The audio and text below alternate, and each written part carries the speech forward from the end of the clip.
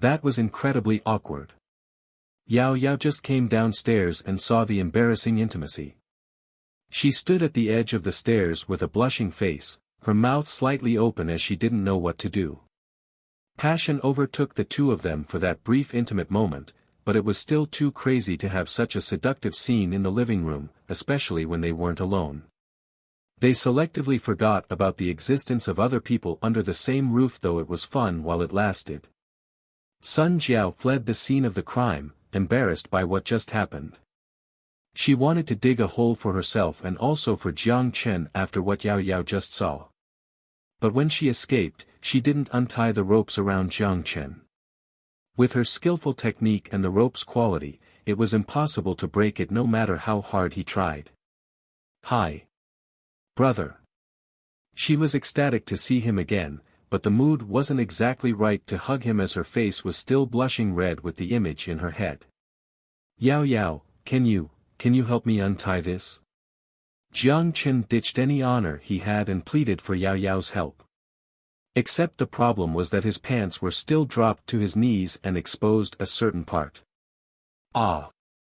I am going to be embarrassed to death." "Aha!" Yao Yao's face was burning. She kept her head down because she was curious, but at the same time, she was too afraid to approach him. Because of her nervousness, the pair of delicate hands were unable to untie the ropes despite several desperate attempts. "Is it good?" Jiang Chen asked awkwardly. Gulp. It was the sound of swallowing. No, nothing. It's almost done." Her anxiousness made her suddenly raise her voice. Although she said she almost loosened it, Jiang Chen did not feel the slightest sign of relief. Yao Yao raised her lips in a slight grimace.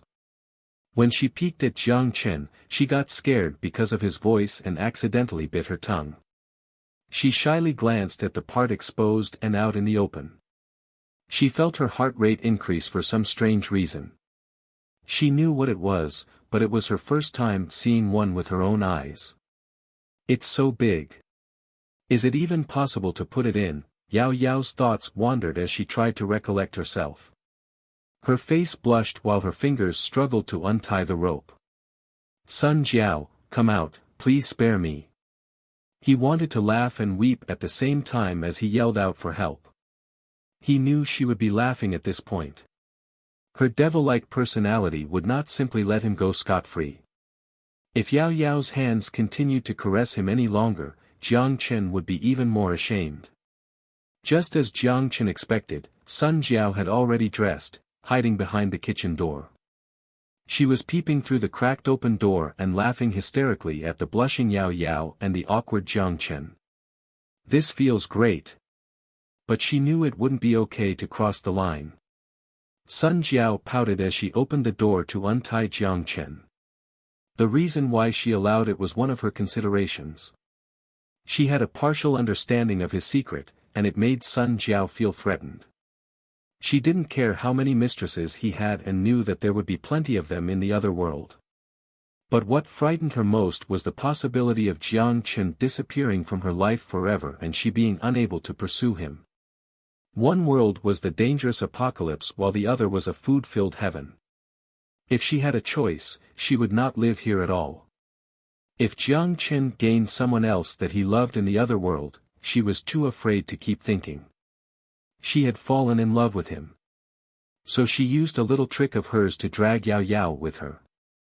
Although her growth was delayed in the hibernation chamber, she had already hit puberty. Sun Jiao didn't believe that Yao Yao, who has such strong feelings towards Jiang Chen, would remain innocent after this seductive scene. Once the idea was planted in her head, there would always be opportunities in the future. Yao Yao was still naive. A simple kiss was not enough to keep his heart here. If one person was not enough to attract him, two people would be. Sun Jiao thought about this while she was away from the scene. She would do everything to keep him here. So she had to create some relationship entanglement for him to remember. A devil-like smile appeared on her face again. "I am here. Just wait, hee. Damn asterisk it, I know you're hiding over there." "You were laughing, right?" You must have been laughing. I have something important I want to talk to you guys about. Jiang Chen had dressed again and rotated his sore wrist. He looked at the still blushing Yao Yao and the shameless Sun Jiao as he suppressed his awkwardness from what just happened. He spoke in a serious tone, however, that made Sun Jiao's grin fade away. She gently nodded, which was a rare expression to appear on her face, making Jiang Chen a little surprised. Yao Yao lowered her head and prepared to go back to her room, but Jiang Chen grabbed her hand. Aha! Yao Yao jumped like a startled rabbit. She was too shy to look Jiang Chen in the eyes. I am so embarrassed. Jiang Chen gave Sun Jiao a hard stare, but she shamelessly looked away. I'll go back to my room. No, you are my family as well. Jiang Chen gently patted her head. He had long decided this on the day she saved him. If it were not for Yao Yao's courage, Sun Jiao and he would have become food for the cannibals, or at least he would been. Let me take this off for you. His heart melted as he looked at Yao Yao, who was enjoying this intimate moment. Jiang Chen reached for the electronic bracelet. For a while now, he wanted to take this thing off her because she had never been a slave to him. No. Yao Yao tenderly grasped Jiang Chen's hand with both of hers. I want to be a girl, special only to Big Brother. Special? Jiang Chen was puzzled by the idea, not understanding her meaning. But Yao Yao's face turned burning hot again, not saying another word. Ahem, is it okay for you guys to display your affection in front of me? Sun Jiao said with her eyes narrowed. It's okay to say Yao Yao is yours, but it is not okay to publicly display your affection in front of me. This was what was going through Sun Jiao's mind. I refuse to allow this. She began to grind her teeth subconsciously. Jiang Chen felt the devil's stare as he uncontrollably shivered. Okay. Startled like a rabbit again, Yao Yao backed away. Sun Jiao never bullied her, but she had always been afraid of her. Don't you have something important to say? Go ahead and say it now. Sun Jiao let out a sigh and cleared her mind. Jiang Chen's face turned serious again. He sat Yao Yao down again before he walked to the middle of the living room. Yao Yao confusedly watched Jiang Chen's actions. Sun Jiao seemed to already have a guess as she propped her chin on her hand while waiting for his explanation. I am from a different world. Although she was mentally prepared, she was still shocked when Jiang Chen said it with his mouth. Yao Yao was completely stunned. Let me explain. Jiang Chen sighed as he extended his left hand. The food and supplies inside the storage dimension emerged in the middle of the room. There were no special effects, only the sudden appearance of all the canned foods, vegetables, and rice as if fantasy had just become reality. This shocked Sun Jiao completely while Yao Yao was already mind-blown. He scratched the back of his head in front of the two dumbfounded girls. I haven't explained anything yet. Why are you guys so shocked? Brother, are you an immortal? Yao Yao was the first one to regain her senses. Her eyes were filled with admiration as she stared with awe at Jiang Chen. To be honest, it feels great to be idolized by a naive, young girl. Ahem, no. These things did not appear from thin air. How should I explain this? From my world, it is very easy to exchange for these goods with gold. So, Big Brother is from a parallel dimension that's before the war. Yao Yao unknowingly nodded her head. She spent her child before the war, so she remembered the prosperity in the earlier times. Smart. That sums it up nicely. Jiang Chen praised Yao Yao and gave her a thumbs up.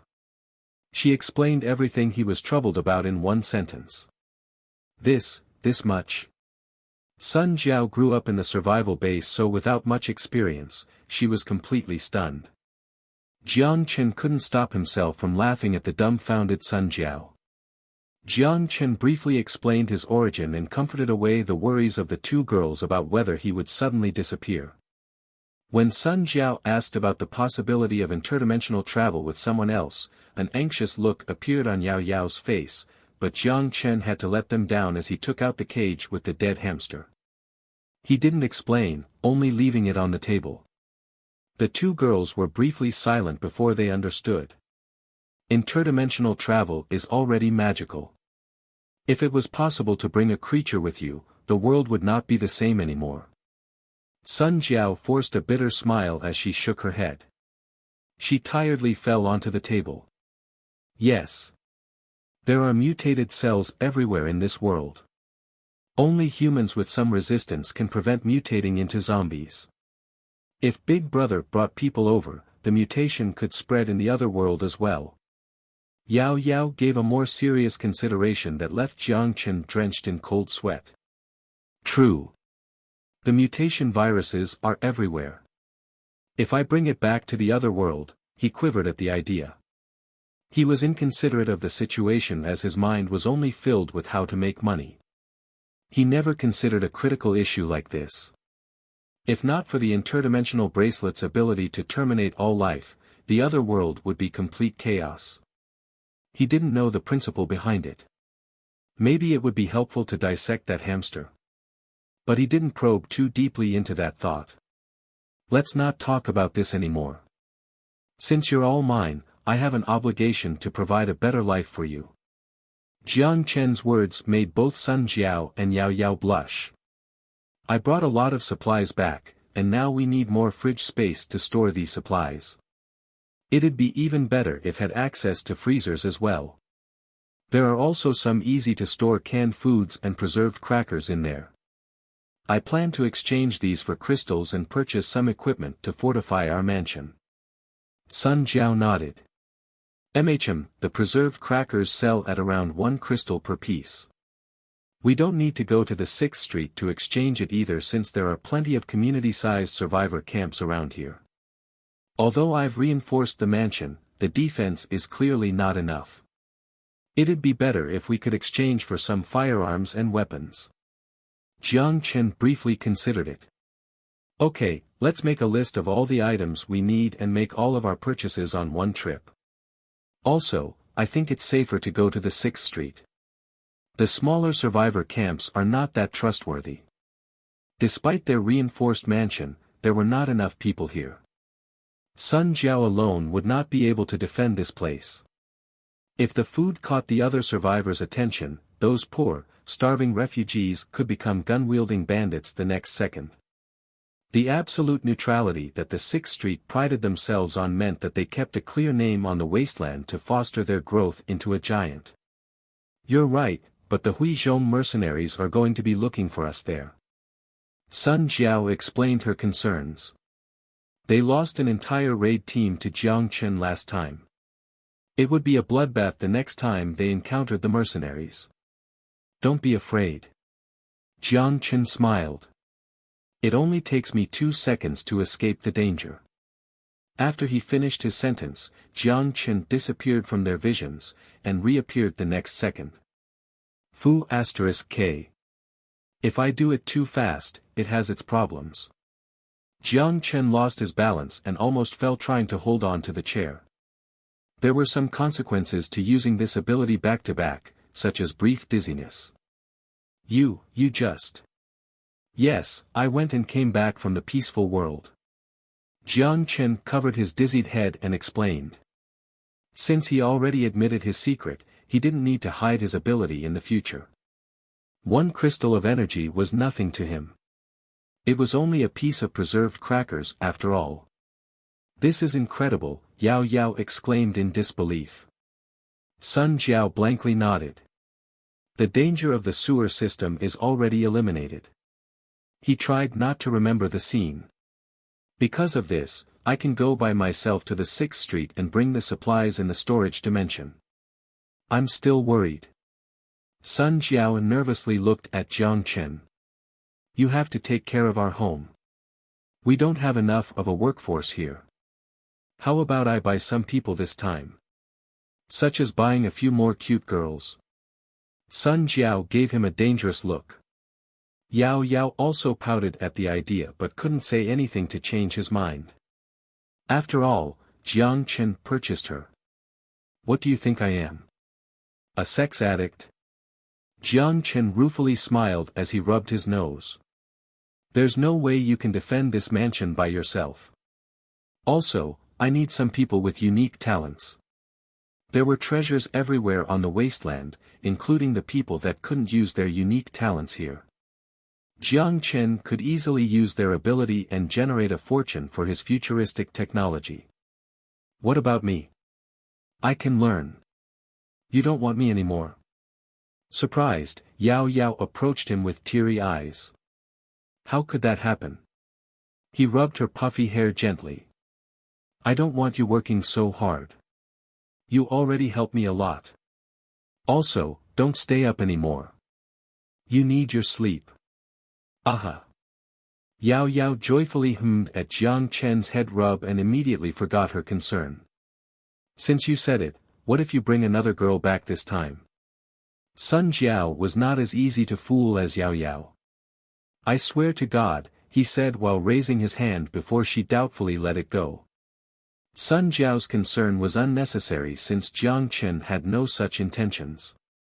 Although he was an open person, it was because he had suppressed himself for a long time. Even in just a month's worth of time, he became more mature. He never planned on building a sex dungeon in the apocalypse. Even if he had the opportunity, he would not have the energy. Compared to these things, more were awaiting him. The mansion lacked a workforce in every aspect. The watchtower beside the wall required a person because he was unwilling to send Sun Jiao to guard the door every day. He also needed someone to fix the electronics and appliances in the mansion.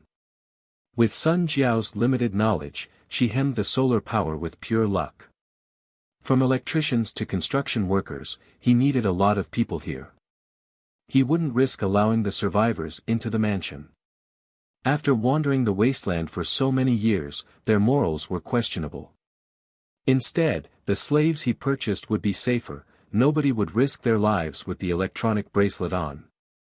That way, Jiang Chen wouldn't need to worry about them defying his command. They would be more grateful for this opportunity because Jiang Chen had food. Even if he only fed them a bowl of congee every day, it would be significantly better compared to their previous lives. Jiang Chen considered himself a sympathetic person. He would never torture slaves, but it was rare for a master like this to exist in the apocalypse. Let me be clear first, this does not apply to Yao Yao. But don't ever think about taking off the electronic bracelets off the slaves. Sun Jiao also considered Yao Yao as part of the family, but she worried that Jiang Chen's humanitarian considerations would want to get rid of all the bracelets. Don't worry, I'm not that foolish yet, he said with a bitter smile. I've matured. I do admit that I grew accustomed to using peaceful ways of thinking before, but I don't think that will happen again. Sun Jiao nodded, pleased with the answer. Yao Yao, who was afraid to talk, also let out a sigh. In that case, I won't worry anymore. Is the family meeting over?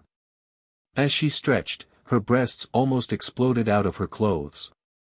When she heard the words, family meeting, Yao Yao uncontrollably blushed.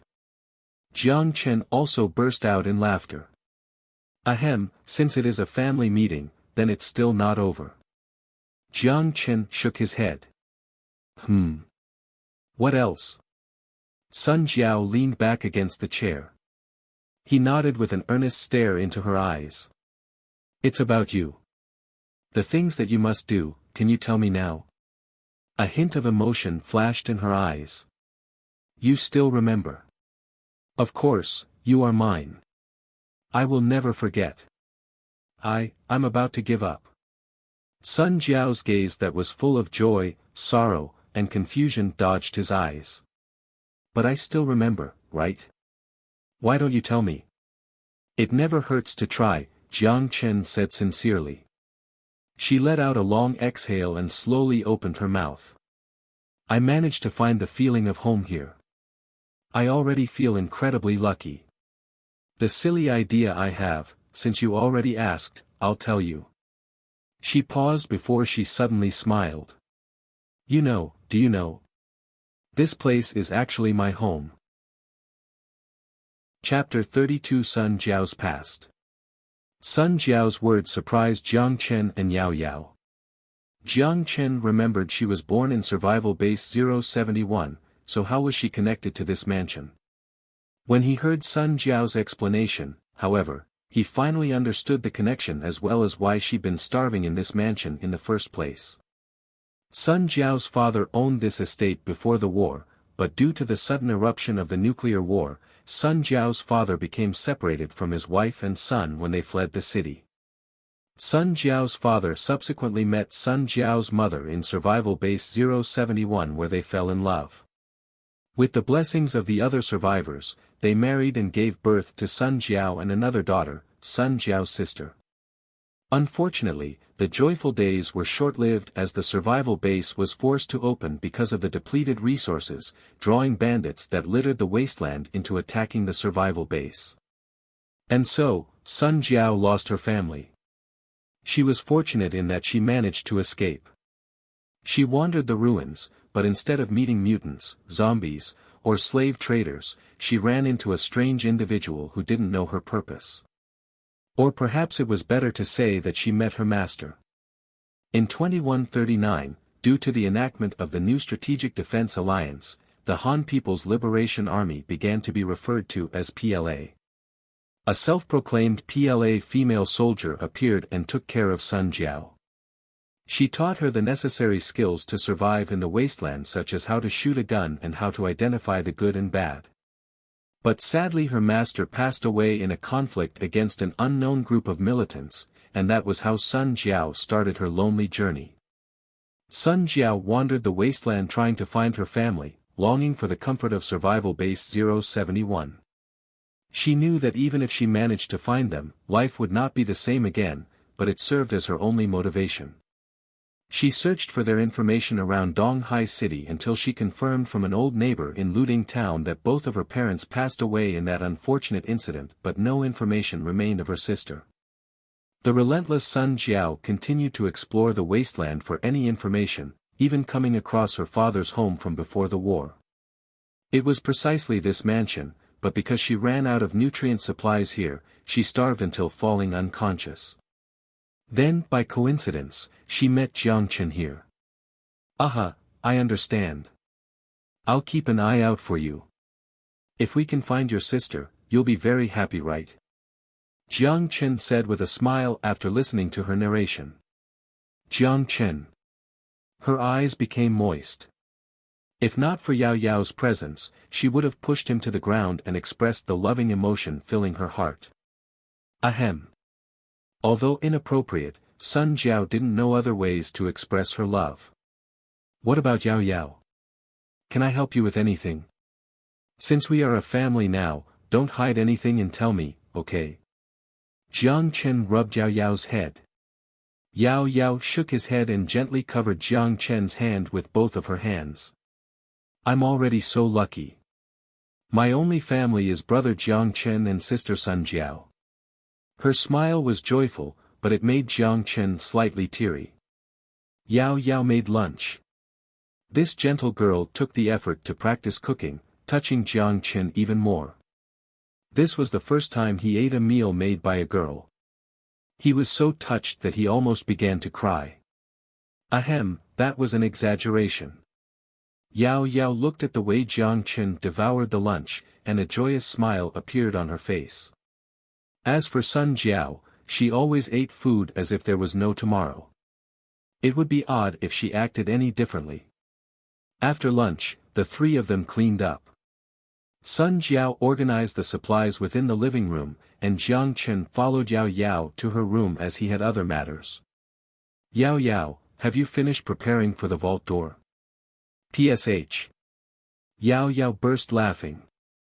Big brother doesn't know yet, but Sun Jiao already emptied the bank vault for you. Huh, she probably forgot to tell you because she was too surprised. She's hoping to be praised. Jiang Chen paused momentarily as a genuine delight flashed across his face. Huh, sister Sun Jiao is not you. She is probably not interested in my recognition. Because of how cute Yao Yao looked, Jiang Chen uncontrollably rubbed her hair. Like a squirrel, Yao Yao closed her eyes to enjoy the moment. Then, as if she suddenly remembered something, she blinked her sweet eyes at Jiang Chen. No. Sister Sun Jiao want to receive praise from big brother like Yao Yao. She thoughtfully nodded her head, sure that her analysis was accurate. Surprised by her words, Jiang Chen laughed. Aha, you're right. I have to express my gratitude to this girl. Although most of the time she is very naughty, at times she can be surprisingly considerate. He put aside the conversation about gold and inquired about mobile game development. Mobile game? The game you play on your cell phone. Are these things popular in Big Brother's world? She asked without completely understanding him.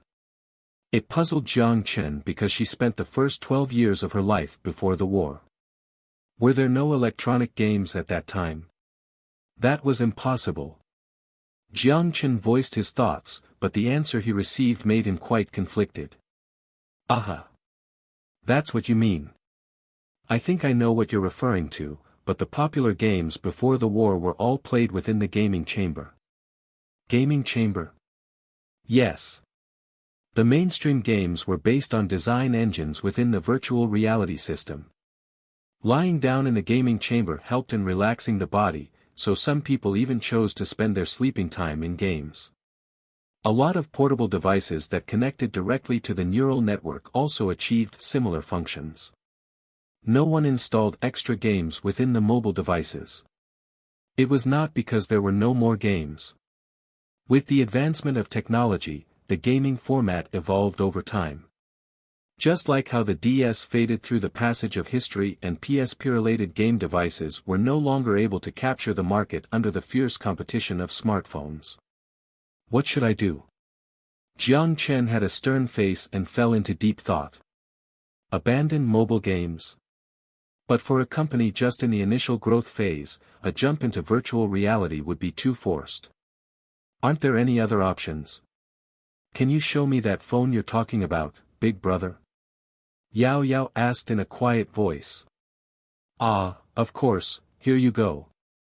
Jiang Chen immediately took out his Samsung phone and gave it to Yao Yao. Feel free to play with it. Yao Yao didn't hesitate, and she immediately started dissecting the phone on her workbench. Woo! Why is the CPU performance so low? Only a couple gigabytes of RAM. Yao Yao examined the phone and mumbled words that made Jiang Chen quite embarrassed. It didn't take long before Yao Yao finally understood this antique. What do you think? Jiang Chen rushed to ask as Yao Yao took off her protective glasses. It doesn't look too complicated. If we use D++ to program it, we should be able to compress everything into this tiny space. She touched her tiny chin with a focused expression. Although mobile games are programs, you also have to consider art, music, and experience, but I don't have any experience. Jiang Chen thought for a minute and realized the problem as well. Not all programming majors became game developers like Sid Meier. The key to games was the experience gained. Even if Yao Yao could compress an enormous amount of content using a more advanced language to reduce the requirement for hardware systems, the fundamental issue was still whether it was fun to play. Suddenly, Yao Yao slapped her head as if she just remembered something. Oh! Let me take care of this. I promise that I'll give you what you want within 5 days. So quickly. Jiang Chen was stunned. His original plan was for Yao Yao to finish within 2 months. Hee. Yao Yao felt a little shy as she rubbed her nose. It would be difficult to program from scratch, but I just remembered there's a library nearby. Sister Sun Jiao brought these back for me from there. There must be some historical codes from the database in the library that will include the games Big Brother wants.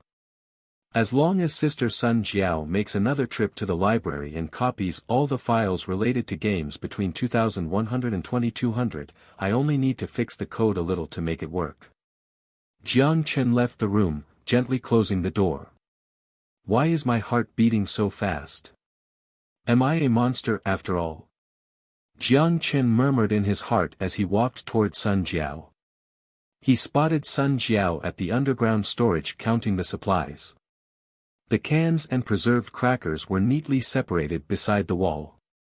Rice was organized within polyethylene plastic containers which were common in the wasteland after the military previously parachuted tightly sealed rescue supplies. The underground storage felt cold. The original owner, Sun Jiao's father, previously stored wine in here, but after it was discovered by other survivors, there were no traces of wine. The current quantity of supplies made it was necessary to scavenge some fridges from the residences nearby. After some repairs, they would be usable. It just meant that the solar power had to be upgraded at the same time. The current electricity was just enough to sustain the power usage in the mansion, but with a few more fridges, it would be nearly impossible to meet the demand. The energetic Jiang Chen and the flushed Sun Jiao left the basement together. Jiang Chen's cocky look made the embarrassed Sun Jiao pinch his waist, but she lost her balance and almost fell. Be careful, don't hurt yourself. Jiang Chen immediately caught her as if nothing happened. Then as he pretended to blame Sun Jiao, he slapped her on the butt. Sun Jiao gritted her teeth as she looked at Jiang Chen's smirk. Her embarrassed look made Jiang Chen feel extremely satisfied.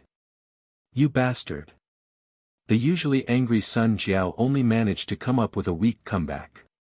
Despite her flustered appearance, the tenderness in her eyes couldn't be hidden.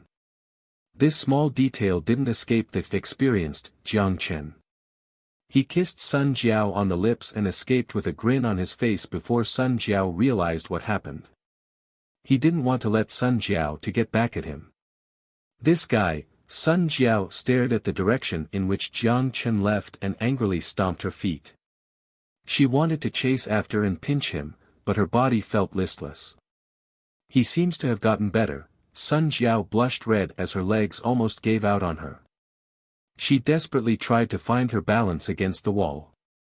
She gave his distant figure an angry stare and swore she'd get her revenge. F***ck. Just wait until tonight. When he arrived at the poolside, he sucked in a deep breath of cold air. There were at least 10 tons of gold in the pool. A ton of gold had a volume of 0.051 cubic meters, but the gold bars at the corner of the pool were at least half a cubic meter. Jiang Chen used an electronic balance and roughly measured the weight of the gold. It came out to be a total of 12.2 tons of gold, which would rake in roughly $500 million. Jiang Chen was ecstatic. Although he mentally prepared himself, it was impossible to not be surprised with such a giant pile of gold in front of him. He took another deep breath. Jiang Chen didn't immediately move the gold into the storage dimension.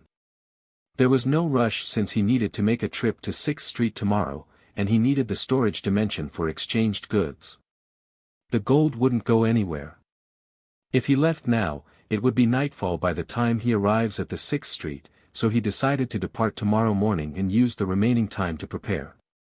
He went back to his room and grabbed the PK-200 assault rifle that he hadn't used in a while before stepping out onto the wooden watchtower beside the wall. The dynamic gun's presence made him feel safe with its surreal sci-fi design. He clicked the safety and pulled the bolt. After concentrating, he raised the gun and locked the scope onto a frightening face wandering around and pulled the trigger. Bang! A breath of fire erupted from the gun barrel amidst the billowing smoke. The bullet hit the zombie in the chest, failing to kill it immediately.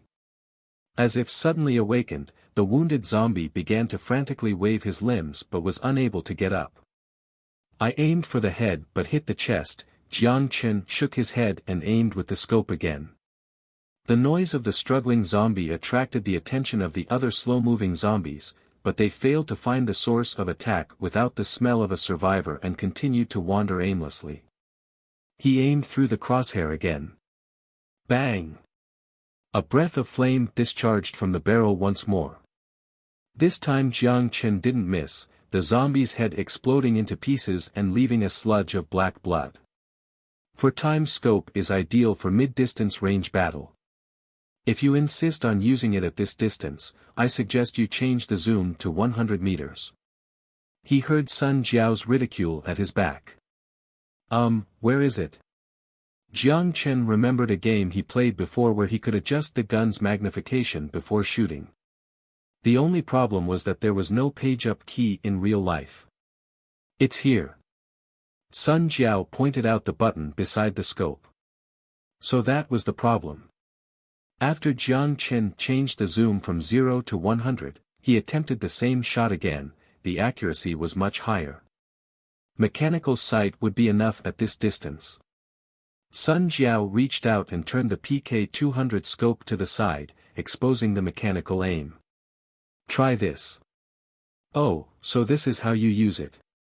Jiang Chen was able to quickly acclimate himself to the gun, but because his targets were zombies, he wasn't certain how accurate he was. Sun Jiao stood silently beside Jiang Chen and spoke up to fix his mistakes with tips on how to shoot and utilize cover. Time flew by before it was already time for dinner. I think that's enough for today. Zombies are dangerous at night, so it's better not to anger them. Sun Jiao glanced at the crowd of zombies below them. Their endless numbers made it impossible to eliminate them. Despite being killed by mutants and humans both, there were constantly more being born in the downtown area, spreading non-stop. His record was satisfactory as he managed to kill 97 zombies with 120 bullets. Sun Jiao nodded indiscreet. Although it was nothing impressive, for a beginner it was a good record. She was less nervous about his ability to survive. After all, even if he couldn't win a fight, he had the ability to run away. Hehe, are you feeling better? Jiang Chen closed the safety and after slinging the gun over his back, asked Sun Jiao a daring question with a grin on his face. She hesitated for a moment before her face suddenly turned to a burning shade of red. Ow! Jiang Chen painfully rubbed the leg kicked by Sun Jiao. I'm just worried about you. Wait for me tonight. Sun Jiao grabbed him by his collar and said in a vicious tone. She let go of him and jumped off the wooden watchtower in a huff. Jiang Chen quivered. She wouldn't tie me up again, would she? His face turned bitter as he thought about the chances. What if I hide in Yao Yao's room tonight? Jiang Chen ultimately decided to face reality. He obediently received his punishment from Sun Jiao that night. The next morning, he dragged his weary body back into his room. F***ck, why can't I control my own feet? He wanted to slap himself for provoking her last night. He packed his equipment and put away the canned food and compressed crackers into the storage dimension before heading towards the door. Brother, are you leaving now? With her eyes still half closed, she asked dazedly from the top of the stairs. I'm going to the 6th Street. I'll be back in a few days. Jiang Chen smiled at her as he checked his equipment one last time. Bring this with you. Yao Yao held the handrail and slowly walked down the stairs. She gave Jiang Chen a small bag. What's this? He looked at the bag, puzzled. Some small equipment that I designed. There's a drone that can connect to the EP and scan the terrain within a 1,000-meter radius. Hehe, as long as I can help Big Brother out. Finished speaking, she rubbed her sleepy eyes and walked towards the sofa, curling up and falling asleep again. This little girl, is she not afraid of getting cold? Jiang Chen shook his head with a smile. He wrapped the bag around his waist and walked towards the sofa. His hands passed under Yao Yao's knees and shoulder as he lifted her. Light, and also soft with the fragrance of a natural milky smell. He brought her back to her bedroom before he left the mansion. Only blood remained from the zombies Jiang Chen shot yesterday. During the night, the active zombies ate the motionless bodies to acquire proteins. With enough, they would slowly evolve like the Roshan they encountered at the 6th Street last time. It was apparently common to see these evolved zombies in the downtown area, so most survival camps were built in rural areas. He opened the manhole and directed his flashlight inside. After confirming that it was safe, he jumped down without hesitation. It was quite scary to walk down here alone, but since the biggest threat was eliminated and it wasn't his first time traversing the tunnels, Jiang Chen acted courageously. Slowly, he progressed towards 6th Street with his assault rifle in hand. When he passed by the cannibal tribe's location again, an uncontrollable expression of disgust flashed across his face. Thankfully, the cave was cleansed by fire, and no traces remained. It was important to do so because the smell of dead bodies attracted mutated rats. If there were only 1 or 2 of them, he'd be okay, but if he encountered a group of them. Nevertheless, it was safe along the way, but he did feel bored at times. Reaching his destination, Jiang Chen pushed open the manhole, feeling the first ray of sunshine in 5 hours. He took a deep breath of fresh air. He marked a safe symbol on the full-sensory computer pen before he put it away again. The sewer system was a relatively fast way to move between places in the wasteland, but the complex tunnels made it extremely dangerous as well. It was impossible to tell what was hidden in the shadows, whether it was a nest of death claws or a cave of cannibals. Jiang Chen tried to take the route he had used last time, and whenever he reached unexplored areas, he tensed up at full alert. Leaving the sewer, Jiang Chen cautiously pulled up his gun. He didn't know if the Huizhong mercenaries were still looking for him. He would only be safe from them after entering the door. He made a beeline towards the 6th Street. The procedure was no different from last time. Soldiers in black combat suits approached Jiang Chen and signaled for him to display his identification on his EP. After confirming that he had no criminal records, they immediately allowed him to pass. It was the same desolate ghetto from last time with the weary refugees. Jiang Chen didn't buy labor right away since he now knew the rules of slave trading. All the people sold were either criminals or individuals who lost ability to work. Jiang Chen didn't want either type. Instead, he was looking for harmless individuals with a clean record and in large numbers as well. Therefore, he had to acquire them through other means. Jiang Chen didn't choose to go to the market this time. He first rented a storage near the industrial area and left all the canned food and compressed crackers there. After, he directly entered the inner circle examination station. Since it was a bulk quantity trade, it was necessary to find someone who could afford it. Other than the workforce, Jiang Chen also intended to purchase something that was not normally sold on the market. Please display your ID, sir. It was the same routine check. Below the towering concrete wall was a reinforced metal gate. The inner circle was substantially more reinforced than the outer zone. Jiang Chen was fortunate enough to witness the greatness of the city from within.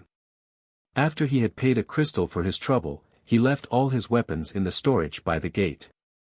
The guard at the examination station allowed him to pass. In front of the gate was a spider tank with a triangular-shaped cannon. The limbs of the vehicle attached to tracks cast a fictional vibe. The occasional patrol team passed by was also equipped with the most advanced work of the century, black carbon nano armor suits and fluid-looking rifles. Sun Jiao mentioned that the inner circle's soldiers were the 6th Street Corps power. Most were private soldiers who belonged to the rulers of the 6th Street Group of 10 Council. Despite their advanced equipment, the soldiers that were a part of the outer circle were part of the 6th Street's public assets. Hence the nature between the two was entirely different. The shocked Jiang Chen considered acquiring some of their equipment as he approached his destination. Along the way, Jiang Chen also saw some pedestrians. Only a unique group of people lived in the inner circle of the 6th Street. Those included specialized technologists, wealthy mercenary leaders, and investors who purchased assets within the area. It was known as the land of the wealthy. It is also worth mentioning that the mercenaries stationed in the 6th Street acted differently compared to the wandering half-mercenary half-bandits on the wasteland. The majority of them defended the 6th Street along with the soldiers in exchange for commissions. They would also occasionally be sent to complete missions outside, or protect trade routes. The mercenaries registered at the 6th Street were trustworthy as they all paid a fee as a guarantee for their services. When they no longer acted in the intention for their employer, not only does the guarantor inside the inner circle receive imprisonment, the 6th Street would send out military power to eliminate the rebellious forces. Heaven Island Hotel, your comfortable home. Jiang Chen walked into a hotel that resembled a pre-war luxurious mansion. Since he was there for business, he must also show the correct gestures. Jiang Chen paid for a 5-day stay without a blink of an eye. The total bill came out to be 50 crystals. The hotel owner immediately demonstrated the attitude similar to worshipping God as he respectfully escorted him to his room. Only the wealthy and the influential could afford a hotel like this. The hotel owner would do anything to please them. The high price of the hotel meant that people rarely stayed there. Only renowned merchants or millionaires from other survivor camps, or even from outside of Wanghai City would stay there. According to Sun Jiao, anyone who lived here would attract the attention of the public. Jiang Chen wanted that attention. How would he do business without it? He was not afraid of the troubles that would ensue. The neutrality of the 6th Street continued for more than 10 years. Their development was not the product of short-sighted growth strategies. Just this point alone was worth the recognition of the 6th Street's policy. 10 capitalists formed the Group of 10 Council, who implemented the freedom of trade policy within the walls. The balance of power allowed the strict enforcement of the policy to be enacted.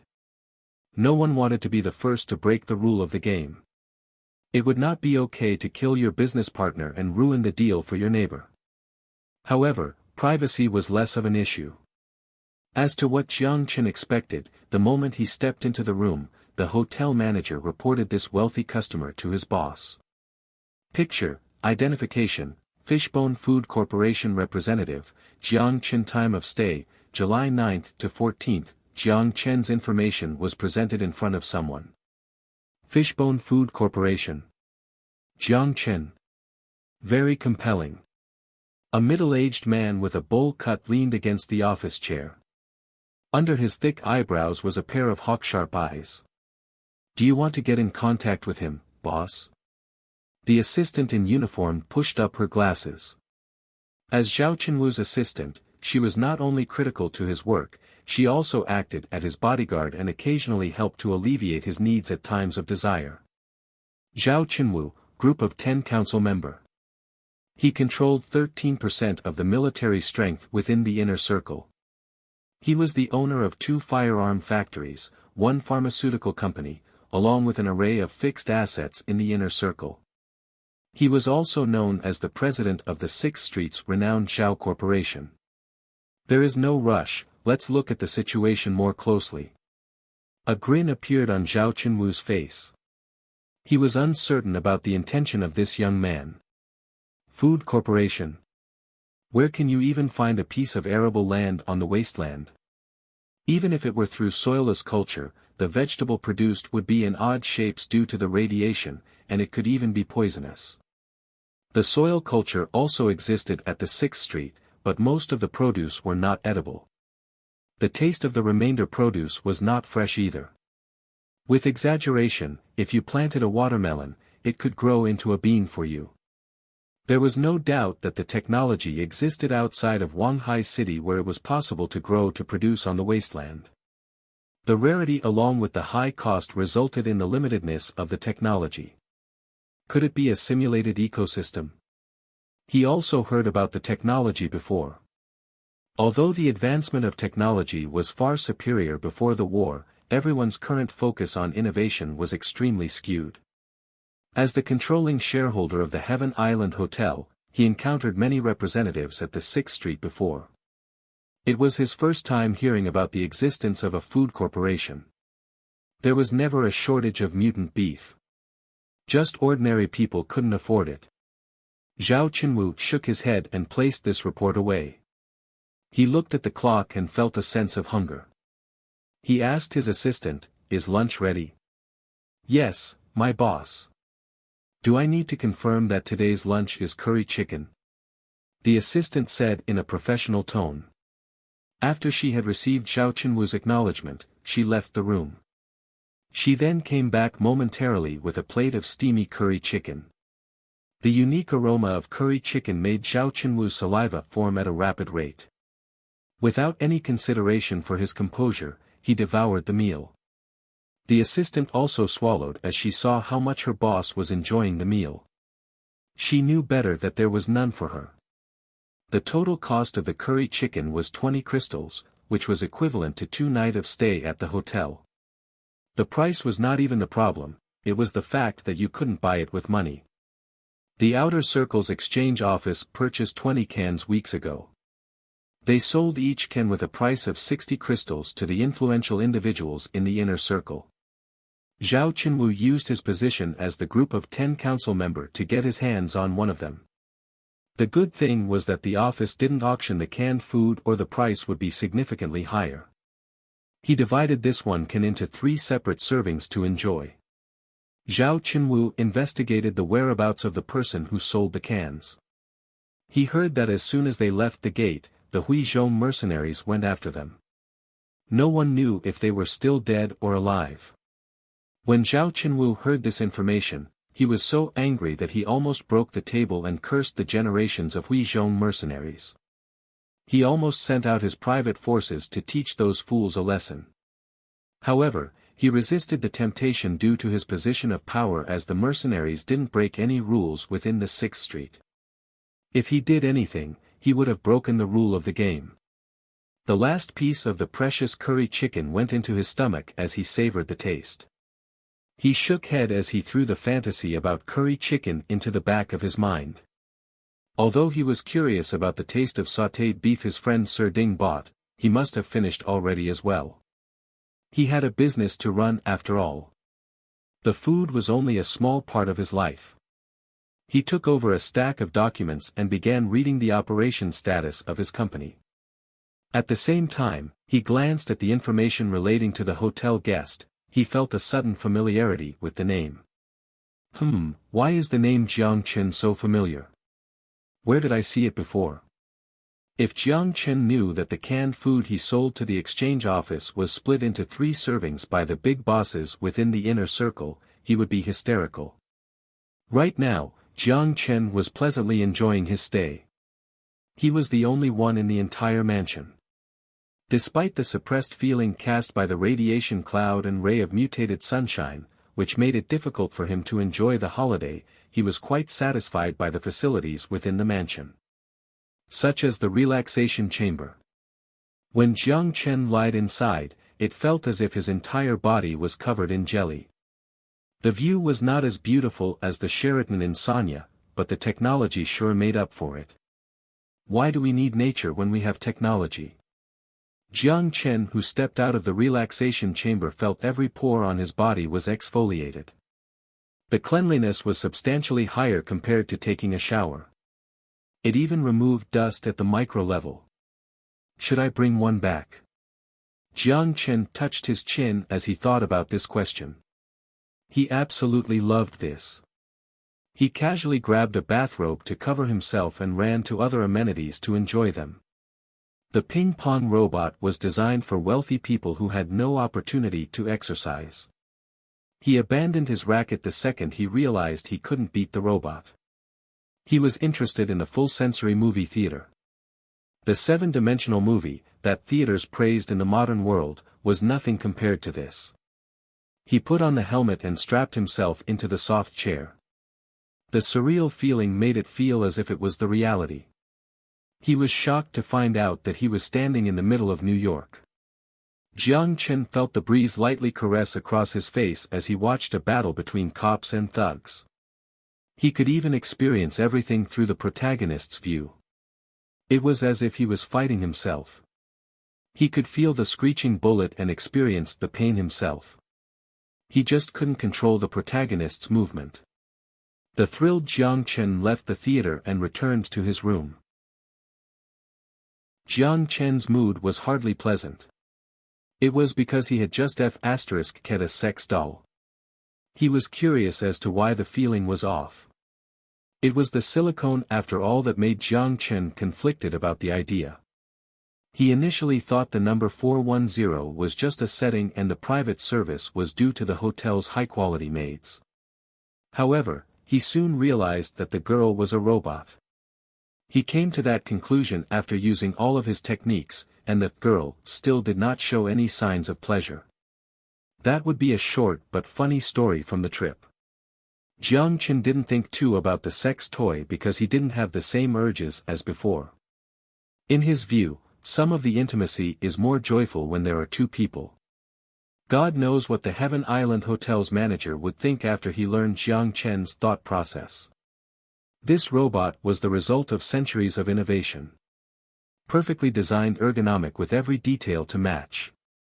No human would look that flawless. Pregnancy or STD would not be a concern at all, as a rinse of the internal parts would allow for repeated usage. If the manager knew his peculiar thought process, he would have just gone to the ghetto and found him a prostitute there. The culture divide meant that they wouldn't understand each other. Jiang Chen preferred the realistic emotions carried by an actual person. He left the robot to the side. The occasional shoulder rub was quite relaxing. He gratefully rejected the meal service offered by the hotel as he cheerfully lied on the magnetically levitating chair. He ordered the mechanical beauty to pick up a fruit slice from the can and feed it to him. What a lavish life! An entire day passed, still, no one visited him. This made Jiang Chen uncertain about his plans. This is odd, do I need to be more proactive? He raised his eyebrows as questions floated through his mind. He was not familiar with the place, so he had no clue who the point of contact would be. Since the hotel registered him as a food corporation representative, in theory, anyone interested would contact him. Jiang Chen didn't believe the hotel manager would keep this a secret, and he was uncertain how many people would have access to the information. Jiang Chen overdramatized the severity of the situation because a merchant who smelt the opportunity for crystals was rushing there. It was the merchant that had to divide the can into 3 servings, Zhao Chenwu. Please come in. When he heard the doorbell, he answered the door as the voice-activated system automatically unlocked the door. When he saw the visitor, he didn't act surprised. He slowly and respectably stood up and asked the visitor to sit. Zhao Chenwu spotted the fruit can on the table and swallowed his saliva, but his facial expression remained calm.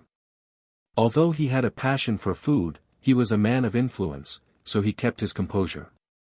At this position of power, it was easy to disguise his desire. The assistant behind him only glanced at the can on the table once, and her expression also remained the same. Jiang Chen, who was observing the situation, became ecstatic. Disguise would mean that there was a problem. The more you pretend you don't care, the more you demonstrate your interest. The value of food was without a doubt extremely high. A careless expression would only suggest the disguise behind the intention. If Zhao Chenwu were pretending, that would mean that he was here to negotiate. Jiang Chen's plan was to find a business partner. It would be up to this negotiation to see if there would be a deal. Hello, Mr. Jiang. My name is Zhao Chenwu, this is my assistant Su Lei. Zhao Chenwu cut straight to the point and introduced himself. When she heard the boss introduce her, she respectably acknowledged. You guys clearly have done your homework. Jiang Chen gave Zhao Chenwu a thought-provoking look. The middle-aged man didn't display any awkward emotion, as if the provoking action didn't bother him at all. Mr. Jiang's detailed information means that you also want people to find you. A smile suddenly appeared on Zhao Chenwu's face. Indeed, it was not required to input the customer's information at the time of check-in. A name and genetic ID would be enough. But Jiang Chen forcefully added the Fishbone Food Corporation representative, along with his name. His intention was quite clear. Let's not talk about this anymore. Since we have an important visitor here, I can't be too cheap as the host. Jiang Chen gave the mechanical beauty some orders as the robot directly entered the room. Zhao Chenwu, puzzled, examined Jiang Chen and his intention. Jiang Chen was doing the same thing.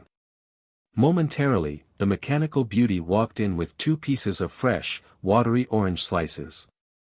She directly placed the plate in front of the confused Zhao Chenwu. Fruit can, a specialty of our company. I already opened the one on the counter, so it would be rude of me to serve you guys with it. I just asked my temporary maid to open 2 more cans. My passion for oranges meant that I only brought oranges with me on this trip. I hope the 2 of you will not be offended. With a grin on his face, Jiang Chen gestured Zhao Chenwu to try. Why would I be offended? This is just showing off. Zhao Chenwu cursed in his mind. The fresh-looking orange slices were only available a few years after the war.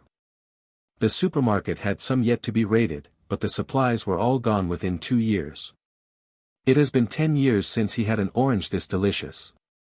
He chewed on the soft orange as his edged and rough face showed a sign of excitement. However, he immediately turned into his usual collected expression when he met Jiang Chen's smile.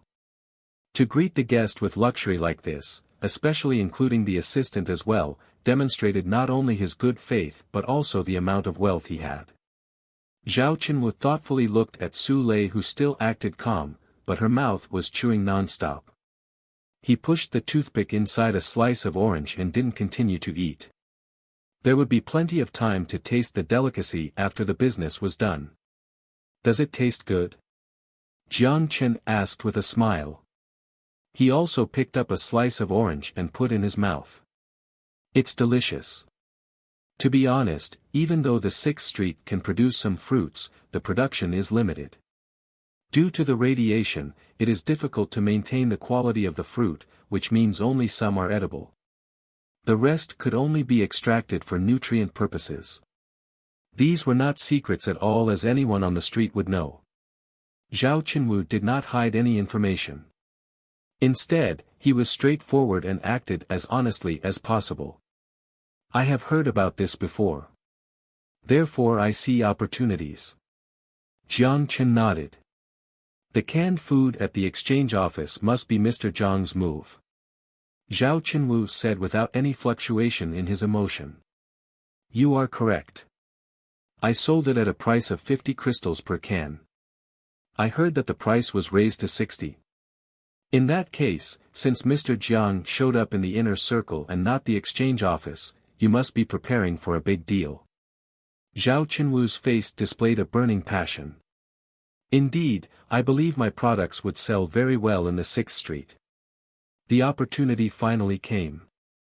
A glimpse of confidence flashed across Jiang Chen's face, as the person who brought up the question was important in any negotiation, for the one that took the initiative would not be at an advantage. Zhao Chenwu couldn't contain his excitement that he was no longer calm. The canned food would sell out the moment it enters the market. As a capitalist himself, Zhao Chenwu would not let the profit in front of him escape. Do I have the pleasure of becoming your business partner? A thought-provoking smile appeared on Zhao Chenwu's face. Of course, if Mr. Zhao has enough influence, Jiang Chen responded with a vague answer. It looks like Mr. Jiang didn't investigate about me. Zhao Chenwu smiled. Any individual or force can become our business partner granted they meet all the requirements. Investigating every individual within the inner circle would be inefficient. I know that as long as I show up here, people with business insight into business will find me. It is only a matter of time. Jiang Chen shook his head and said calmly. However, Zhao Chenwu recognized the other relevant information within Jiang Chen's words. Are you talking about the trade? Wait, you can provide stable supply. Zhao Chenwu pressed his hands against the table and stood up immediately. He stared at Jiang Chen with disbelief. It would be impossible in Wanghai City. It must be an organization outside of Wanghai. Simulated ecosystem facility. Regardless of what it is, I must make the deal. Mr. Zhao, you are acting overzealously. Although he was ecstatic in his mind, he remained collected and said it without any emotion. I apologize for my manner. Allow me to introduce myself again. Zhao Chenwu realized his actions were overeager. He fixed up his clothes and extended his right hand. Member of the Group of 10 Council, President of the Zhao Corporation, Zhao Chenwu.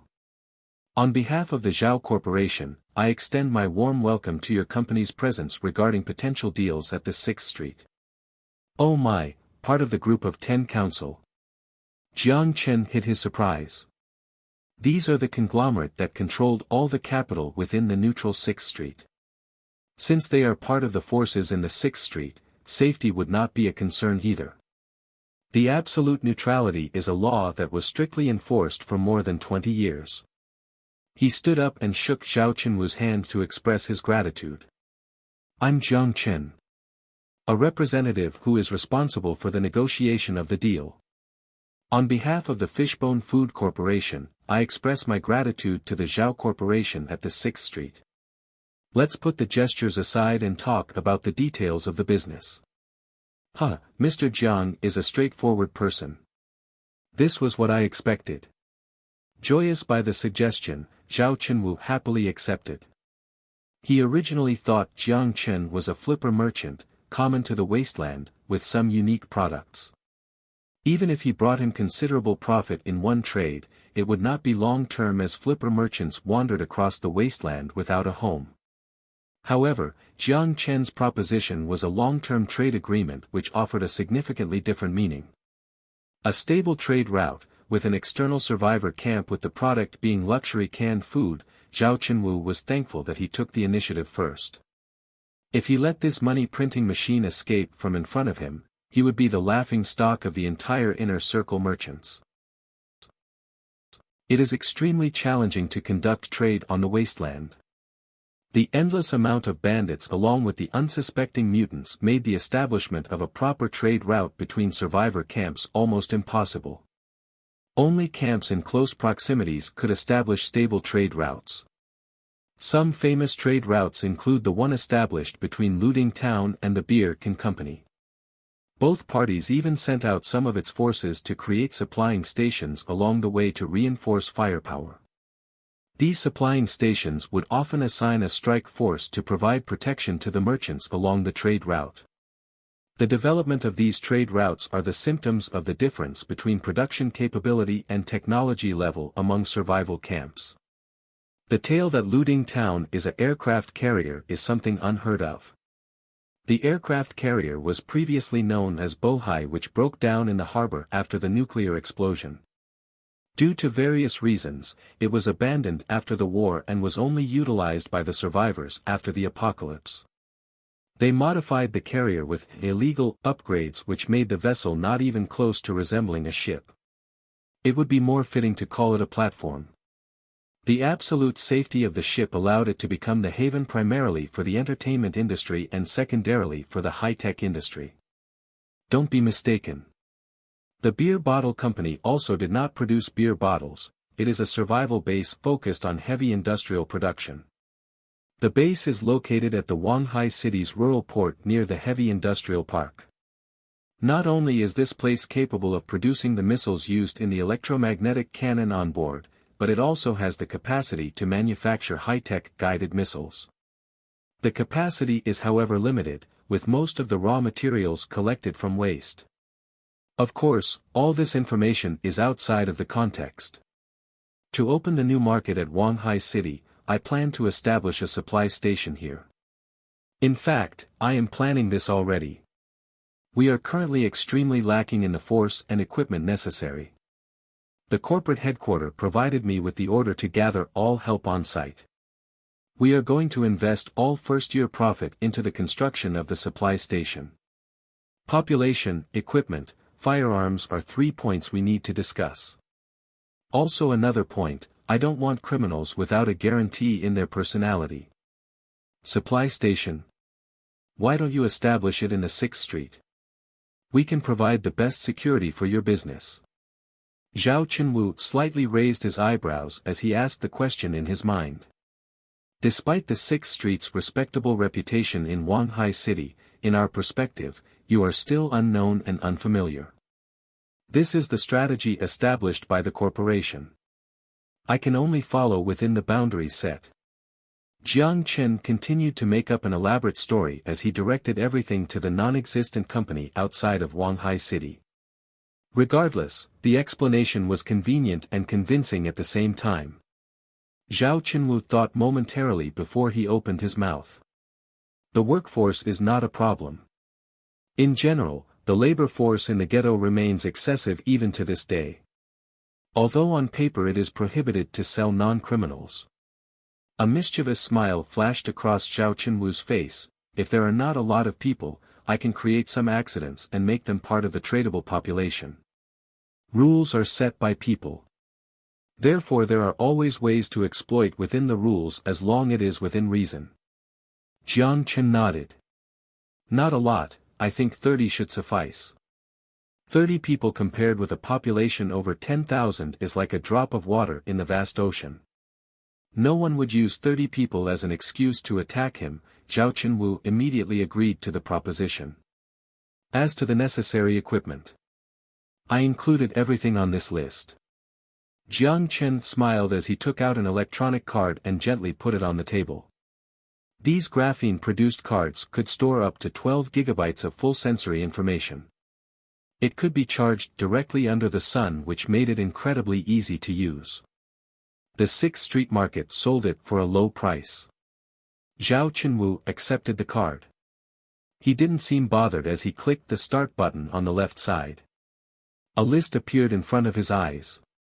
Anti-corrosive concrete mixer, nanotube generator, graphene cutting bed. These should be okay. There are some stored within the 6th Street storage. I'll just use Zhao Corporation's name to purchase it. However, the firearm production line and the nanochip production bed. A puzzled look appeared on Zhao Qinwu's face. These type of goods are difficult to obtain. Firearm-related production is strictly prohibited to be sold at any survival base. The nanochip production bed is not only massive and difficult to transport, even if you purchased it, without some technical background, nothing would be manufactured from the machine. Zhao Qinwu didn't lie. The nanochip has a comprehensive application, especially in the production of full sensory equipment, which will be critical to entering the full sensory computer market. However, to produce the nanochip, a series of accompanying production lines were necessary. The nano-sized silicon board must be cut by a high-precision machine. Jiang Chen touched his chin as he thought for a moment. It looks like there's no need to rush, it is probably better to do it one step at a time. Jiang Chen, who made up his mind, didn't insist on pursuing his conditions. It is fine to exclude the firearm production line and the nanochip production bed. Though, due to the need for security at the supply station, I don't know if Mr. Zhao is interested in the firearm business. There was no way he was not interested. Zhao Qinwu promised that he could find any 6th Street approved equipment for Jiang Chen. Jiang Chen expressed his gratitude. Since both parties managed to come to an agreement in the trade, they entered the discussion phase in regards to the details of the deal. After a careful deliberation, the details of the agreement were finalized. The female assistant named Su Lei professionally produced the electronic agreement and handed Jiang Chen and her boss a copy each. After Jiang Chen had examined the items were consistent in the deliberation, he pressed his thumb onto the contract. Zhao Qinwu was confident in his assistant's ability as he only scanned the document for a few seconds before stamping it with his fingerprint. When 2 genetic ID appeared on the electronic contract, it symboled the enactment of the contract. It was rather symbolic because business ethics were not enforced within the apocalypse. The key to honoring the agreement was profit for both parties. The fruit cans were priced at 30 crystals, the meats varied between 10 to 20 crystals based on its composition, and the crackers sold at 1 crystal per piece.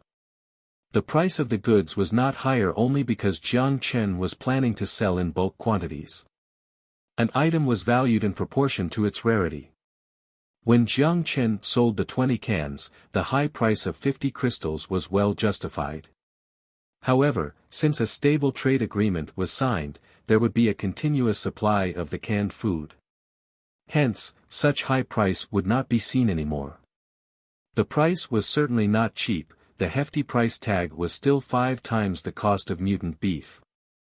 He would also have to adjust the sale price if he sold through retail. If the price were higher, even the rich would not be able to afford it. The different types of equipment Jiang Chen needed had a different cost. The anti-corrosive concrete mixer only costed 300 crystals, whereas the graphene cutting bed had a price of 11,000 crystals, which was the price after a small discount from the market price. The 6th Street's mass-produced destroyer rifle was sold at 20 crystals each. The efficient assault was part of NATO's standard weaponry. It used the same 7.62mm bullet as the PK-200 Jiang Chen used. The gun was weaker overall but made up it in the stability category, which meant it has an advantage in man-to-man combat. Jiang Chen bought 40 of them, along with some heat sensor grenades and EMP grenades. The price offered by Zhao Qinwu made Jiang Chen quite pleased as everything was discounted by 10%. The gesture was to compensate for Jiang Chen's reduced price on the food cans. Although titled as compensation, Zhao Qinwu didn't know that the goods Jiang Chen traded had a cost of less than 1 crystal. All of the goods were exchanged in the storage space Jiang Chen rented previously. As to how Jiang Chen moved the canned food in, Zhao Qinwu was also surprised as he did not receive any reports related to large quantities of canned food appearing in the inner circle. Despite not having to pay taxes before trading for goods, documentation was still necessary. Cautioned by Jiang Chen's power, Zhao Qinwu didn't say anything. Since both of them had no conflict of interest, a strong partner would only be beneficial to him.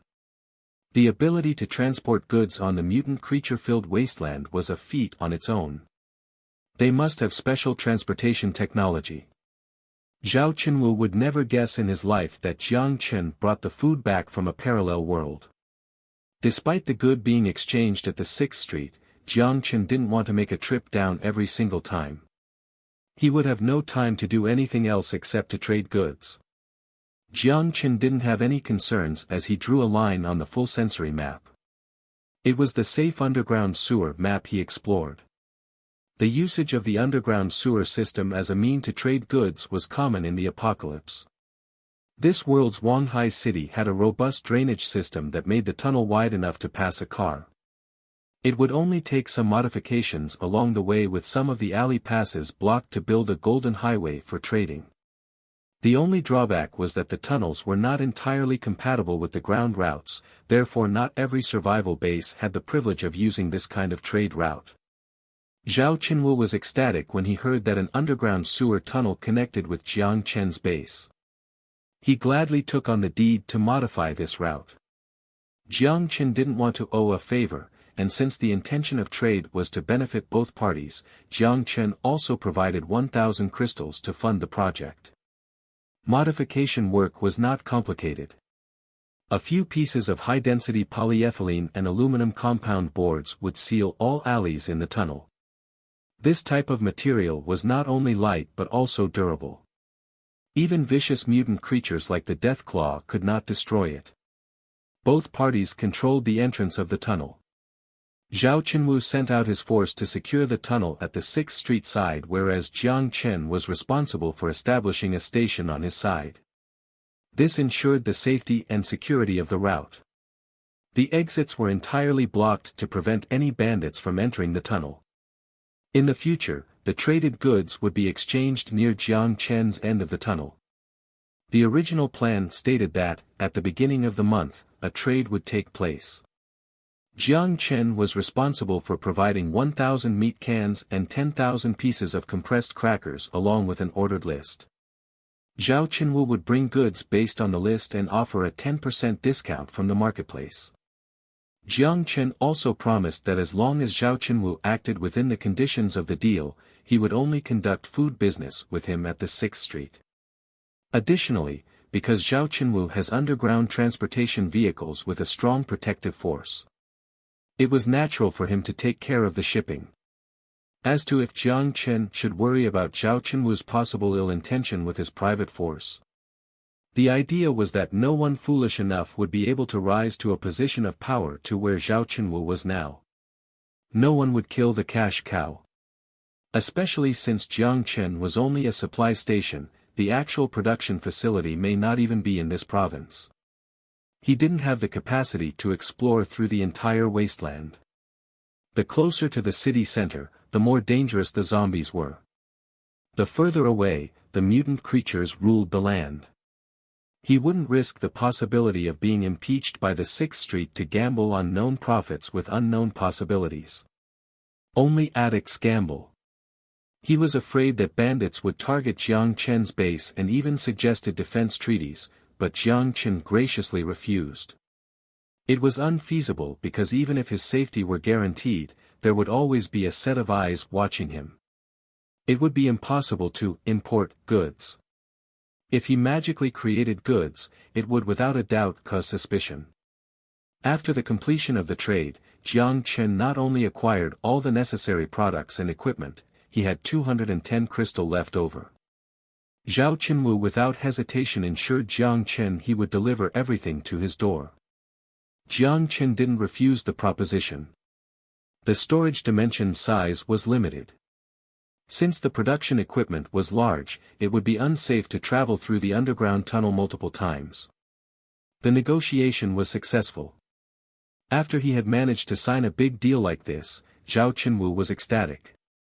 He extended an invitation to Jiang Chen to visit the 6th Street's industrial area and his properties inside. Jiang Chen gladly accepted the invitation as he came along with his personal ride. The ambitious leader that possessed 1/10 of the 6th Street. How much power does he possess here? Jiang Chen was curious to find out. Since his partner wanted to show off his power, Jiang Chen had no reason to refuse. This is my firearm factory. Several hundred workers are working for me, and they send these small metal pieces to the good or the bad guys. Let's not go inside. The temperature is unbearable. The sentence sounded a bit conflicting. Zhao Qinwu pointed at the in-production firearm factory as he proudly explained to Jiang Chen. His gesture was no different than the modern world land developers. This is also my factory, but this place specializes in complex equipment such as stationary cannons. Those things mounted on the inner circle wall are produced mostly from my factory. They walked in front of a much smaller building compared to the previous one. Zhao Qinwu pointed at the place as he lit a cigarette. Apocalypse was no stranger to the cigarette. Alcohol could not be mass-produced due to the shortage of food, so cigarettes became the choice of substance to alleviate pressure. The tobacco here had a pungent smell, and not everyone smoked it. The radiation brought uncontrollable mutation to all organisms on this planet, but not all mutations were harmful. This tobacco, for example, like any other mutated plants in the apocalypse, was well adapted to the soil condition on the wasteland. It could be grown without highly specialized techniques, which is one of the reasons why cigarettes were relatively cheap in the apocalypse. A lot of survivors would grow a few in front of their homes due to its recreational and medical value. Jiang Chen naturally was not accustomed to the pungent taste. Zhao Qinwu laughed at the fact. Then, he signaled to him to not worry about it, and that he could throw it away if he didn't like it. However, it was relative. When Zhao Qinwu took Jiang Chen's Zhonghua, a top-end cigarette, he felt the taste was too light to entertain himself. Oh. I am also interested in these automatic weapons, would Mr. Zhao be willing to sell me a few? Jiang Chen saw a worker in a white uniform adjusting the half-man-sized big machine with his tablet. The cannon rotated 360 degrees, aimed at the target inside the room, and unleashed its firepower. Of course, that's not a problem. However, these don't get produced very quickly.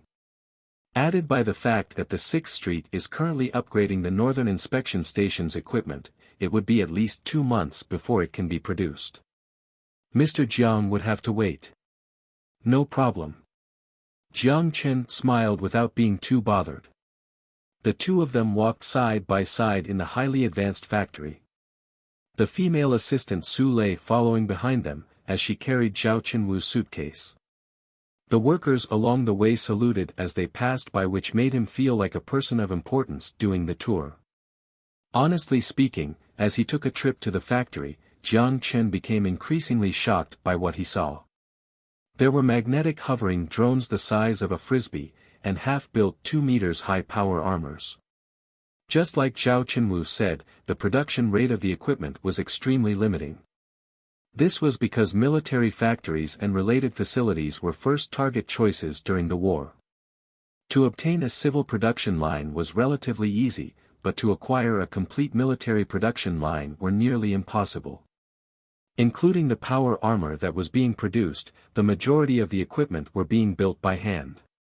Jiang Chen saw a worker use a tool similar to hammer to form the shape of the armor at high temperatures, and another worker carefully installed the microelectronic chips inside the armor. Perhaps all these production steps were done by high-precision automatic production lines before the war, but in the apocalypse, a lot of things must be done by hand. Of course, the missing production processes were for more complicated equipment. The production line for bullets was relatively easy to acquire. Despite limitations, the survivors still possessed a tremendous amount of firepower. Regardless how hard the zombies' heads are, a single bullet would solve the problem. Even for the Death Claw, who could rip through the power armor's outer protection layer, tanks still existed as its natural predator. A question was apparent. With all these powerful equipment, the humans still can't conquer the bloodthirsty mutants and zombies? He thought about this point and was silent. He was curious as to what existed in the city center. Part of this equipment will become my private force, and part of it will be sold to the 6th Street military or other interested buyers. However, the power armor is usually not permitted to be sold. The spider tank and other heavy equipment are also prohibited. With the exception that the 6th Street Council approves the military purchase through voting, my factory would then begin to produce the complicated equipment. Zhao Qinwu did not seem to notice Jiang Chen as he rambled on. The words were meant as precautionary measures, as it would be difficult if Jiang Chen wanted to buy a power armor. So Mr. Zhao is considered a firearm merchant then? Jiang Chen got rid of all the questions in his head and smiled. Somewhat. I still have a pharmaceutical factory, and I also operate some fixed assets within the inner circle. If Mr. Jiang is interested in buying a house in the inner circle, I would be of great help. Zhao Qinwu inhaled the cigarette as he said with a welcoming smile. He then grabbed a bracelet shaped like an arm guard and gave it to Jiang Chen. Mr. Jiang is often out venturing, this nitrogen armor will be my gift to you. Appreciate the gift. Jiang Chen didn't reject the offer. He wore the bracelet on his arm before he looked at Zhao Qinwu, eyes full of questions. How do you use this? Zhao Qinwu signaled to the soldier that tested the equipment by the side. The soldier saluted and jogged to the middle of the separation chamber. The soldier deployed the nitrogen armor in his hand as the dense gas surrounded him in thick turbulent waves. The bracelet in the middle spread the dense gas into a semi-hemisphere shape. At that moment, a heavy machine gun appeared in front of the soldier as the pitch-black barrel spat out waves of bullets. The excellent sound insulation of the separation chamber made it impossible to hear any noises inside. Jiang Chen was surprised to discover that the moment the shots came in contact with the nitrogen layer, the bullets all bounced off. The soldier standing behind the shield still remained in a half-standing position and looked like he didn't even receive the impact of the bullets. Holy! This is a protective barrier. Using the atomic vortex effect that forces the nitrogen to create a high-pressure circulation around a center point. The scientists can go figure the theory part out, I only care about the end result. Is Mr. Jiang satisfied with this? Zhao Qinwu waved his hand to signal the end of the experiment as the machine gun disappeared. Satisfied, extremely satisfied. Is there any limitation with this equipment? Jiang Chen fidgeted with the bracelet before putting it on. Not really, except the power consumption is quite high. The vortex equipment in the middle may overheat. One crystal is enough to initiate this equipment for 1 minute. The equipment will overheat with 10 seconds of usage. After a period of usage, the used crystal would be higher than the cost to produce it. Also, it is not effective against laser and particle weapons, but it is quite exceptional against bullet weapons. Zhao Qinwu let out a smoke ring as he explained. I didn't imagine Mr. Zhao's factory has the capability to develop weapons, Jiang Chen exclaimed. Huh, of course, but this thing doesn't sell that well as not a lot of people can afford it. However, my scientists have been working to integrate this device onto the power armor to see if it can be useful as a part of it. Let's not talk about this anymore, the scientists can take care of these headaches. Huh, like what I said before, I only care about the end result.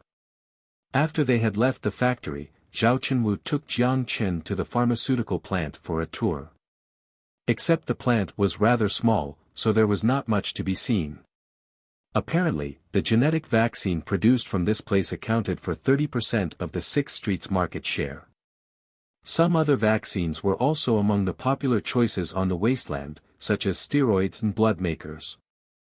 After a tour of everything, the two returned to the front door of the ghetto. It was the same labor market manager called Wang Yi. The moment the bold and fat guy saw Zhao Chenwu, he dashed out and saluted in the most exaggerated fashion.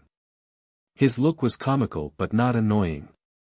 The fat man had his ways as he managed to live comfortably in the apocalypse by flattering and kissing *s, not many could manage to pull it off.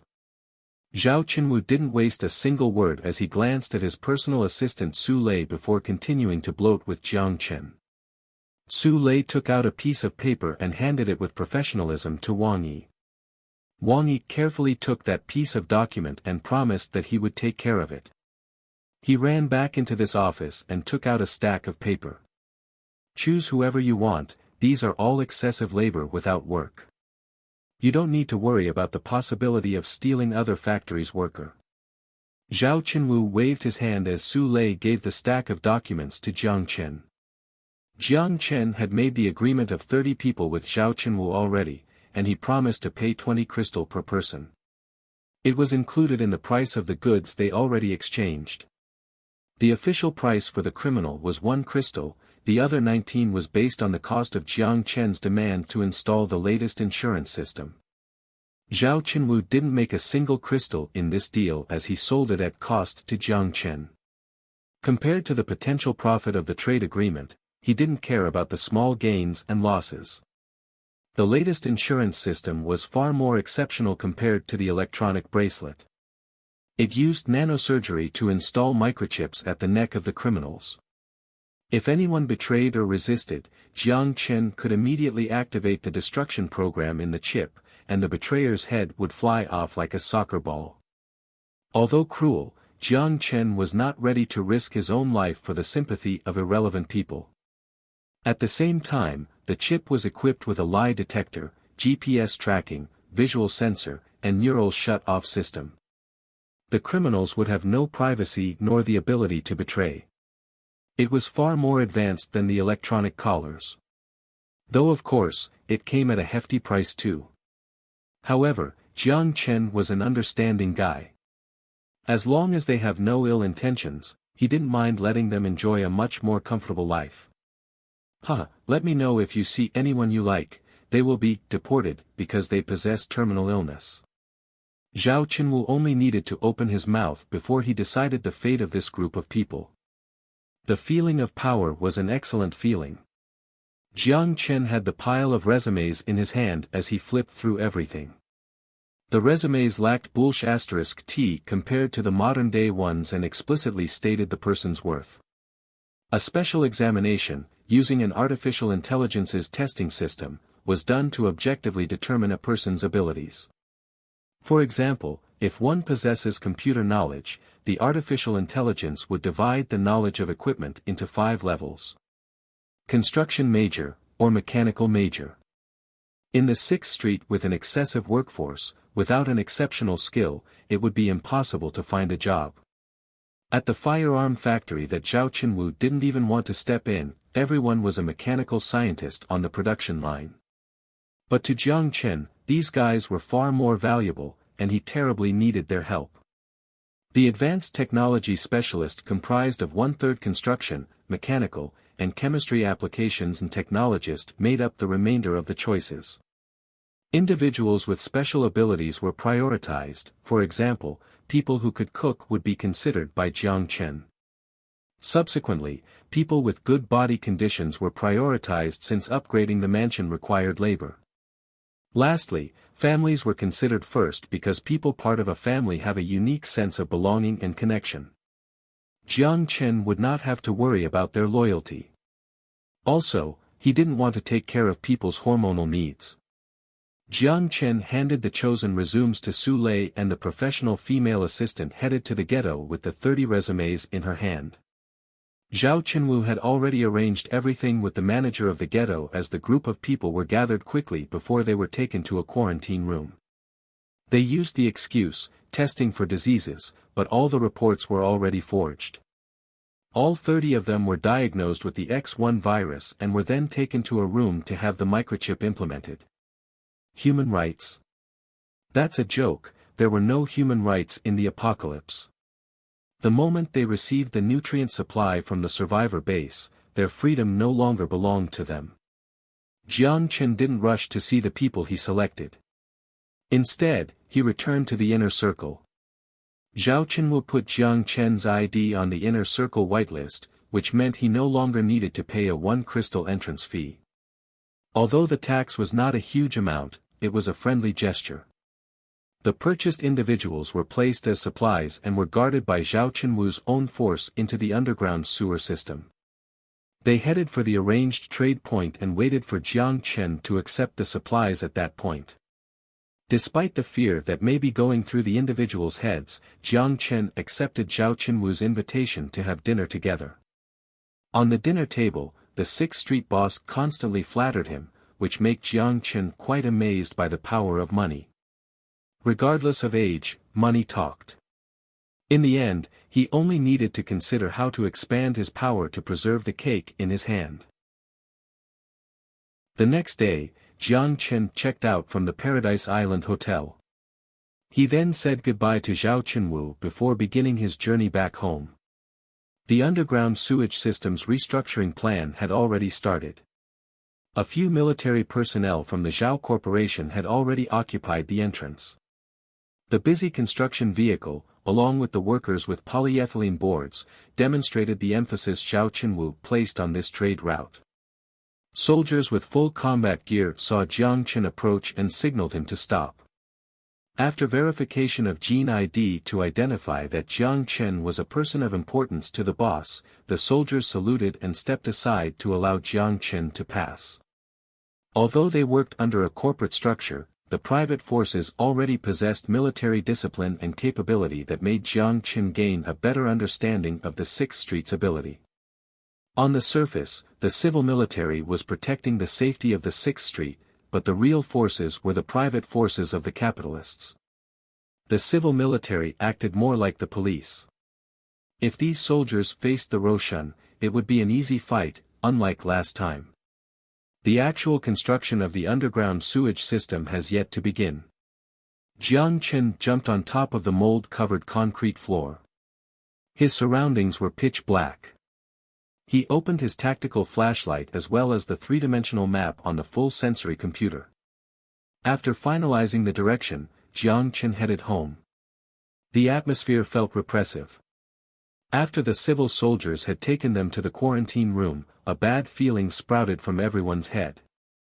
The examination that they all acquired X1 virus has rectified their suspension. Then a few people in white coats that looked like doctors ordered soldiers with genetic medication to pin them on the bed.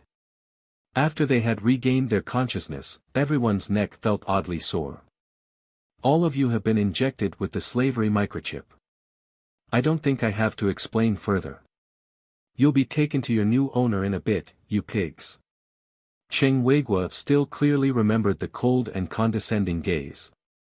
To the 6th Street, the unemployed were pigs that wasted food. It was a conspiracy.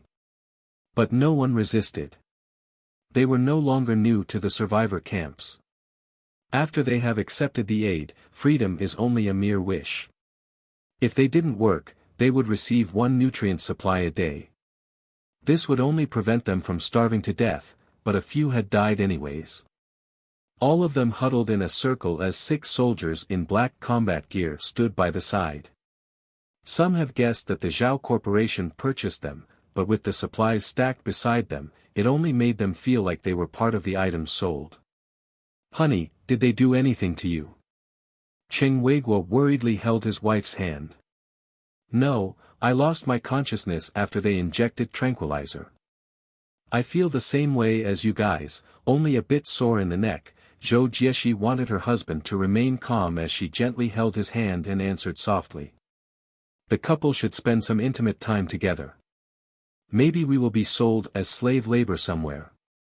The man will work, and the woman, he, a middle-aged man opened his mouth, and he said grinning. "What the foo *k did you just say?" Cheng Weiguo felt the tremble from his wife's hand as rage filled his chest. He furiously glared at the man. "What, do you want to fight?" The middle-aged man drowsily yawned as he pointed at the back of his neck. "Come, I won't fight back. Let's see if you die or I die first. Slaves are the private property of the owner." If a fight broke out between slaves, the usual consequence was that both parties would be executed in public. The private forces have already noticed the disturbance, and they pointed their guns to deter the fight. These people were properties of the boss' valued friend. If anything happened, they would receive punishment. Cheng Weiguo clenched his fist but had to let it go. The other slaves saw that nothing happened and all lost their interest without paying more attention. Suddenly, the private forces all moved. The 6 of them lined up and saluted to a young man. They got on the small moving vehicle and then left. What does it feel like to be stared down by 30 pairs of eyes? It didn't feel like anything special, especially when he knew he controlled their life. The apathetic feeling to life felt particularly real. Jiang Chen let out a breath as he got rid of the uneasy feeling from his mind. He didn't want to become a cold-blooded politician. He wanted to be a wealthy man who lived a lavish life. Unambitious is not a terrible way to experience life. However, to accumulate wealth on this chaotic piece of land, he must have the necessary forces. If he weren't a rich man, he would just be a prey. If he met Huizhou mercenaries again, he would fall victim again. Force and deterrence were necessary, and he must get used to them. He recollected his thought as he scanned through the jittery figures and slowly let out a long breath. "Okay, look at me. I will be your future master." Jiang Chen clapped his hand as he shouted. His voice echoing through the dark sewage system had a strange feel to it. "I know you guys all have a lot of questions in your mind, such as if you would be used as a lure or carry a weapon to go fight in the front line. Fortunately, I can guarantee that it won't happen." Jiang Chen sensed that everyone let out a sigh of relief. The 30 heartbeat-related indicators have all decreased on the EP. A pleased smile appeared on his face before he took another deep breath and spoke out. "You guys are lucky because I am your master and I believe you will experience that shortly. You work for me, and you won't starve. I can even let you guys live a wealthy life as you have never imagined before." However, at this point, Jiang Chen gradually slowed his voice down and purposely lowered his voice as he added a sullen chillness to his tone. "I am a kind and sympathetic person, but the only thing I cannot forgive is betrayal. You all know the microchip installed at the back of your neck. For me, you have no privacy at all. For traitors, there is no punishment other than death. That's all." His words of certainty transmitted through the pitch-silent underground sewage system. The frightened, fearful, and worried pupils dilated as they didn't dare to make a sound. Afraid? That's right. That's what he wanted to instill in their heart. Carrot after stick, he knew that these people would be obedient. He was aware that the moment they smelt the first bowl of congee after so many years, these frightened and uncertain people would immediately praise him as the second god. "What are you all waiting for? Grab everything and let's go home." Jiang Chen waved his hand as the slaves stood up quivering and lifted all the supplies. He climbed out of the exit.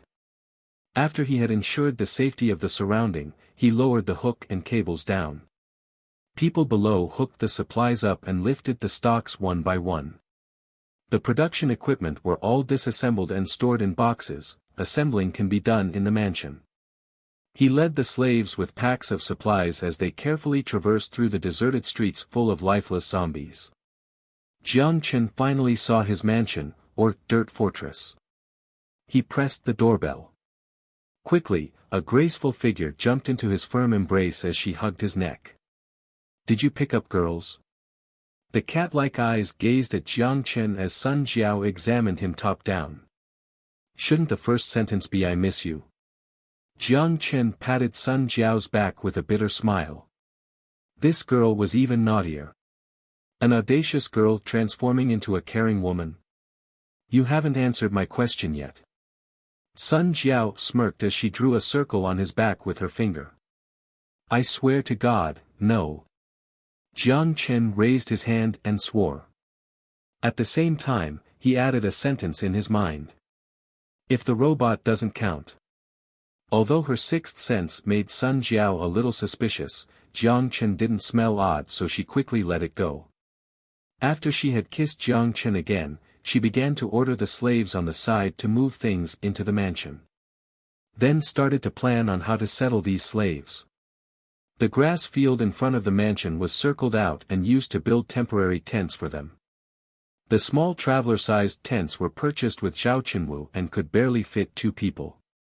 Due to the limitation of space, they would have to squeeze a bit, but it would still be better than sleeping outside. Of course, there were still rooms in the mansion, but Jiang Chen wasn't kind enough to let these strangers live in his home. Even if they have no ability to fight back and kept a clean record in the ghetto, he still had trust issues. Without the proper loyalty and allegiance, Jiang Chen could only treat them as strangers. Yao Yao understandingly followed Jiang Chen's instructions and brought a giant pot. She dumped half a bag of rice along with an ample amount of water. Then she added some cabbage leaves and some ground pork into the pot with 2 spoons of salt and a small spoon of gourmet powder. She opened the natural gas and started to cook in the giant pot. After a giant wooden spoon had mixed all the ingredients, Yao Yao tiptoed to cover the pot. She sniffed and adjusted the fire before waiting quietly for the congee to cook. Although she didn't understand why Jiang Chen would make such a delicious meal for the slaves, she would support his decision regardless of the motive. Brother's sympathetic look was handsome. Perhaps it was the fire, but Yao Yao's face blushed in redness. Slowly, she was getting to the age where she had her own fantasy. When bowls of congee mixed with cabbage leaves and ground pork were brought to the table, everyone gulped at the smell of delicacies. Hungry eyes stared fixedly at the table. If not for the slavery microchips, they would have dashed at the food like monsters. Jiang Chen was happy to see their expressions. These people were his slaves, but he would rather treat them as employees as long as they were obedient like now. As long as no one dared to rush for the food without his permission, he was satisfied. Gulp. Jiang Chen glanced at Sun Jiao beside him with an awkward smile. Even this foodie gulped at the sight of the food. He lowered his voice and said, "Didn't you just eat? Why are you hungry?" "None of your business." Sun Jiao threatened him with a flash of her teeth before she averted her gaze with a blushing face.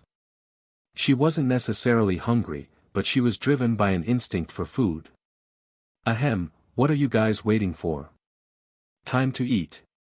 Jiang Chen signaled that they could eat with a smile on his face. His voice was like a heavenly melody to them. When Jiang Chen said the word eat, almost all of the slaves wanted to profusely thank him. These refugees were law-abiding people, which meant they were easy to control. They needed only 2 meals a day to survive, and even without the deterrence of the microchips, no one was foolish enough to have ill intentions when they saw Jiang Chen's generosity. A fool would never have the ability to find another fool to scheme together anyway. Of course, as a method of deterrence, the microchips did an excellent job. Don't rush and eat slowly. If you're not full after 20 minutes, then you can line up again to have another bowl. Of course, if you dare to overeat and puke it out, I'll make you eat everything you vomited. Jiang Chen stood by the giant pot as the slaves one by one went up and carefully used a ladle to pour congee. "That's disgusting," Sun Jiao whispered by Jiang Chen's ear. "I can't let these people who haven't seen rice before waste it, right?" Jiang Chen quietly replied with a shrug. This meal consumed 2 pounds of rice, 2 pork strips, and 3 cabbages. A lot of the food in the basement was brought out to exchange for supplies, and as for the rest, the stored cans of food were used to trade, and the cabbages and perishable rice were originally supposed to last the 3 of them for a month. Now that 30 people needed to be fed, the food in the basement was nowhere near sufficient. After all, Jiang Chen bought those at the supermarket, so the quantities were small. "Stop, these things aren't even worth mentioning where I come from. I'll go again soon to bring more back," Jiang Chen responded with a bitter smile. At the same time, he was planning to rent a storage space in the rural area and use a food distributor to purchase some non-packaged food. Using sandpaper every time was too much of a hassle. But this audacious Miss Sun Jiao was becoming more of a homemaker. The dissatisfied pout in her eyes at his wastefulness oddly made Jiang Chen feel a rush of emotion. The more this girl transformed into a civilized person, the more attractive she became. Jiang Chen touched his slightly burning nose and stopped peeking at the side of her face. The mansion was no longer empty like before, and with this many people, he had to be aware of any intimacy. When he saw the completely cleaned-out bowls accompanied by eyes that were still frightened but now held a hint of gratitude, Jiang Chen coughed as he signaled for everyone to look at him. "Are you guys full?" No one responded. "If you want to eat tomorrow, then you better answer all of my questions." Jiang Chen narrowed his eyes. "Yes." Everyone hesitantly opened their mouths. Jiang Chen nodded his eyes, pleased. "Excellent. Hearing your response makes me confident that I'm not raising a bunch of mute pigs. The way I speak may be offensive to you because you guys are nothing to me. Thanks to me, none of you have to starve anymore, and this is a comfort not many can imagine. Therefore, you all have to prove your worth. Prove that you're worth the 3 meals you eat every day. Yes, I will provide 3 meals a day. But don't be too happy yet. People slacking off are not included. I don't want to be your master because that means I have the responsibility to feed you. Instead, I want you all to consider me as your boss. You are my employees, but the consequence of being fired is quite high. I don't think I need to explain any further."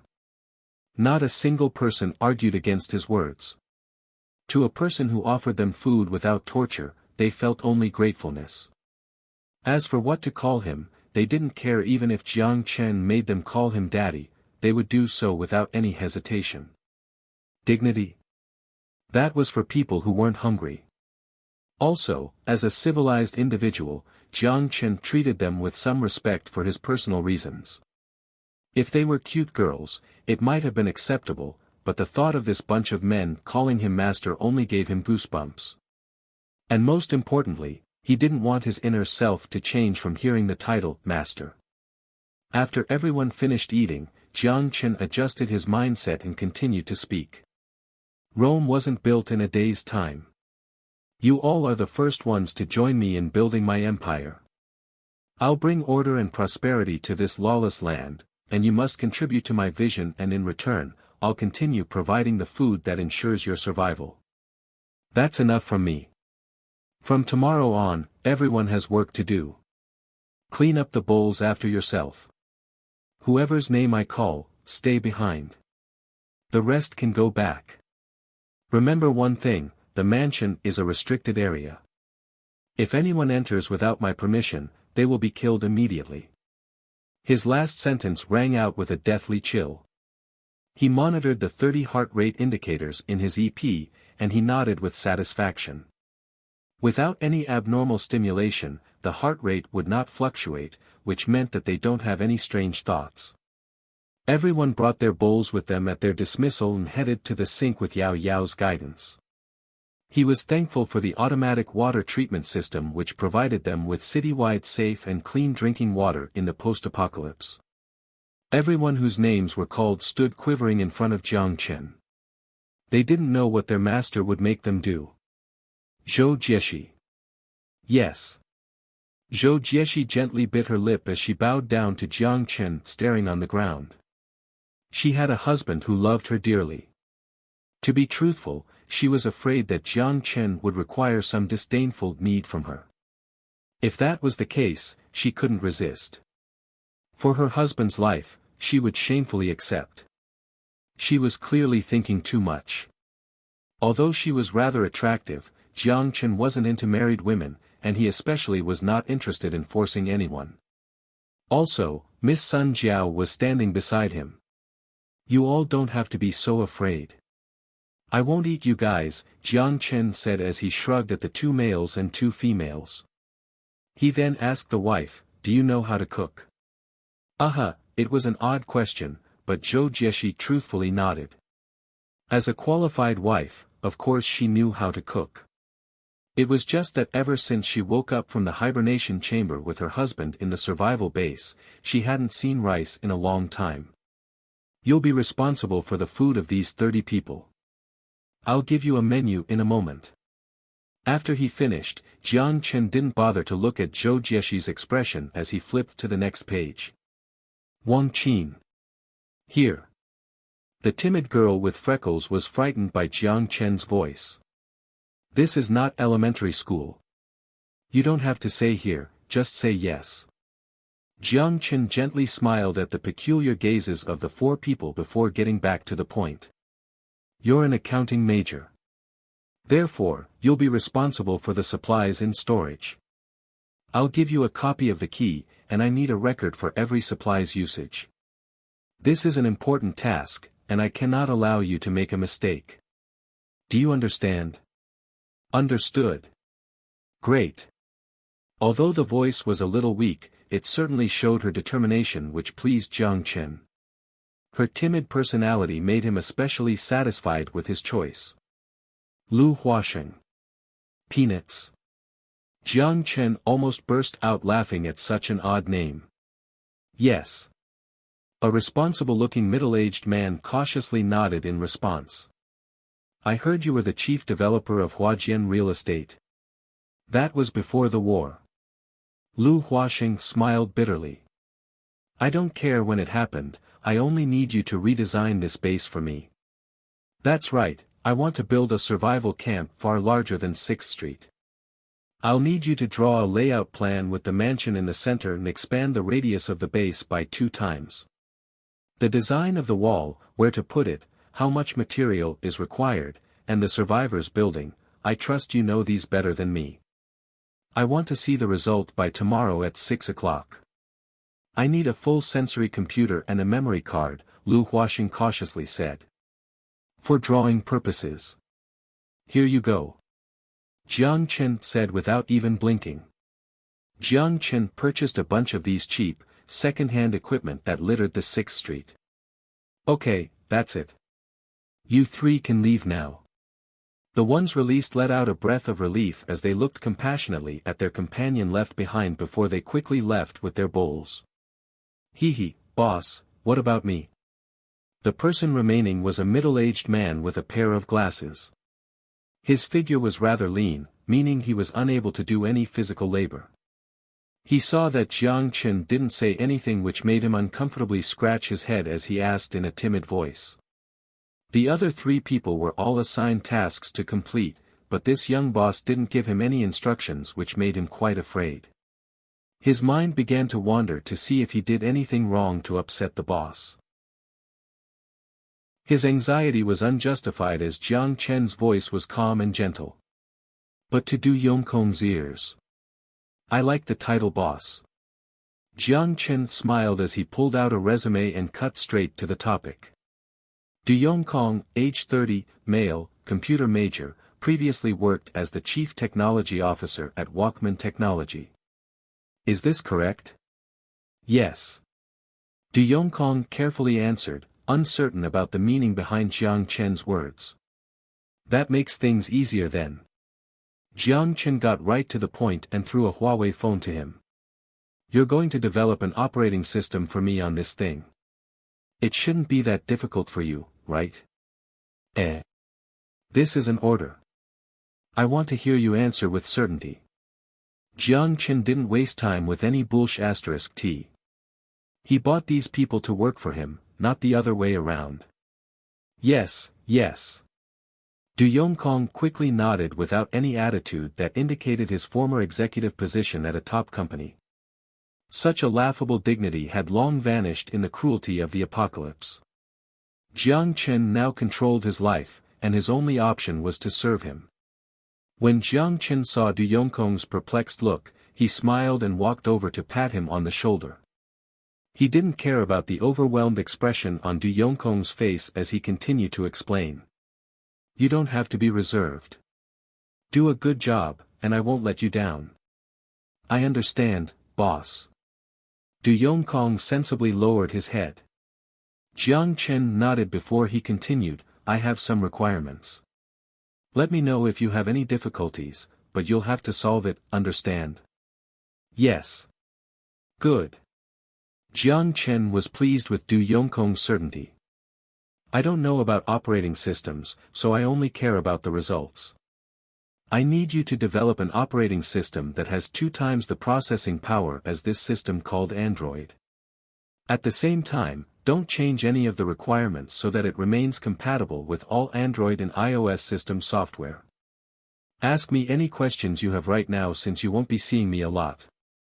I want to see a reliable result by next month. Finishing, he handed him an iPhone that was also brand new. Du Yongkong took it and fiddled around on the screen for a bit before a forced smile appeared on his face. What? Is this too difficult for you? Jiang Chen raised his eyebrows. No, this is too easy. Du Yongkong waved his hands in denial. He was afraid that his boss would fire him for this kind of easy job that didn't exist even before the war. Then explain. Jiang Chen was quite curious. Du Yongkong adjusted his glasses as he displayed the phone with the air of a professional before he started to explain. First, this old operating system should be a product from 150 years ago. The hardware operating efficiency as well as the human-computer interactive design are full of flaws. Oh. You're saying that the human-computer interface of the iPhone is bad? Jiang Chen couldn't help but laugh at the statement. Du Yongkong snuck a look at Jiang Chen's expression, and when he saw that he wasn't angry hearing about the flaws of the 2 operating systems, he began to explain more in depth with renewed courage. Regarding hardware operating efficiency, although the logic seems faultless, there exist unnecessary areas. To put it simply, a logic that can be covered with just 1 + 1, due to the limitation of the programming language as well as the algorithm, becomes muddled when the processor must do some unnecessary actions. For example, by defining A equals 1, B equals 1, and then calculating C equals A plus B to output C equals 2 as the final result. This old processing method not only wastes memory, but it also decreases the operating efficiency of the equipment tremendously. Oh. Then how will you take care of it? Jiang Chen asked curiously. This is an easy fix. The ultimate problem lies in the limitation of the programming language. Although both systems have its pros and cons, they can't escape the boundary of the lower-level programming language. If D++ is used to program it, some small adjustments to compatibility will solve the problem. The antique known as the phone would have its operating efficiency increased by 3-fold, and the power consumption would also be cut in half. At the same time, because the drain on the hardware is lessened, the hardware life would also be extended for a prolonged period. Jiang Chen gasped for air. This was ridiculous. The hardware operating efficiency increased by 3 times. Could it also be compatible with apps from both systems? These 2 features alone were already insane. That meant that even with a terrible phone, they could easily run games previously available only on the iPhone. This system would start a revolution in the phone gaming industry. Phone game developers spent an endless amount of effort to decrease memory usage. To optimize the game, they often had to remove features that enhanced gameplay and catered towards the general audience. But if this operating system was introduced, everyone's phone performance would increase by 3 times. At that point, the creativity of developers could be fully unleashed, free to create worlds of imagination that could run on every computer. It was a technological revolution. iOS and Android would never be able to compete. Regarding human-computer interaction, I recommend maintaining the status quo since I'm already accustomed to this interface. Jiang Chen paused. Even if he controlled this man's life, he didn't want to expose his identity to someone who had yet to prove anything. Trust me, boss, my design will be much more advanced than this ancient human-computer interaction method. This former chief of technology officer was a different and more zealous person when touching on the topic of technology. Yes, using the touchpad to perform human-computer interaction is still mainstream even to this day, but this ancient operating system is inherently different from the operating system used by present-day entertainment systems. What's the difference? Jiang Chen asked curiously. Artificial intelligence. Artificial intelligence? Can you create it? Jiang Chen raised his eyebrows. If it is basic artificial intelligence, I'm confident I can create it in a month's time since all the data is stored in the library's database. I only need to transfer it. Du Yongkong patted his chest. If artificial intelligence isn't difficult, then why isn't it on the full-sensory computer? Jiang Chen asked with some confusion. If it was so effective, there was no reason to not use it on the full-sensory computer. That's because the Artificial Intelligence Act prohibited the development of artificial intelligence. If everything was given to machines to do, everyone would be unemployed. Du Yongkong shrugged. The artificial intelligence operating system was popular for a time before it was replaced by an equally impressive neural operating system. Before the war, artificial intelligence was only limited to the nuclear power plant, the water treatment plant, and other government-run infrastructure. I see. You talked about basic artificial intelligence. Are there no risks? Jiang Chen voiced his worry of the artificial intelligence programs potentially mutating within the modern-day world's internet and developing into a malicious program. He was reminded of the movie I, Robot that portrayed a world ruled by artificial intelligence. Boss, you are worrying too much. Du Yongkong sighed, guessing at Jiang Chen's concern. The program is fundamentally a stable program. Even if they were intelligent, they could never possess emotion or desire. At a basic level, it can only be what you've programmed it to do. Its intelligence responds to what you've taught it before. For example, if you hit it, it will not fight back. Its interest is neither hurt nor would it sense any danger. Unless you specifically tell it, if someone hits you, fight back. Only in this case would it respond with an action. Self-coding is something only intermediary artificial intelligence possesses. As for emotions, that's something only advanced artificial intelligence would have. Even before the war, it was a theoretical concept. Artificial intelligence was fundamentally a more advanced program. Only after hearing the explanation did Jiang Chen finally feel relieved. Okay, you'll be fully responsible for everything. You're free to try anything you want.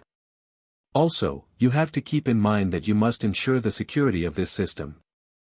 I don't want to hand this phone to someone only to have them crack the entire operating system and create something similar. Security was of the utmost concern. Jiang Chen didn't want to see the operating system he brought over to be cracked into an open source within a few days. Especially if the D++ language was exposed, he would not be able to explain it. The best way to program it was to have it be like a black box that only exchanged information with an external source but did not accept any data extraction. Du Yongkong hesitated for a brief second before he smiled and promised. Boss, don't worry. The program I develop will not be easily cracked. Walkman Technology Corporation's games were all secured by me. Take Star Storm 7, for example. It released before the war, but no one in the world has been able to crack the game yet. For an operating system of this level, this is a piece of cake to me. This certainly seemed to be the case. If someone in the modern world had the ability to crack software made by the chief technology officer from 150 years in the future, it meant that he was also a time traveler. Jiang Chen would do anything to kill him, but of course, such scenario would be impossible. Good, if you can do it, it'll be an outstanding achievement. Work hard, I promise you'll be able to eat meat every meal. Jiang Chen laughed as he patted Du Yongkong's shoulder. Hearing about the meat, Du Yongkong was ecstatic. He would never have dreamed of this before. With a taste of the rewards, Du Yongkong immediately reaffirmed that he would finish in no time. It was no surprise that he used to be in management. He was technically skilled but also masterful in kissing ass. Jiang Chen didn't dislike such clever people. Lastly, for future technology's logo, make it look cool so that people think it's futuristic, but don't overdo it.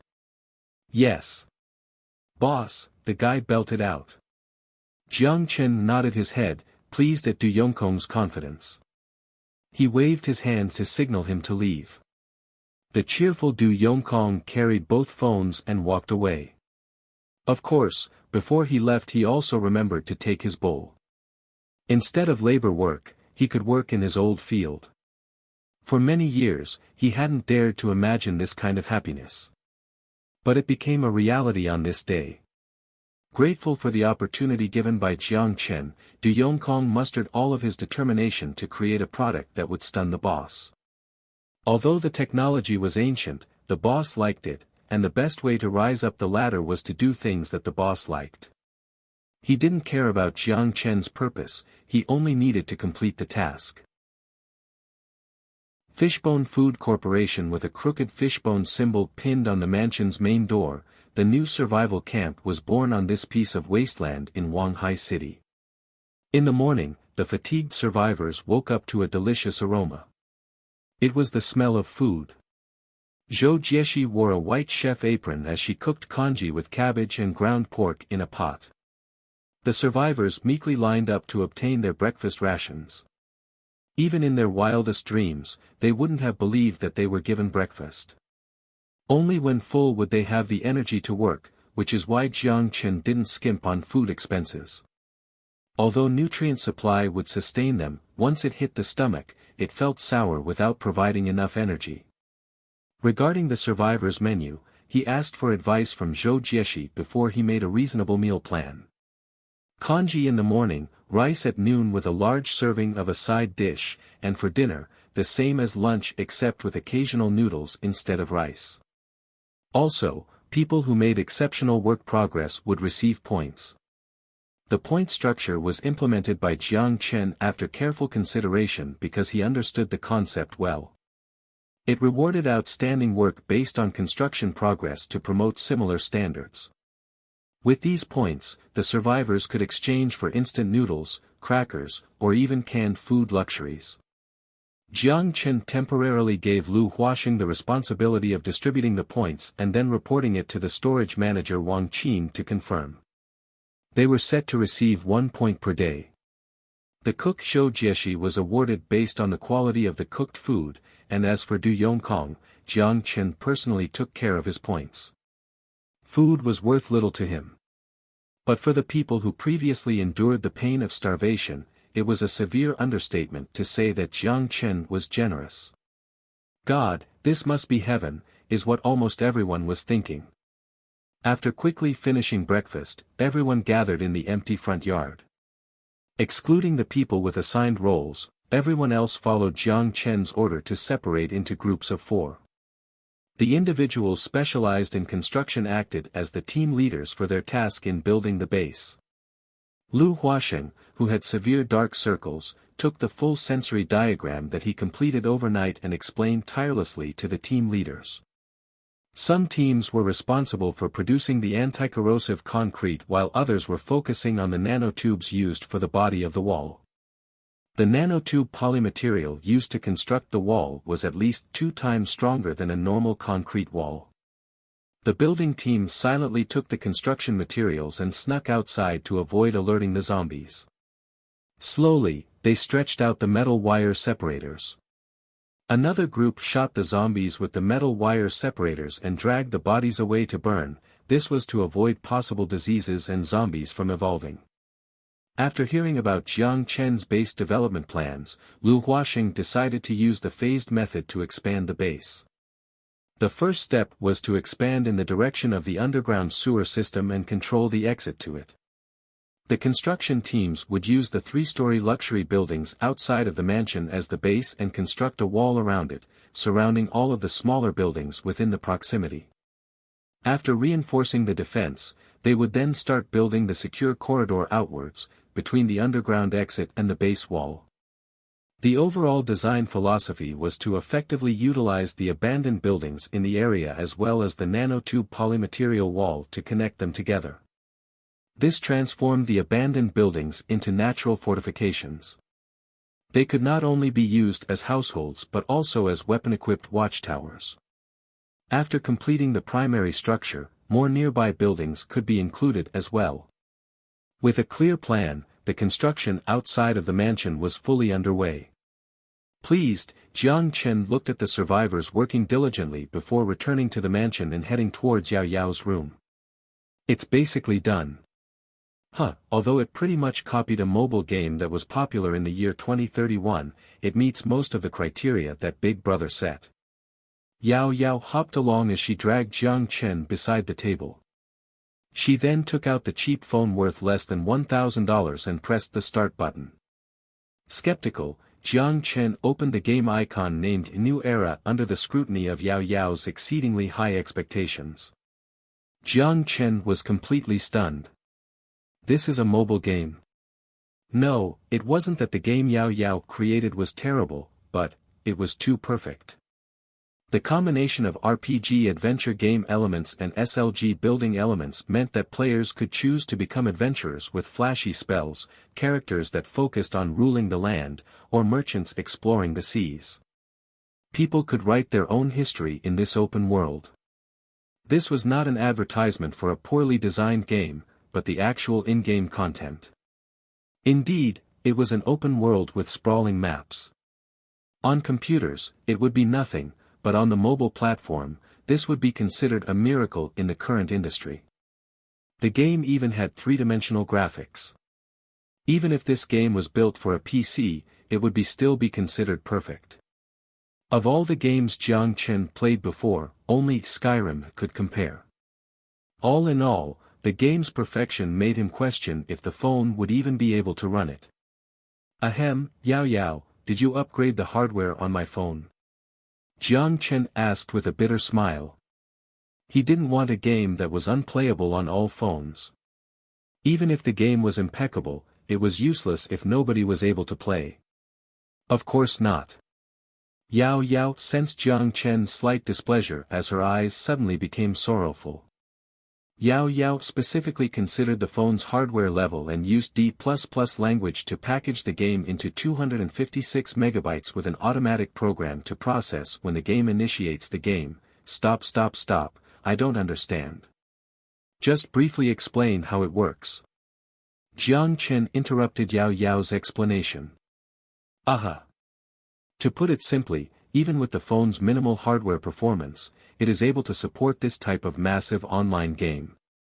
It's just that it would be a higher server requirement because I used cloud computing inside, which means that the majority of the data processing is going to happen on the server itself. Therefore, the user and CPU would not need to handle too many calculations, which also solves the security problem. Yao Yao proudly shook her tiny head as she continued, to handle the calculations required, I already built a server for Big Brother. The specific process is written inside the document. Despite his inability to understand completely, he could tell that it basically used the server as a larger processor. Therefore, the user only needed to input information and extract the processed information. But wouldn't this increase the user's data cost? Jiang Chen was doubtful. Yao Yao has already considered this. The information exchanged between the server and the user is written by a special code that not only contains a lot of information but packages the data into a small file. It is significantly more efficient compared to the games installed on Big Brother's phone. A day of data usage is only 10 megabytes. 10 megabytes of data was indeed minimal. Jiang Chen was shocked as any other game would have incurred a lot more data. So, did Yao Yao help Big Brother out? Yao Yao blinked her large, doe-like eyes as she looked hopefully at the shocked Jiang Chen. Yao Yao, you've helped me out tremendously. Jiang Chen suddenly hugged Yao Yao and gave this cute lowly and affectionate kiss on the face. Yao Yao's adorable face suddenly turned a dark red as she buried her head. Yao Yao, if you want anything, tell me, okay?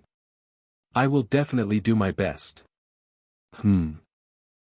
Anything is okay. Yao Yao didn't know what to answer with as she stuttered. Anything, as long as Big Brother can do it. Jiang Chen squatted down and held onto Yao Yao's shoulder as he nodded. At the moment, he was emotional and wanted to reward this adorable girl. Yao Yao panicked as Jiang Chen kept pressing. Her sweet eyes looked around the room anxiously as her face transformed into a red balloon. At any moment, it seemed as though steam would come out. I want. Yao Yao's mouth faintly opened as her eyes looked shakily at Jiang Chen. You want? Jiang Chen leaned closer towards Yao Yao and gazed carefully at her eyes, waiting for her answer. I want. In the end, perhaps it was too exciting, but Yao Yao's head flipped back, and she drowsily fell. Fortunately, Jiang Chen managed to catch her mid-fall to stop her head from banging into the floor. He still didn't know what Yao Yao wanted. Taking the reprogrammed server and the game, Jiang Chen went to Sun Jiao's place. You're about to leave again. Sun Jiao rolled her eyes as she continued to whip her SK-10 assault rifle. How long are you planning on disappearing this time? Not too long. I'll be back within 1 month by the latest. Jiang Chen hugged Sun Jiao's smooth waist. Don't miss me too much at night. Pervert. Although she said that, Sun Jiao didn't look annoyed at all. Instead, she leaned up and kissed Jiang Chen on the lips. I'll take care of this side, so come back early. Sun Jiao and Yao Yao's EPs were also installed with the slave's microchip managing software. Jiang Chen made the decision because someone needed to manage these survivors while he was gone. This subprogram allowed Sun Jiao and Yao Yao perform his duties as master. Although this permission could be retracted at any time, Jiang Chen trusted both of them, so the thought hadn't occurred to him. If you have time in the afternoon, teach those guys some shooting skills unless it is dangerous. And also, try to establish a closed corridor between the base and the tunnel. This is critical to the safety of the trade route with the 6th Street. Jiang Chen explained some of the important items related to the base development.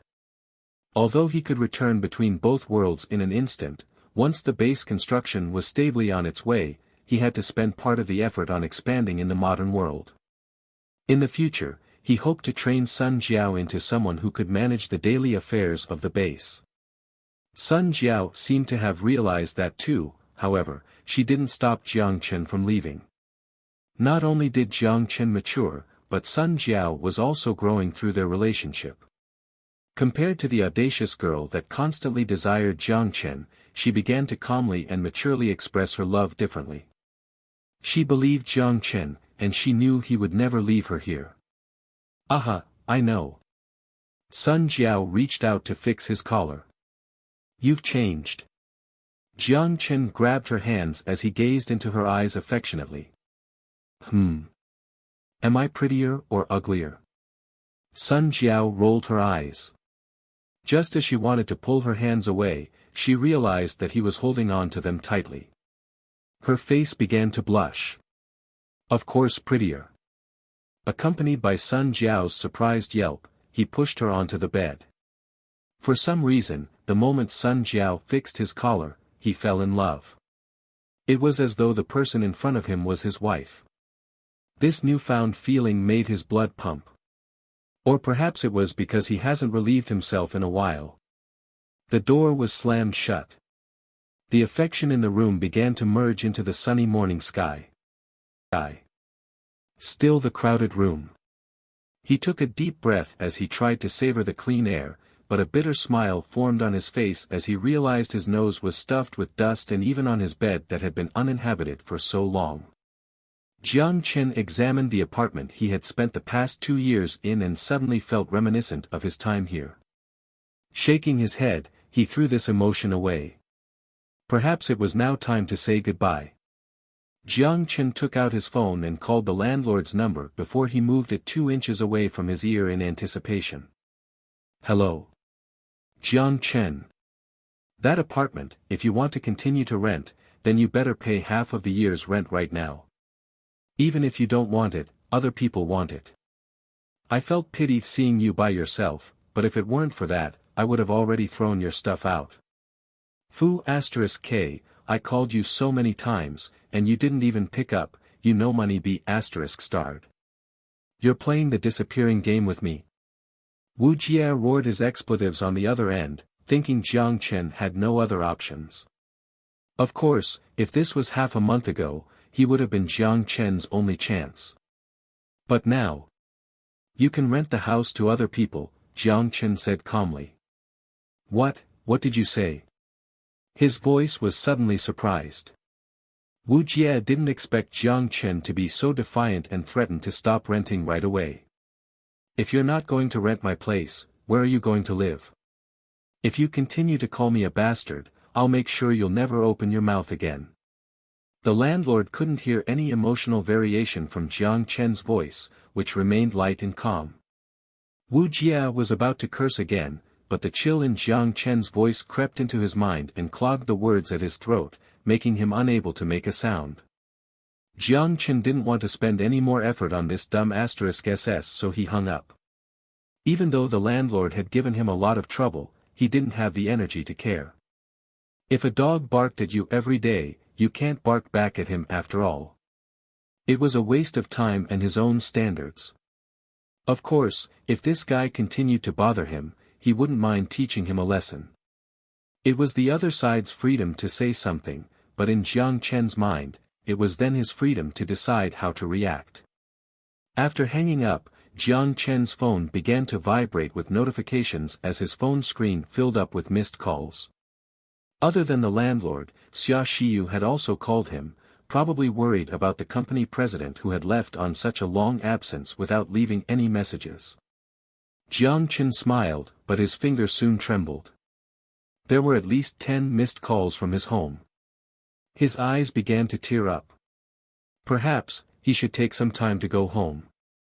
He took a deep breath as he suppressed his grief at being so far away from home, then dialed the familiar number. Hello. Mom, it's me. Chen, you finally called. Your dad has been so worried. The familiar yet excited voice transmitted through the phone speaker. Old man, Chen called back. Mom, don't use that name. It's too childish. Jiang Chen smiled as he blinked his eyes. What's childish? Listen to how you're speaking to your mom. You're not obedient anymore. When a steady roar resonated from the other line, Jiang Chen felt relieved. Looks like mom and dad are doing well. This also made Jiang Chen feel slightly less guilty about not visiting home in so long. In the past, he was worried about disappointing his parents' high expectations without a successful career. Using work as an excuse, he stayed away from visiting home many times, even during Chinese New Year when he lied and said he had to work overtime. He knew that even without success, his parents would still welcome him with open arms. But he was the one who couldn't accept it. Now, however, all of those concerns were gone. Mom, Dad, your son has finally achieved something. Jiang Chen's hand trembled as he smiled and responded to their reminders and advice. Son, it must be tiring out there. Do you have enough money? Don't tire yourself out. This is the starting point of your career. If you don't have enough money, let your mom know, I still have some savings. No, your mom is off the mark. Our son's key priority is buying a house. No girl will like you if you don't own a house. Son, it's okay to be tired. We're men, and we can do it. Your mom and dad still have some savings. Let's see if we can buy a house at Wanghai City with down payments. With a house, you can then bring a girlfriend back for your mom and dad. We're waiting for grandchildren. No, Mom and Dad, your son is successful now. I opened a company at Wanghai City, and I even have people working for me now. I'll take care of the house myself, so you guys don't have to worry. Take care of your health and don't always think about saving money. If you want to buy something, just buy it. If you don't have enough, I'll get it for you. Jiang Chen rubbed his eyes and smiled. You're teaching your dad a lesson. Haha, honey, our son is accomplished now. Haha, his father said excitedly. What? Chenair, you opened your own company? Be careful, don't let other people deceive you. I've seen the news recently. His mother's voice was filled with concern. Don't worry. My son is much smarter than you. Jiang Jiangguo laughed. When he heard that his son had established himself, his heart was filled with a happiness that was greater than winning the lottery. After dinner, I'll go brag with the other old guys at the door. Our son, a university student, opened a company in Wanghai City, and other people are working for him. That's good. We can solve the girlfriend problem as well. Everyone wants to be married into a big city. Our neighbor's daughter doesn't have a boyfriend, and neither does Xia, who lives in the building in front as well. Your son is my son as well. Li Xuemei argued back. As they continued to banter, Jiang Chen gently rubbed his slightly sore eyes with his left hand. This was the feeling of home, something he had avoided. The purest relationship in the world was family. He smiled and thought that he should take some time to visit them. After his phone call with his parents ended, he lied back onto the bed, disregarding the dust flying everywhere. It was time to move out. He felt slight regret as he wanted to lie on the bed a bit longer. $500 million. That's 3 billion renminbi. While Jiang Chen didn't know the exact exchange rate, it was likely around this much. What kind of mansion should I buy? He never considered this question before. A mansion, let alone a simple apartment, was something Jiang Chen had never dared to imagine. But now this was all nothing. Since there were areas he was clueless about, he decided to ask for some help. He lifted his phone, but his finger froze in place. Who should I call? An awkward smile crept onto his face as he realized that he didn't have many friends. That was fine. After deliberating for a while, Jiang Chen sighed as dialed Xia Shiyu's number. Since he needed to call her anyways, he might as well ask for some advice at the same time. Xia Shiyu was about to lose her mind. She was wondering where Jiang Chen disappeared to when vibrations suddenly came from her pocket. Without hesitation, she took out her phone and saw the familiar name. She was so angry that she laughed. Hello.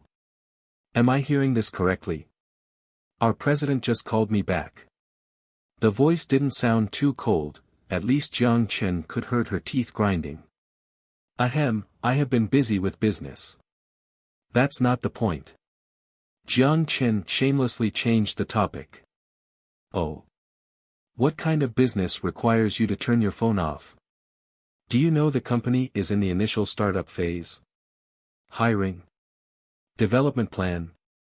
Is this your business or my business? The voice on the other side was so fast that Jiang Chen moved the phone slightly away. Xia Shiyu's drastic reaction to his disappearance surprised him. There were more important things at hand, however. Can you go house hunting with me? Xia Shiyu hung up the phone. 2 seconds later, the phone rang again. She suppressed the anger in her chest as she inhaled, resisting the urge to hang up right away. Ahem, don't hang up on me. I'm serious. Can you find some time? What do I have to do with you buying a house? Xia Shiyu said in an icy voice as her chest furiously heaved up and down. Jiang Chen's playful attitude made her feel disrespected as she had been worrying about him for the past few days. That's right, disrespected. After spending so much effort on something, it was completely disregarded. Of course it has to do with you. If you have nothing else to do, you can come and chill. Jiang Chen said with a chuckle, completely unaware of Xia Shiyu's feelings. When she heard Jiang Chen's words, Xia Shiyu paused. She confusedly touched her forehead and felt the unnatural temperature on her hand. I don't have a fever. This is weird. Hello, are you listening to me? Oh right, I've already finished developing the mobile game. The next step is to hire people to maintain the server. I trust that you know the hiring process better than I do, so you can take care of it. But if you need me to be at the interview, I don't mind either. But only on the condition that you'll go house hunting with me. Okay, Xia Shiyu agreed without considering. After did she realize with an odd feeling how illogical and decisive her answer was. Must be because of work. If I don't say yes, he'll disappear again. That's right, it's because of work. After hanging up, Xia Shiyu rubbed her temples as she tried to justify her actions. Although even this action felt unnecessary and unnatural. Done. Jiang Chen stretched as he threw the phone to the side. Girls were more detailed, so it was better to bring her along. Despite his narcissism, he knew too well that his taste was significantly lacking. With the developer's sale pitch, there was no way he'd be able to discern truth from lies. He didn't wonder if he was interested in Xia Shiyu or not. It was just that when he held his phone, the only person in this city who came to mind was his ex-boss. No, his employee now, Since he needed to buy a house, then naturally it required cash. Jiang Chen's storage dimension was filled with gold, but it didn't make sense to go buy a house with pounds of gold. He grabbed the phone again and called an international number. However, when he pressed the phone against his ear, he frowned. The phone rang for a long time without an answer. Just as Jiang Chen was about to hang up, someone picked up. Hello, an unfamiliar voice curtly said in English. The voice was deep and slightly scratchy, not at all like Robert. Jiang Chen, Robert's Han friend. And you are? Jiang Chen used his broken English to slowly answer. Nick. My boss is currently in trouble, can I trust you? Nick asked after some hesitation. Of course. Robert is a good guy. Even though I'm in Han, I still miss him dearly. Also, we have unfinished business. Jiang Chen dug deeply into his vocabulary to finally articulate what he needed to say. The other side remained silent for a while before Nick finally explained the situation. Because of Jiang Chen's terrible English, Nick purposely slowed down for him, and after a while, Jiang Chen finally understood what happened. To put it simply, Robert went on a business trip to Iraq 2 days ago and was kidnapped. With Nick's combat ability, this normally would not have happened, but the insider they worked with multiple times turned out to be a traitor. The group that came out to meet them weren't local militants but instead masked terrorists. This was going to be problematic. Fu*K, you have your gold business, but you ended up going to this ghetto place and dropped the ball at such a critical moment. Regardless of Jiang Chen's internal curses, however, Robert had his own reasons. During this period of time, he planned on staying safe, but because Jiang Chen failed to follow up with him, he started to question the deal. Did the Eastern man really have business for him? There were no other messages, so Robert decided to stop waiting and accepted the insider deal that had a low risk. Curses aside, Jiang Chen still had to find a way to solve the problem. For now, he didn't have any other routes to sell the gold for cash since it would be insane to sell $500 million worth of gold without proof of ownership. He did not wish to get tangled up with the authorities. So how about a visit to Iraq? Jiang Chen was hesitant at first, but upon further thought, a smile appeared on his face. Perhaps it wasn't such a bad idea. With his special equipment and Superman-like body conditions, he was not afraid about the possible danger, especially since he could just run away if there was trouble. Turn the corner and travel to the apocalypse for a few days, and no one would catch him. At the same time, Jiang Chen also had other considerations as well. If he helped Robert, not only would the gold problem be resolved, but he would also gain another backup option. Even if he had to leave the country in the future, there would always be a place for him to go. He trusted that Robert would help him out if he was in need. Although they only met once, he could tell that Robert had a spirit that respected contracts. This was especially critical. If he was someone who only chased after profit without any regard to promises, then he was a waste of emotional investment. Even if Jiang Chen decided to save him, it was easier to find another partner. Once Jiang Chen made up his mind, he didn't waste a second as he immediately booked the tickets online to Dubai. He planned to lay over in Dubai before heading to Baghdad. Since he already has his passport, all he needed was a travel visa before departing. Once ticketing was resolved, he immediately packed and left. No longer staying at his rented apartment, he found a hotel to stay at instead. Only after taking care of the gold problem would he consider buying a house. Although selling several tons of gold at once would be difficult, trading in a few kilograms wasn't entirely impossible.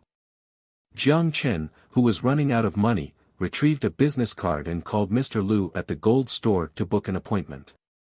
Jiang Chen ended up exchanging 7 kilograms of gold, but since he didn't care about the decimals, he sold it for 1.5 million. What Jiang Chen didn't notice as he left the gold store, however, was the look of greed that flashed across Lu Anshan's poker face. The more he thought about it, Lu Anshan was certain that this guy had a special means of acquiring large amounts of gold. Perhaps by digging in graves. Or through illegal mines. Lu Anshan didn't know. All he knew was that this guy had much more gold. He had Jiang Chen secretly investigated. After acquiring the funds last time, he immediately spent everything. Now in less than a month later, he came again to sell more gold. What did this mean? It meant that he had an unimaginable amount of gold. If he came to possess it accidentally, there was no way for him to have spent it all so quickly. As for how dangerous Jiang Chen was, Lu Anshan already had him investigated with the help of a friend. He was just an employee at a clothing store in Shimao who ended up fired. There was no way he had any special background. It was time to contact his brother. When he thought about his brother, however, he was slightly hesitant. He didn't want to have anything to do with his brother, but in this case, he had no choice. Despite his misgivings, Lu Anshan made up his mind and called the number. Hello. Brother. It's me, Lu Anshan.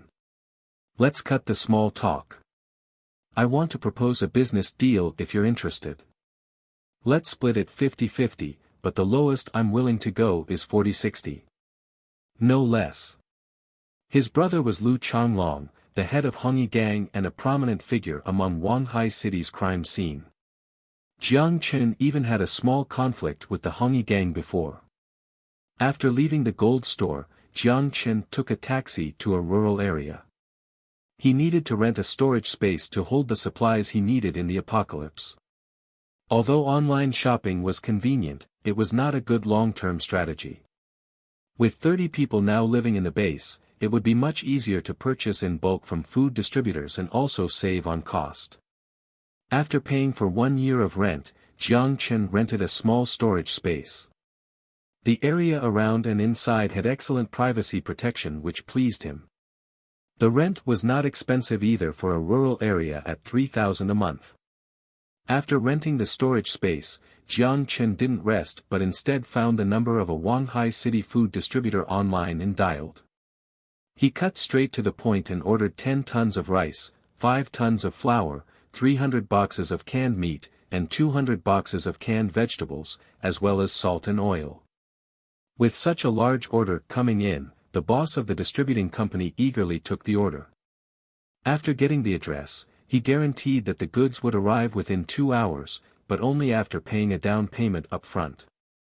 Jiang Chen instead paid for the full amount. Once the full amount of 160,000 renminbi arrived in his bank account, the boss became frantic. He didn't know how he got lucky to have met someone this rich. The full amount had been paid without hesitation. Immediately, he began to prepare and even personally rode the truck as they arrived at the storage. Jiang Chen obviously realized the boss' flattering words and emphasized that if the quality of this batch was good, he would come to him the next time as well. The boss of course promised that every bag of rice was newly produced and all of the canned food were from certified producers. Jiang Chen didn't comment and instead hinted that the next batch would preferably be without labels. The boss paused momentarily before he smiled mischievously at Jiang Chen and agreed. It wasn't difficult for him to acquire products that way as he would just contact the people he knew at the factory.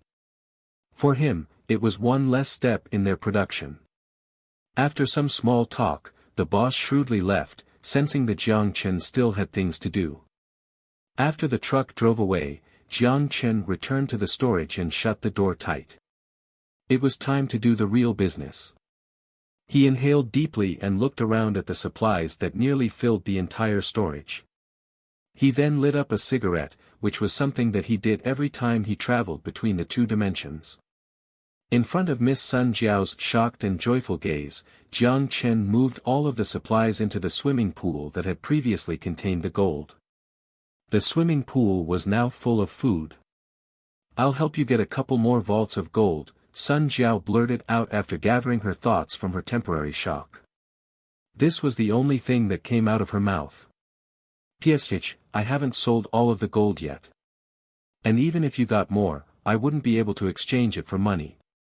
Also, these supplies cost nothing there," Jiang Chen explained. "Then why don't you bring back more?" Sun Jiao was slightly embarrassed.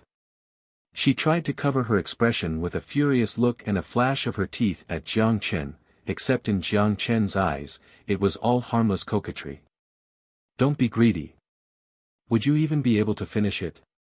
Jiang Chen laughed as he patted Sun Jiao's butt. "I can. Even if I can't, I just leave it here." Sun Jiao blushed as she stared at Jiang Chen again. "Don't become a little pig. Then I'd have to eat Yao Yao," Jiang Chen said jokingly. "Do you want to die? You pervert." Embarrassed, Sun Jiao lifted her hand and hit Jiang Chen on the shoulder, but from Jiang Chen's smiling face, she could tell it hadn't hurt at all. Of course Jiang Chen didn't mean it. He was not perverted enough to eat Yao Yao. Also, Sun Jiao's flexible waist didn't seem like it would grow fatter anytime soon. Oh, and find a few detailed-oriented people to scratch off the production date and the other symbols. You have to be extremely careful with this, or maybe you and Yao Yao should take care of it personally. In the future, I'll try to obtain supplies without any labels. After repeatedly urging Sun Jiao in a few more things, Jiang Chen traveled back to the modern world. He looked at the empty storage unit again and headed back out. He locked the door and cautiously checked to see if it was visible from the outside before he walked to the road and called a taxi to go back to the city. In the car, he called Xia Shiyu. "What? You have to leave the country? For how long?" Surprisingly enough, Xia Shiyu didn't seem too shocked by the news of Jiang Chen disappearing again. Perhaps she was used to it. At least this time, Jiang Chen told her his plan and didn't just disappear on her without any warning. The last time, Xia Shiyu had been so afraid that she almost called the police thinking he got into an accident. Not too long, business related. I'll be back in a week." "Then what about the company?" Xia Shiyu sighed resignedly. "Of course it's up to you, hee." When she heard Jiang Chen's laughter, Xia Shiyu tiredly rubbed her temple. "I stored all of the game data onto the USB drive, so I'll send it to you in a bit. You're much more familiar with the advertisement process than I am. Hee, so you'll have to work a bit harder this time. I'll treat you to dinner after I come back." Jiang Chen felt he was becoming more shameless by the minute. Treat me for a week. Xia Shiyu said angrily. No problem, 1 month works as well. The hearty voice from the other side made her unable to vent her frustration. She hung up and flung the phone aside, leaning back against sofa with a huff. This guy. If she were his boss like before. She thought about what happened and suddenly became silent. For some reason, she was suddenly reminded of how she had fired Jiang Chen and the miserable time when she herself had lost her job. Suddenly, she felt terrible about herself. Guilt? Unease? Self-blame? She couldn't explain the emotion. The back of head pressed against the sofa. She didn't know what she was thinking about and just stared blankly at the ceiling. She liked this modernized apartment as the 2-floor design really combined spaciousness with comfort. Despite her uptight work style, in her free time, she was someone who had a taste for a luxurious lifestyle. With a salary of 10,000 RMB, she spent half as rent, but she didn't feel bad about it. She believed that the purpose of earning money was to improve life quality, and excessive saving only demonstrated lack of confidence in the future. Jiang Chen also didn't expect her to pay back the loan, so she didn't have to save money for that either. What she didn't realize until now was that while she usually carefully planned her spending, she hadn't even considered paying back her loan in her monthly budget. She blankly stared at the intricate crystal chandelier as she remembered her time in the cheap apartment that cost 800 a month. Back then, she had to carefully plan every meal. For some reason, a man's face surfaced in her mind, that always grinning face. To be honest, the normally serious Xia Shiyu really disliked that improper grin. However, she could not come to dislike the face. With dilated pupils, Xia Shiyu touched her lips but didn't know why. There was a throb in her heart that she had never felt before. What is this? Whatever, I'll stop thinking. She shook her head and stood up after turning off the TV. Since Jiang Chen was sending the USB drive in a bit, it was not good to see him like this. With the thought of taking a shower, Xia Shiyu entered the bedroom and prepared clothes to change into. She then walked into the bathroom and shut the glass door. She stared at the water coming out of the showerhead and let the clear water trickle down her flawless skin. Xia Shiyu entered a daze once more. After the jog, I already showered. He got off at Xinyuan Community as Jiang Chen walked toward Xia Shiyu's rented apartment. The community had a lovely scenery. This girl certainly knew how to enjoy life. The side of the road was covered with plants and trees as a curious smile appeared on his face. The basketball court in the middle of the community had a few high school students playing a game. On the small field with training equipment, elders were practicing taiji.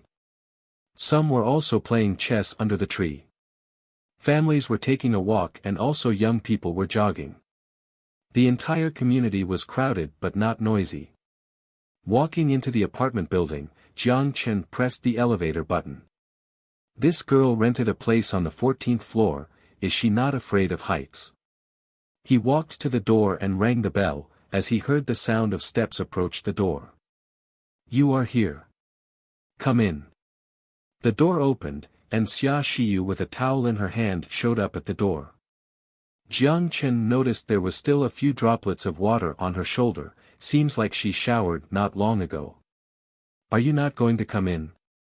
Xia Shiyu saw that Jiang Chen didn't move and slightly raised her eyebrows, and asked confusedly. Ahem, yes. I was just thinking about something. Jiang Chen coughed as he recollected himself from her stunning look. Oh. I am going to guess it's not work-related. Xia Shiyu shrugged and walked back into her room. My computer is here, put your USB in there. Jiang Chen closed the door behind him and took off his shoes. The moment he looked up, Jiang Chen saw her gorgeous figure. Maybe it was because she just showered, but Xia Shiyu's body had a lingering scent of the shower gel's fragrance. The loose pajama slightly dampened by water looked a lot more fitting as it pressed against her beautiful figure. Especially the curve of her butt. Jiang Chen gulped in confusion. This girl is not seducing me, right? If Xia Xiyu knew the narcissistic thought in Jiang Chen's mind, she probably would have angrily kicked him out. The bedroom was often filled with its owner's fragrance. Jiang Chen didn't think too much about it in the beginning. However, when Jiang Chen walked into Xia Xiyu's bedroom and smelled her beautiful scent, he felt awkward. But seeing Xia Xiyu's seriousness when setting up the computer, Jiang Chen had to suppress the odd feeling. Okay, connect the USB. Xia Xiyu got up and walked out of the room. Jiang Chen ashamedly touched his nose, but when he saw the desktop filled with work-related documents, he felt guilty as he quickly regathered his concentration and focused on work. He inserted the USB into the computer and copied the folders. Yao Yao put a lot of attention into the work as all the information relation to the game was compiled together. With this information, the application procedure to the authority would be much simpler to do. Of course, it's Xia Xiyu that had to do it. Is it done? Let me take a look. Xia Xiyu's voice made Jiang Chen jump as he didn't know when she had returned to the room along with a chair. She sat beside Jiang Chen. She wore her glasses wide, a professional look, and grabbed the mouse from Jiang Chen's hand as she scanned line by line through the document about the game. The light fragrance post-shower whiffed from her hair, which made Jiang Chen a bit thirsty. To be honest, Xia Xiyu looked absolutely gorgeous by any standards, a form of beauty that was almost unearthly. But before, Jiang Chen never thought about her in this way, as he just viewed her as someone who could manage the company, as well as one of the few friends he had. However, under the influence of the hormonal fragrance, even if he wanted to stop thinking about it, it was already out of his control. They were also in a flirtatious environment. The warm-colored light and wallpaper could make anyone fall asleep, but it could also ignite people's desire. What's worse was that there was a soft bed behind them. Bed, beauty, in the same room. He carefully examined the side of his ex-boss face. It looked stunning. Jiang Chen's breath began to shorten. Whoever created this game is a genius. Xia Xiyu's untimely exclamation interrupted Jiang Chen's bewildered thoughts. She pushed up her glasses and continued, "It's impeccable in every category. The usage of cloud computing to reduce the hardware requirement, at the same time not costing a lot of data. Although I am not a professional in the game development, if the game's quality is equal to what the report stated, I can confidently say that this game will be groundbreaking in the history of mobile games. Ahem, of course, I hired someone professional to handle the game design aspect. We'll focus on the operation of it. Also, the game server requires specialized equipment. There is instruction along with it, just give it to the specialists to take care of." Jiang Chen pretended to cough as he tried to cover up his peaking act. He recollected his thoughts and refocused on work. Did you bring the server?" Xia Xiyu lightly frowned as she looked confusingly at the PC-sized equipment in her room. "Of course I brought it. I put it behind the door, and you didn't notice." Jiang Chen rushed to explain. He remembered after he came into the room. So he brought it out from the storage dimension after she went into the living room. Xia Xiyu didn't persist with these trivial details as she nodded before asking a few more questions related to the game. Jiang Chen did his best to explain and stated that all the information should be in the documents. "I'll organize the information out, which will take around 2 days. Although my experience in this is nearly zero, after the extensive period of study, I should be able to. I trust your ability." Jiang Chen interrupted her with a smile. Jiang Chen's look of trust made Xia Xiyu's face feel hot. When Jiang Chen was smelling Xia Xiyu's fragrance, she also sensed the smell from Jiang Chen's body. Don't be mistaken, as it was not body odor. Instead, it was a unique hormonal scent.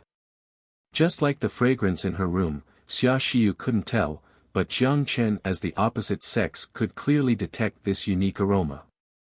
The speed of her heartbeat increased, which made Xia Xiyu a little frustrated and nervous.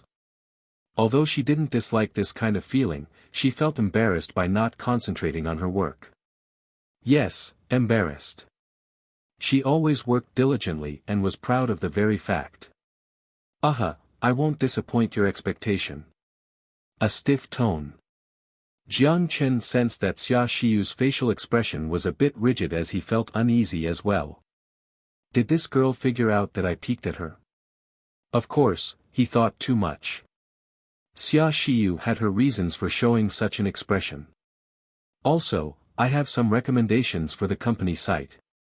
If we want to get the company on track sooner, let's take care of these things as early as possible. Xia Shiyu opened an office rental site with listings of empty offices.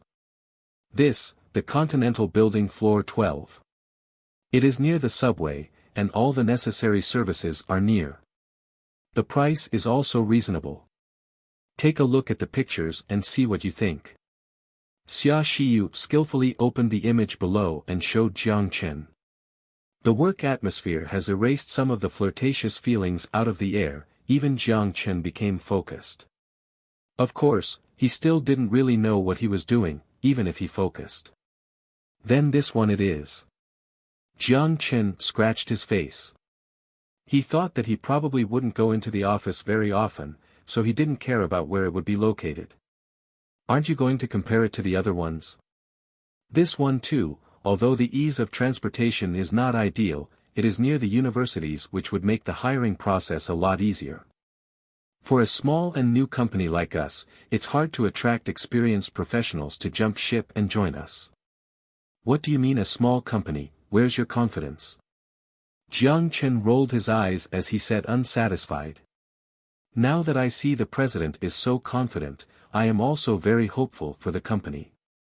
Then the company location will be, this girl is becoming more skilled at handling me.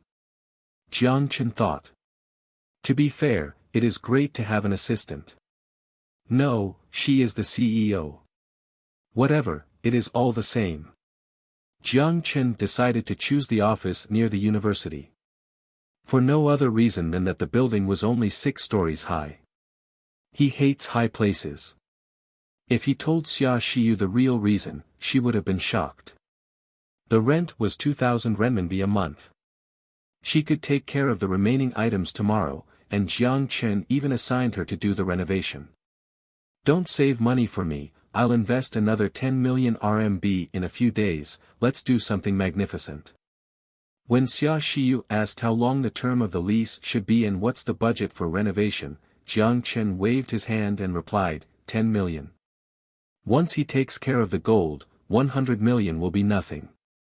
Let me be honest, if the game is already developed, the only thing the company needs to take care of is operation and maintenance.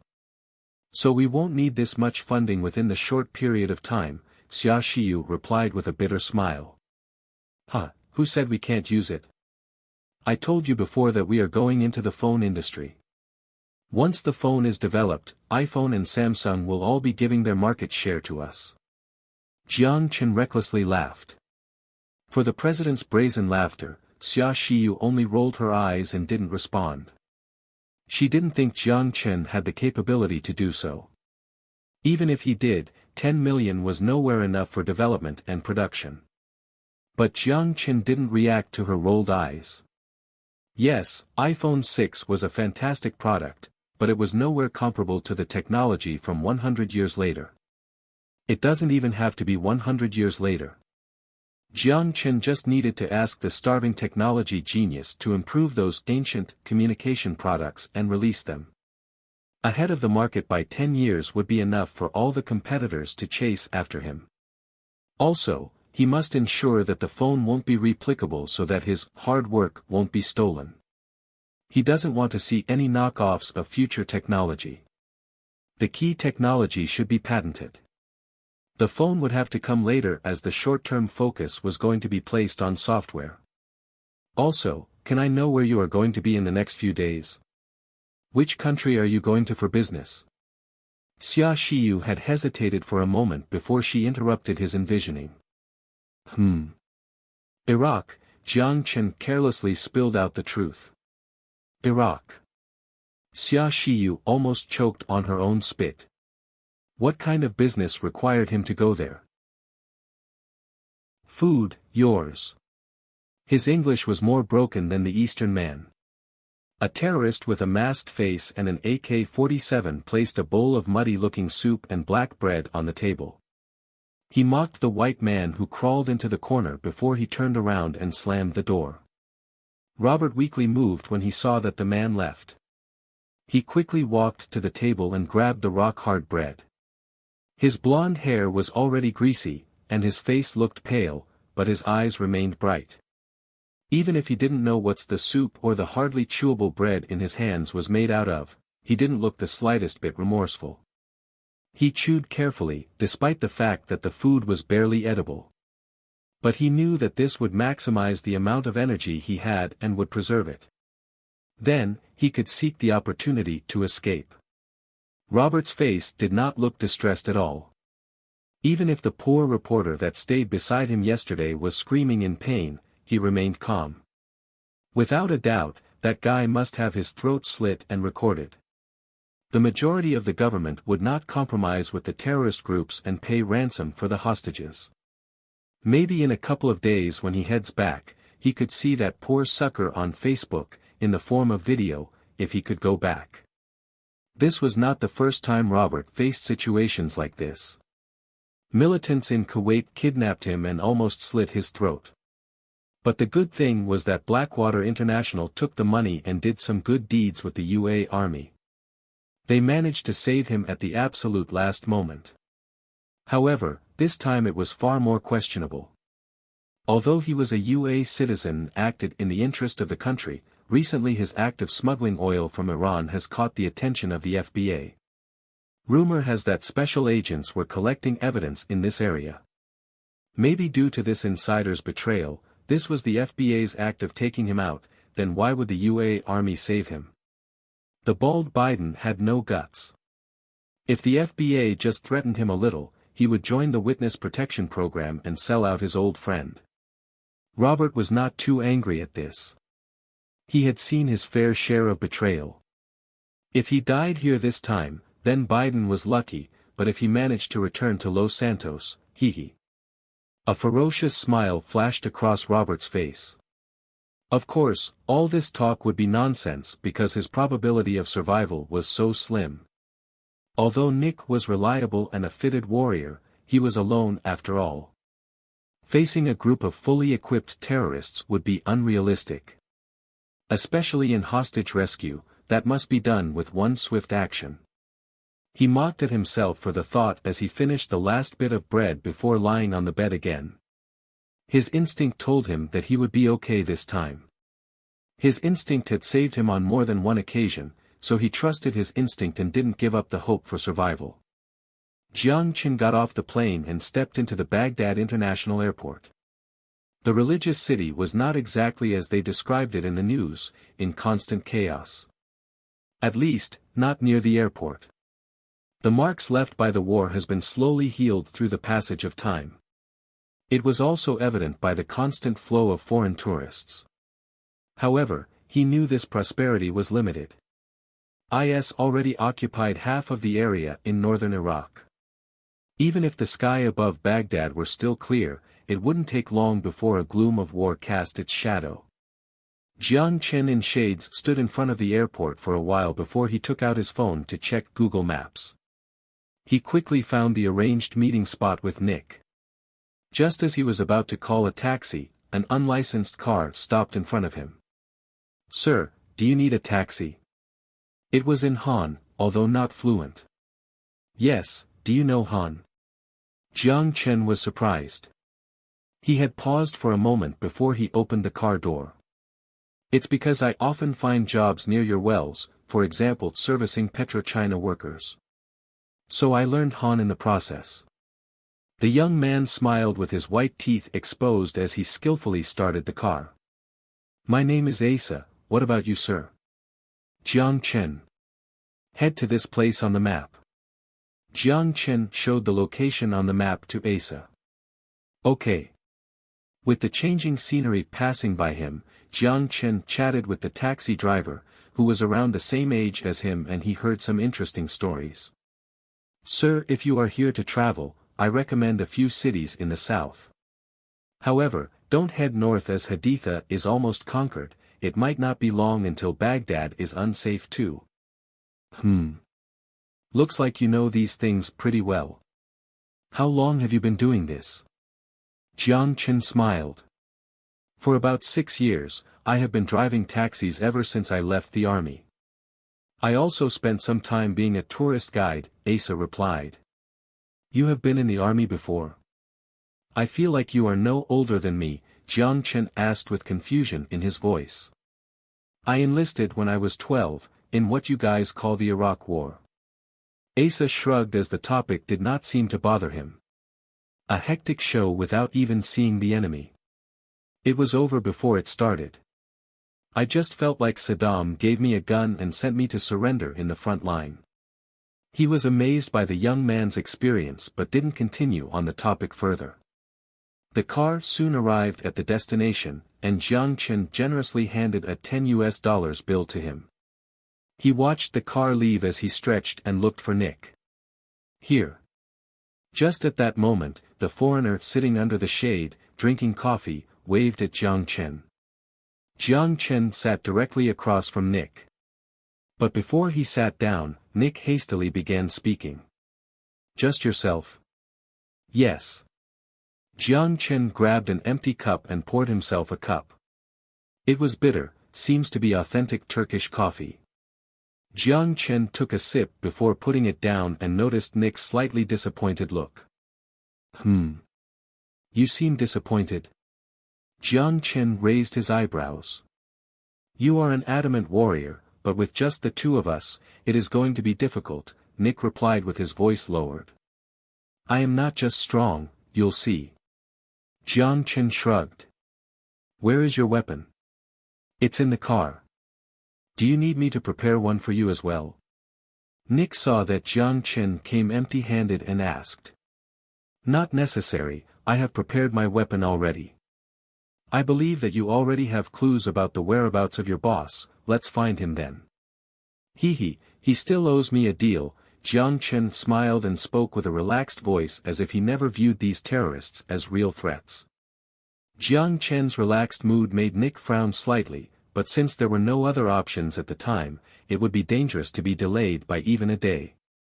Soldier's instinct told him that this guy was not to be underestimated, but he was not certain of his exact level. Let's talk about the exact details on the car. Robert is in great danger. If you saw the news yesterday, you'd know that IS already executed a UA reporter. If they don't receive the ransom by tomorrow, they might kill the hostage. Nick lit up a cigarette and handed Jiang Chen one as he took Jiang Chen to his car. Your boss can't afford the ransom. Jiang Chen lit up the cigarette. IS wanted the UA government to pay, Nick said emotionlessly. The meaning behind that was evident. The car started as Nick took the wheel and headed out of the town. They passed by 2 inspection stations, but it was rather procedural as the stations let them go when there were no bombs found. The assault rifle hidden under Nick's seat was not detected during both inspections. On the way, Nick explained what kind of trouble they encountered this time. It was about 5 days ago, Robert accepted an old friend's invitation, Biden, to come to Iraq. It was a military arms deal worth $20 million USD. The buyer was supposed to be a militant fighting on the front line against IS.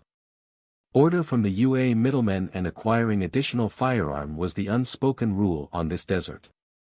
Although Robert sensed something was off, he was not too suspicious.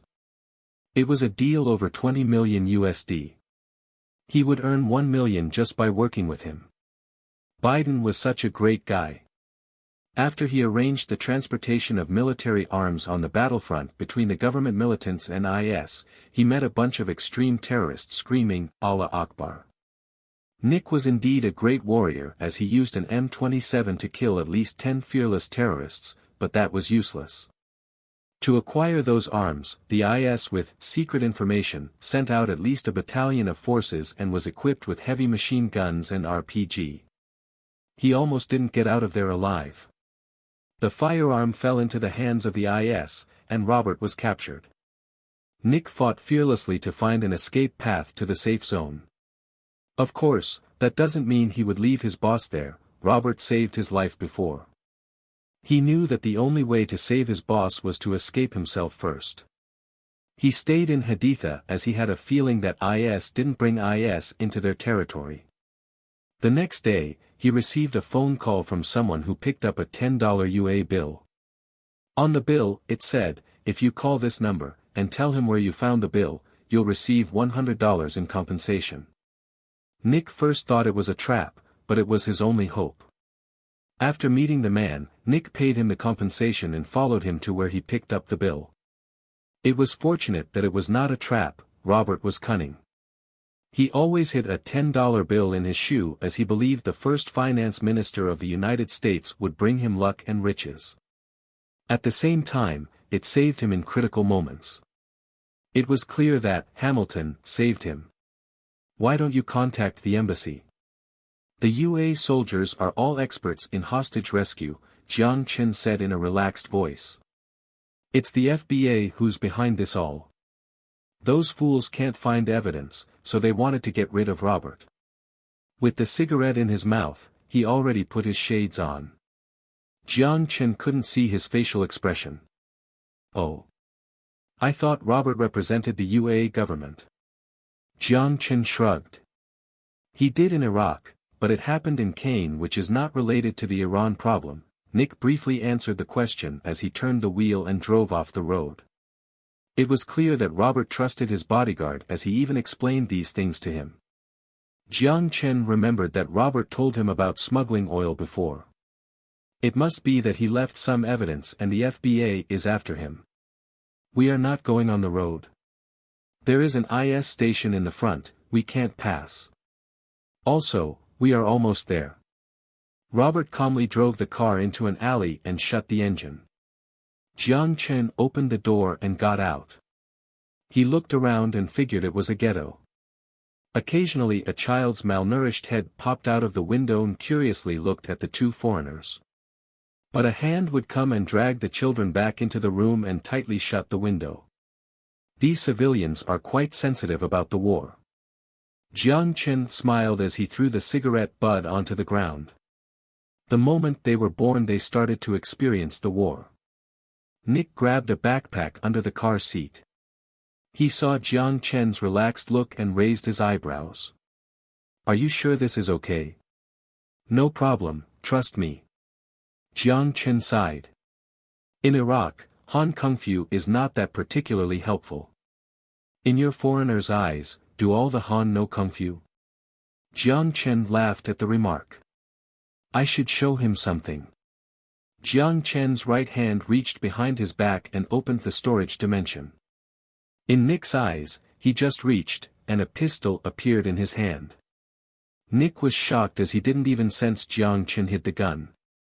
He also did not recognize the gun. "This gun is 11 tactical pistol, custom made, don't worry about it." Jiang Chen put the gun into his bag and shrugged. Nick nodded as he no longer questioned. Just like that, Jiang Chen followed Nick and walked to the building where Robert was held. "There's one on the roof, 4 standing on the second floor, and 5 out front." Nick stretched out on top of the roof and used a pair of binoculars to observe the target structure. Robert is confirmed alive.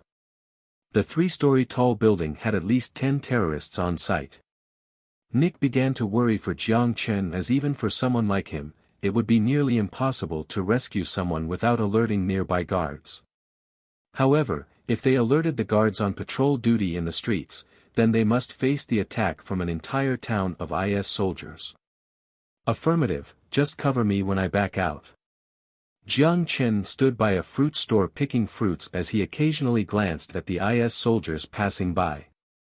He had a head scarf on his head with only his eyes exposed. It was exciting for him. He opened his mouth and took a deep breath before turning into an alley. He noticed that there was no one around, so he took out the bag Yao Yao gave him from the storage dimension and equipped it onto himself.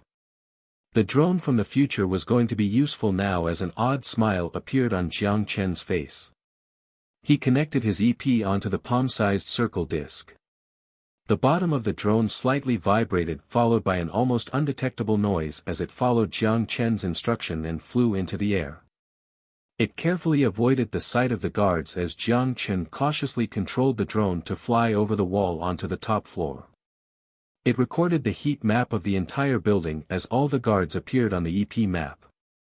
After he had parked the drone on the top floor, Jiang Chen gave an order to Nick. "Take out the scout on the top floor." "Affirmative." Nick naturally noticed Jiang Chen's drone and was surprised by Jiang Chen's ability. He zoomed in with his M27 rifle. The silencer lightly buzzed. A blood hole appeared on the terrorist's forehead. As he was about to fall over, the drone hidden behind him popped a hook and carried his body to the middle of the roof and slowly released him. Not a single person noticed. Nick was completely stunned. He saw the Indigo drone that the UA Special Forces used in Kane and he thought that represented the peak of the drone technology. But when he saw the palm-sized drone, his understanding of field was challenged. Silent enough to move behind the target and its hook powerful enough to drag the body. This was the first time he saw a drone that agile and discreet. His country's military technology is this powerful? Or is Jiang Chen representing an unknown force? Nick didn't understand, but he didn't need to understand. He knew that his boss could be rescued now. Jiang Chen used the image generated through his EP to determine the guards' distribution within the building. He took a deep breath and moved to the side of the building. He pressed against the ground, for the first time using all his strength in the modern world. Jiang Chen hopped 2 meters high, grabbed onto the roof of a small building and rolled beside the water tank. It was a smooth move. This was the muscle and reflex 2 times stronger than ordinary people. He gradually clenched his fingers and looked at the street across. It was 3 meters wide with little traffic. 8 meters away from the roof, with a height difference of 2 meters. How far is the closest patrol from this place? Jiang Chen used the communication device in his ear and asked. 2 streets, Nick answered after he scanned the area. "I am about to enter, watch out for me." "Understood." Nick put the binoculars aside as he reloaded the M27 rifle. Fury. Red dots began to pop up in Jiang Chen's vision. Even the wall cannot stop the vivid red from appearing, it belonged to the color of hearts beating. The desire to rip the hearts apart. All the cells in his body were boiling. He inhaled and tried to suppress the negative emotions from his mind as he slightly bent his knees. If it were 2 times his muscle strength, it would be questionable, but now it was 4 times. Abruptly, he pushed his legs down onto the ground and stepped back before he dashed across the 8-meter distance, grasping onto the roof of the 3rd floor. Fu*K, this hurts. The fury strengthened his muscle but not his bones. The shock from the impact with the wall made him grind his teeth together, but he managed to overcome the pain and initiated the tranquilizer on the EP. Fury disarmed. His heartbeat returned to normal. What is it? A terrorist looked out the window and scanned for any irregularity. Don't know, let Zayev go take a look. Jiang Chen held his breath as he pressed against the wall. He didn't understand what they were saying as he prayed that they won't look up. Jiang Chen was right above the IS soldier. If he got caught, then he would have to fight a violent battle. He wasn't afraid, but Robert's safety would be jeopardized. Jiang Chen's sudden move shocked Nick as he didn't suspect Jiang Chen to jump across. An 8-meter distance, 2-meter height difference. Superman. Nick didn't let his guard down when he saw Jiang Chen sneak into the building, his rifle aimed directly at the head stuck outside the window. If he looked up and saw Jiang Chen, Nick would have to kill him. Stealth entry would become a battle. Fortunately, it seemed that it was inconvenient to look up while wearing a hat. The terrorist didn't see anything odd, so he retracted his head. From common sense, no one could jump onto a building. Jiang Chen was relieved as he rolled onto the roof. The reason why he dared to use brute force to jump over was not that he didn't think it through. Instead, when Fury was activated, he saw the distribution of the people in the room. He estimated that the risk of being spotted was small, so he decided to use 4 times the strength of a regular people and jumped over. First, silence device. NATO Special Forces equipment, he purchased at the 6th Street junkyard for 30 crystals. The device could silence up to a radius of 10 meters. Although not as useful in the apocalypse, but quite handy in the modern world. It can be activated for 15 seconds. He laughed and took out the device from where Nick couldn't see. He pressed the device against the roof. He then started the drone and made sure the IS soldiers were unaware before he rotated the silent device's button. Buzz. It produced a sound of buzzing electricity. The surrounding air became unstable under the unique field, all sounds were erased. The brick roof was exploded open with dynamite. Jiang Chen did not hesitate as he took out his pistol and jumped into the room. Future tech was indeed powerful, no one noticed the violent explosion. With both feet on the ground, Jiang Chen saw Robert in the corner. He ripped off his headscarf and smiled. "I can't believe you are the one saving me, my friend," Robert said with a bitter smile. "Oh. Are you disappointed?" Jiang Chen shrugged with a joking voice. "No, I appreciate your help." Robert stood up and genuinely bowed down. "If there is anything I can assist you with in the future, please don't hesitate to tell me. You still owe me a deal." Robert was confused for a brief second before he smiled. "Not just a deal, my friend." Jiang Chen didn't continue talking with him. He retracted the silent device and walked to the door. Robert surprisingly looked at the pistol in Jiang Chen's hand. For as long as he has been in the firearm business, he never saw a gun like it. As well as the silent explosion. But Robert didn't ask, everyone had their own privacy. It would be impolite to ask. If he could rescue people, it won't be hard to kill people. "Nick, the hostage is rescued. Cover me," Jiang Chen spoke into the communication device. "I understand," Nick replied emotionlessly as a cruel smile appeared across his face. "You bastards, I'll kill you all." He opened the safety. He locked onto a terrorist that looked like a commander and pulled the trigger. Bang! The blood hole penetrated through the target's head as he dropped down onto the floor. Enemy! Enemy! It's the UA citizens. Quick! But what they didn't know was, the one firing was a Belarusian, and the one rescuing was an Eastern man. Shouting noises resonated through the door, as well as the explosive firing of the assault rifles. Jiang Chen monitored the outside with the drone. Nick was indeed an experienced soldier.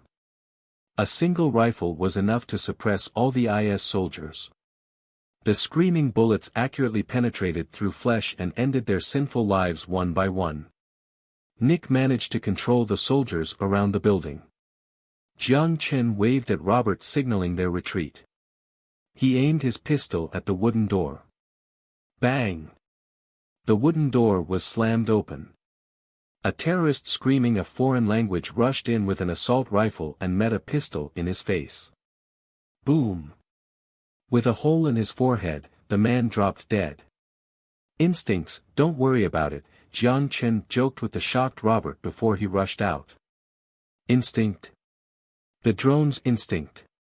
Walla walla. Jiang Chen replied to the nonsensical screaming with a bullet. Although the 11 tactical pistol was only a pistol, it was technology from 100 years later. Despite the same size bullet, the material of the bullet as well its accuracy was far superior compared to modern weapons. Although it was a pistol, it could easily shoot through the brick wall. The highly penetrative bullet made the IS soldiers around the stairs not dare to come close to the wall. But as they continued to hide, it troubled Jiang Chen as well. Since this is an IS-controlled territory, there was no way they could escape if this dragged on. Time to try the thermal detection grenade. A grimace appeared on Jiang Chen's face. The thing he got from Zhao Chenwu, the firearm dealer from the apocalypse. He popped the switch and threw the grenade away. The grenade in midair suddenly paused as flames began to spit out from one side. It was as if it had eyes, it flew directly at the IS soldiers around the stairs. They didn't even have time to duck down. The grenade exploded as soon as it detected heat. Boom! The explosive chips destroyed the entire staircase. Jiang Chen could almost sense the violent explosion. God, what are these things? Robert hid behind Jiang Chen's back as he blankly stared ahead. Some new gadgets. Stop talking, follow me. Jiang Chen changed a clip and rushed to the stairs. Thermal detection grenade. Those things were slightly pricey, being 5 times the price of a regular grenade. It was only useful on humans and would be interfered by the cheaper EMP grenade or heat bait, so they were not as useful in the apocalypse. All of a sudden, the wooden floor crashed open on the side. Allah! A man with an assault rifle dashed out and tried to smash his gun against Jiang Chen's head. But he did have a reflex of 29, so he would not get hit by a surprise attack like that. A violent stream of air ripped through Jiang Chen's arm as the almost liquid-phase nitrogen slammed onto the man's chest like a hammer. He flew away like a bomb and smashed against the wall.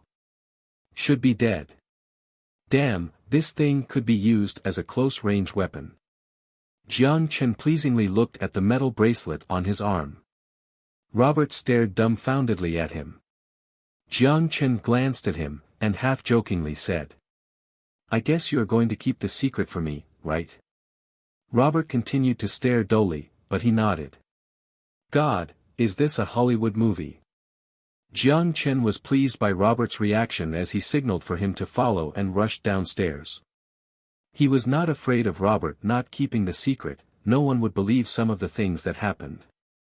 Especially if he were smart enough, he would shut his mouth. Jiang Chen, get out. IS patrol squad already noticed the disturbances on this side, and they are sending backup. Nick's voice transmitted from the communication device. Understood. Nick waved at Robert and shouted, "Quick! Start running." Before he finished his sentence, Jiang Chen dashed out of the building and fired into the sky. The gunshot dispersed all the confused civilians. At the same time, he called Robert and headed directly into the alley. Damn it. There are heavy machine guns. Nick cursed as he quickly began to move. His position was already exposed when they cross-fired. The Toyota pickup truck carrying heavy machine guns drove through the streets and headed for the building where the hostage was held. The soldier on the pickup truck called the other soldiers while forcefully opening the switch, preparing to shoot. Tat-ata. The bullets fired like raindrops, quickly suppressing Nick's position, which forced him to get on the floor and crawl to the stairs. He then jumped up and fled downstairs. The IS soldiers were not to be taken lightly as the 10-person patrol team carried their assault rifles and moved towards Nick's location with the intention of surrounding him. However, as a seasoned veteran, he stepped back and shot with his M27 while moving back to the car. On the other side, Jiang Chen used his EP to control the drone and avoided the chasing IS soldiers as they passed through the crossfire zone harm-free. Quick! Get in the car. You drive. Jiang Chen opened the door and pushed Robert in. He then flew the drone in Nick's direction. I have been surrounded, you guys leave first. Nick gritted his teeth and glanced at the wound on his left shoulder. He fired a few rounds with one hand and then ran into another alley. Although he remembered the layout of this place, his knowledge was nowhere comparable to the IS soldiers that regularly patrolled this area. Nick already accepted his fate, or else he should have already died in that small town in Kane. He would have repaid the favor. A grimace smile appeared on Nick's face as he slammed against the dugouts beside the road. He decided not to run anymore. He wanted to teach these bloodthirsty hounds who was the real warrior. 6 o'clock direction, go through that alley, quick. The voice from his headphone made him pause for a brief second before he clenched his teeth and followed Jiang Chen's direction into the alley. Almost at the same time, he caught, with the corner of his eyes, a Toyota pickup truck that just ran across where he was. A drop of cold sweat rolled down his face as he immediately followed Jiang Chen's instruction and moved. "There is a fruit store, go in it, there's a back door in the room." Under the guidance of the drone, all of the IS's movements were exposed. Although it was the complete opposite direction as the car, Nick chose to trust Jiang Chen's instruction. He kicked open the wooden door as he disregarded the screaming woman, the frightened man as well as the innocent children. He threateningly held his gun up and then with quick strides he aimed at the back door. Slam! Nick used his right shoulder, slammed open the door and got on another street. "Cross the street and go into the alley before you make a left turn." The sound of IS soldiers' footsteps and shouting resonated from afar. Nick resisted the pain in his shoulder and carried his assault rifle across the street. The footsteps were moving away. It looked like they lost him. Nick let out a sigh of relief before he took out the bandage. He wrapped his wound while running. Under Jiang Chen's direction, he quickly got back to the car. "We have to hurry, there are more and more IS soldiers coming in this direction." Jiang Chen helped Nick open the back door as he sat in the front passenger seat. Robert sat behind the wheel as he started the car. Nick ripped off his shirt and changed into a shirt that he previously prepared to cover his wound. "Where are we going?" Robert drove the car out of the alley and scanned around. Jiang Chen reached out of the window to retract the palm-sized drone as he stuffed it back into his pocket. "Head into the desert, all the roads are blocked off." "God! I am still alive, this is unbelievable." Robert steered the wheel as he exaggeratedly let out a long sigh. "We haven't escaped yet," Jiang Chen said with a bitter smile. He still did underestimate the ability of the terrorists as they responded with such swiftness. The original plan was to follow the road and head back into Baghdad. IS is much stronger compared to other extremists. "I thought you had plans." Nick had hesitated for a moment before he spoke. Jiang Chen heard the words as he smiled with bitterness. "I really don't have a plan, looks like I have been too cocky this time." He was not worried about getting caught by the IS since he could always hide in the apocalypse. However, he couldn't bring Robert and Nick over.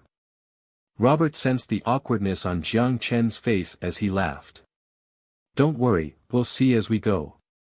They can't be chasing us forever." He opened the GPS on the car. "We still have enough fuel. We'll cross the desert and go from the northern side of the Tharthar Lake to Tikrit. If we are lucky, the government force should be in control of the area." A smile full of resignation appeared on Robert's face, but Jiang Chen couldn't even smile at all. In other words, if Tikrit is under the control of IS, they must take the gamble. If he knew it was so problematic. It's fine since he was already here and had the opportunity to test the strength of this equipment. Jiang Chen shook his head as he closed his eyes to rest. Surprisingly, he realized that he no longer felt uncomfortable killing people. It was hard to say if it was a good thing or not. Perhaps it was because all the people he killed deserved it. Jiang Chen remembered the atrocious acts conducted by the IS as he tried to justify his actions. Robert looked rather optimistic as he hummed along with the tune on the car. The guy probably has seen too many deaths to be bothered by it. Once the explosive song played, the car lifted the dust up on the sandy ground and drove into the endless desert.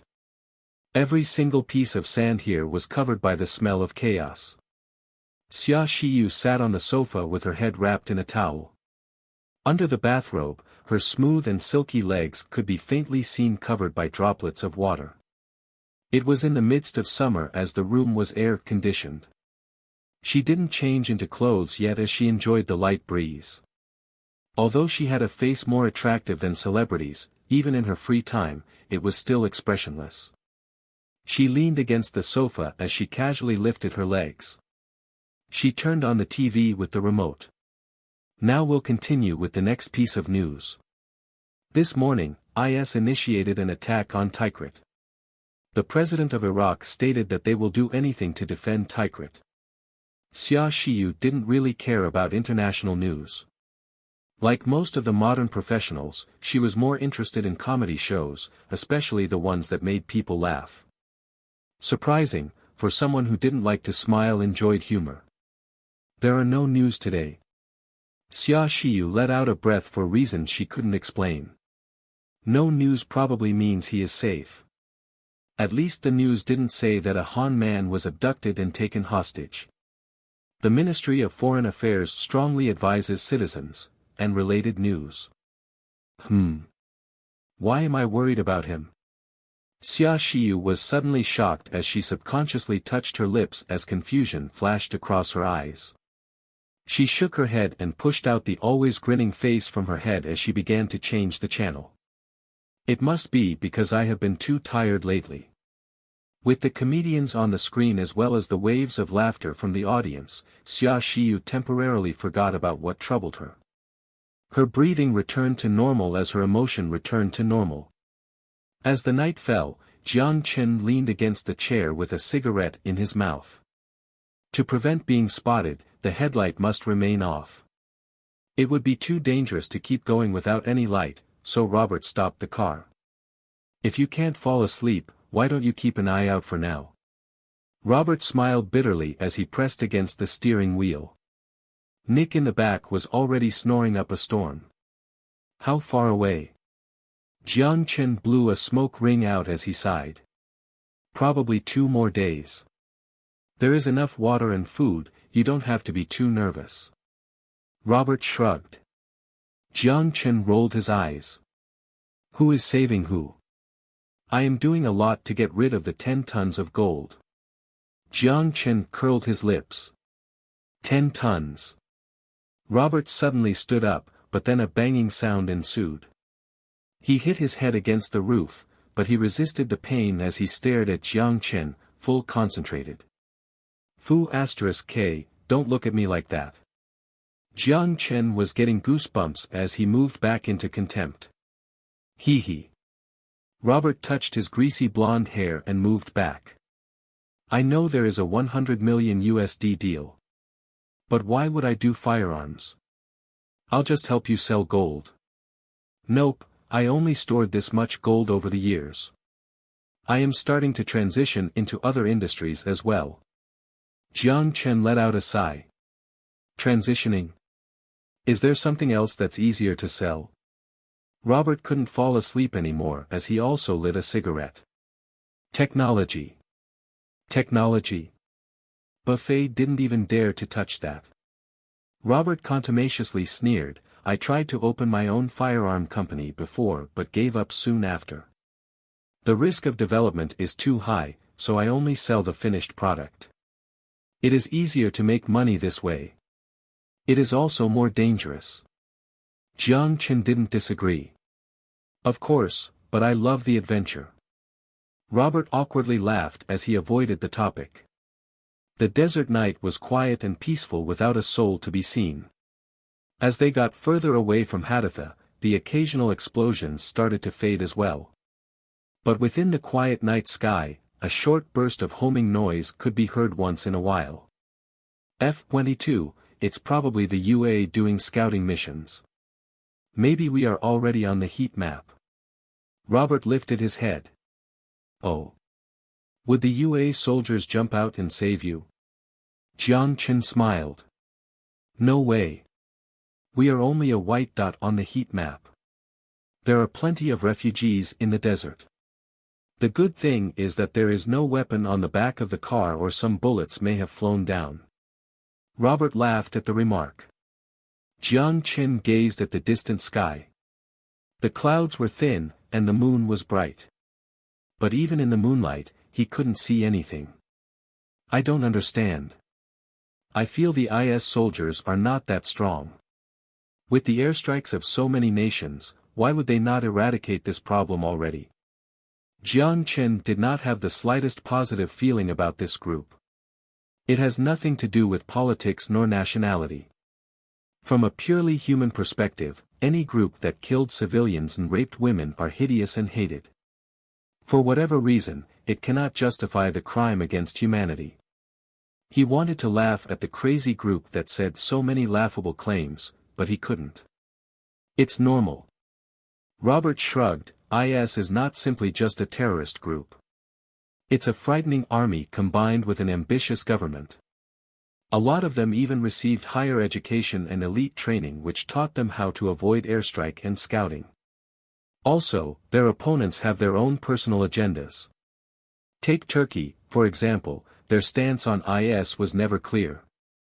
At that moment, Robert also smiled dubiously. Also, if the war ended this quickly, how would we feed ourselves? How would the unemployment rate go down? Jiang Chen thought about it as he laughed. He was right. Who cared, the Middle East was far from Hua. But for some reason, he constantly remembered the world that had fallen apart because of the nuclear war. The world where even the sun in the middle of a summer day could not cast its ray through the thick radiation cloud. The world where not a single piece of grain grew, and a world where millions of twisted faces instinctively practiced violence. Jiang Chen suddenly felt a chillness. He tried to wrap himself tighter with his clothes. The desert night was a bit too chill. Damn it. *T. The car came to a slow stop as Robert smacked the steering wheel. Nick quietly walked out of the car as he lifted the front cover. The engine is busted. Fu *K. Now we are screwed, Robert said with a voice of defeat. Jiang Chen thought if he should go back to the apocalypse for a while and bring back a levitating car. But it was only wishful thinking, he would not do that unless they were hopeless. If he did it, that would mean he was prepared to abandon the two of them. Then his gold sell-off plan would be deserted, and this Iraq trip would become pointless. Can you fix it? Jiang Chen asked. Let me try. Nick took the toolbox out from the back of the car as he began to work on the engine. However, the engine didn't seem to get any better. Just as they were about to lose hope, Jiang Chen suddenly saw a truck approaching from a distance. He tensed up as he took out the pistol. Robert also noticed the truck, but his face looked ecstatic. Put your gun away, we are saved. Quick. Shout with me. Stop here. Here. Help. Robert waved his arms as he yelled at the truck to get its attention. The truck seemed to have noticed the three of them as it slowly drove in their direction. The truck stopped. Jiang Chen saw that the back of the truck was filled with malnourished refugees. Their clothes were ripped apart and only carried a small amount of luggage. All of them had the same tired and apathetic expression. Robert walked to the truck driver and spoke with him briefly before he returned full of joy. The driver agreed to give us a ride. It is tradition to help each other out in the desert. I promised him that we'll share the fresh water on our car. Since the car is going to be abandoned, let's take the fuel out as well. Nick, come help me. Okay, boss. Nick nodded and ensued. Jiang Chen and Nick sat in the back of the truck while Robert, trying to get close to the driver, sat in the passenger seat.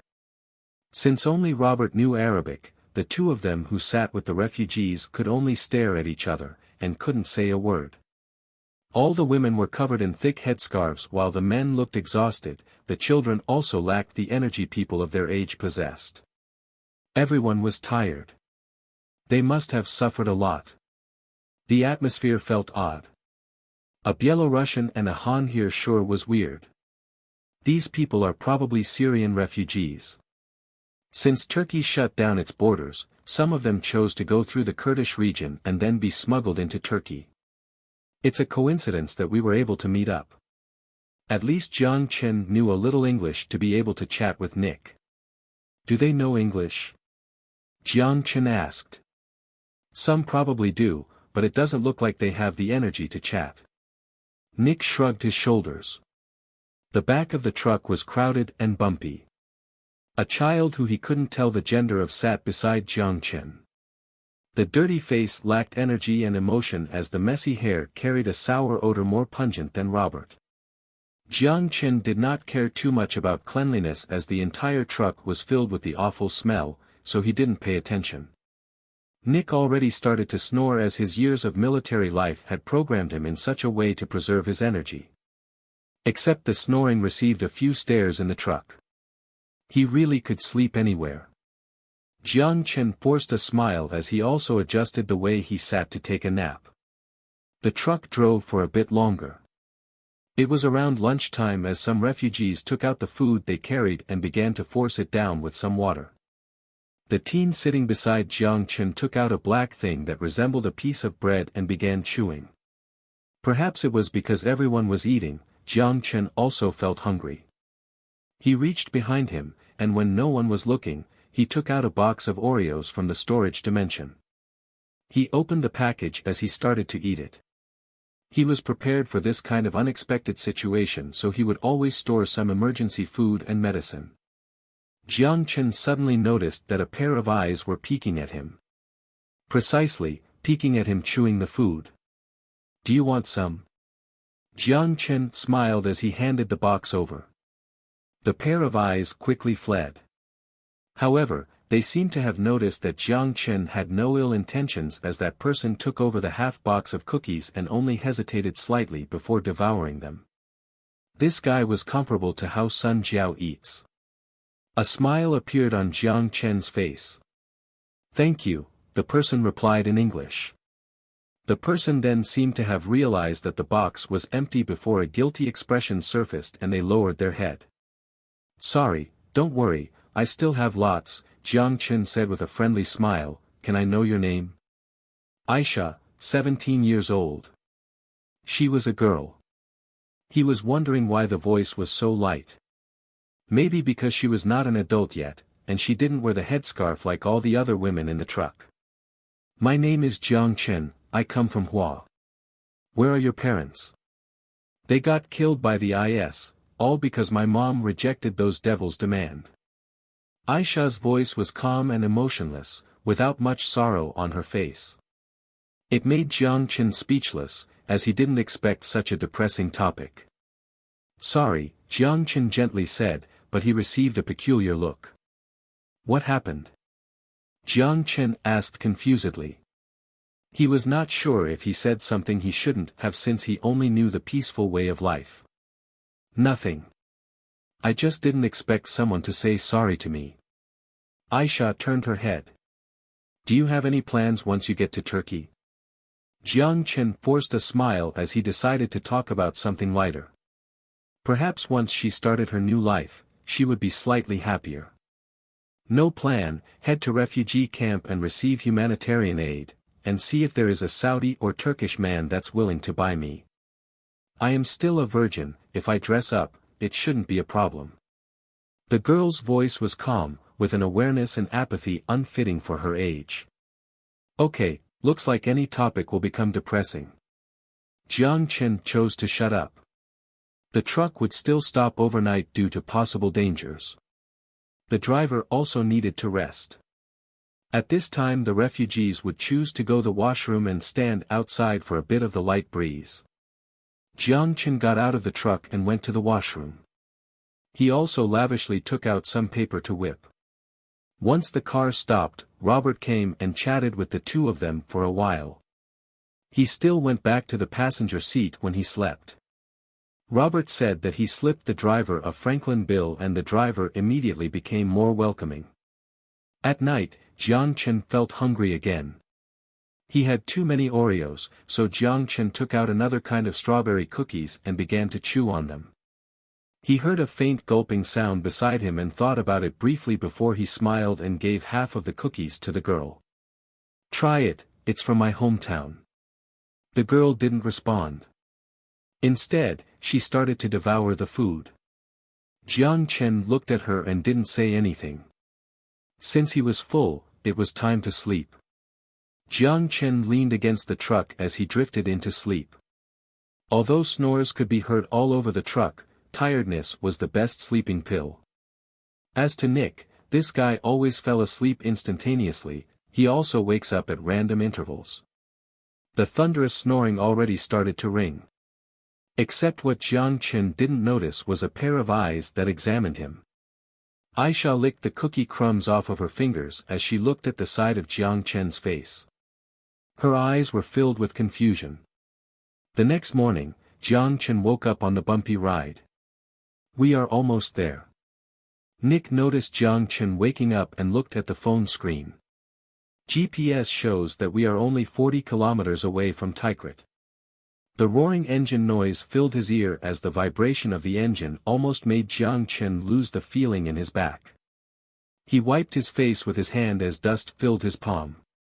He was slightly shocked before he quickly realized. This is definitely not a place to stay. That's good, I can't wait to take a hot shower, and then sleep. Jiang Chen stretched as he forced a smile. The battery in his phone was almost drained. To prepare for the unexpected, he decided to shut it down.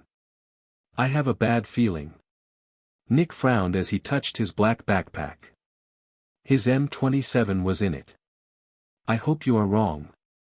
Hopefully. Nick closed his phone as his phone was about to die as well. Aisha raised her head to look at the two foreigners before putting her chin between her arms and closing her eyes. Looks like we won't get to Turkey. Being born among the chaos, she was too familiar with this smell. The smell of death. I have a company in the UA, a massive one. I like what you do. If you want, you can come drive for me. Don't worry about the green card either, the Senate is really close to me. Robert was passionately ting in the passenger seat, happily chatting with the driver who was wearing a red headscarf and holding a cigarette in his mouth. Bang! Spider web cracks had swept across the window pane before it shattered, scattering in like snowflakes. *T. Robert quickly rolled underneath the seat and grabbed the steering wheel, resisting the pain from the cuts on his head as he pulled the truck to a stop. The driver who previously had a bright smile on his face now had a gaping, bloody hole in his head. The truck shook violently, the intense vibrations jostling the unprepared refugees to the ground. At the same time Jiang Chen grabbed the metal handle behind him, he grabbed onto Aisha who was about to fall out and dragged her back into the truck. The truck swung left and right on the desert sands before it came to a gradual stop without tipping over. The back of the truck was chaos. Women trembled and sobbed with their hands over their heads while the men who managed to regain their balance held on to their luggage with uncertainty, they had an overwhelming expression of fear on their faces. Without question, it was IS. This was the death sentence. What happened, D*mit? Are you okay? Jiang Chen caught his breath as he dragged Aisha up. Looking at Jiang Chen, Aisha emotionlessly shook her head. Blood dripped out from the corner of her mouth, most likely from biting herself during the fall. Fortunately, she hadn't been thrown out from the truck. IS slave catchers. They're active in the desert and occasionally visit villages. Women will be forced to become sex slaves and men will either be killed or forced to join their group. Could you give me a bullet? If I save my virginity, I can go to heaven. No, Jiang Chen smiled. That smile made Aisha blank out for a moment. Then I'll pray for you. The girl looked down, hiding her eyes behind her greasy, black hair strands. Prepare to engage. Nick leaned against the truck with his M27 already loaded and locked. I wonder how Robert is doing, Jiang Chen murmured under his breath as he took out the 11 tactical pistol. Following Nick's signal, he quickly leaned against the other side of the door. The refugees in the truck stared at them with stark desperation. They moved out of the way and covered their heads as they prayed for safety and victory for the two strangers. The sound of a machine gun firing rang out from a distance, but none of the bullets hit the truck. A Toyota pickup truck equipped with a heavy machine gun slammed to stop beside the truck before several masked soldiers jumped out. I surrender. Robert crawled out of the passenger seat with his hands on his head. He knew that with his ability, the best he could do was not hold the others back. The IS soldier was ecstatic when he saw it was a white man. He turned around and spoke with his commander before he struck Robert in the face with his gun barrel, knocking him to the ground. "Search the back, quick." The commander stood before Robert with his AK, his face twisted into a grimace that flashed his white teeth. With a face that seemed close to crying, Robert looked up and forced a smile, only to receive a boot in the face.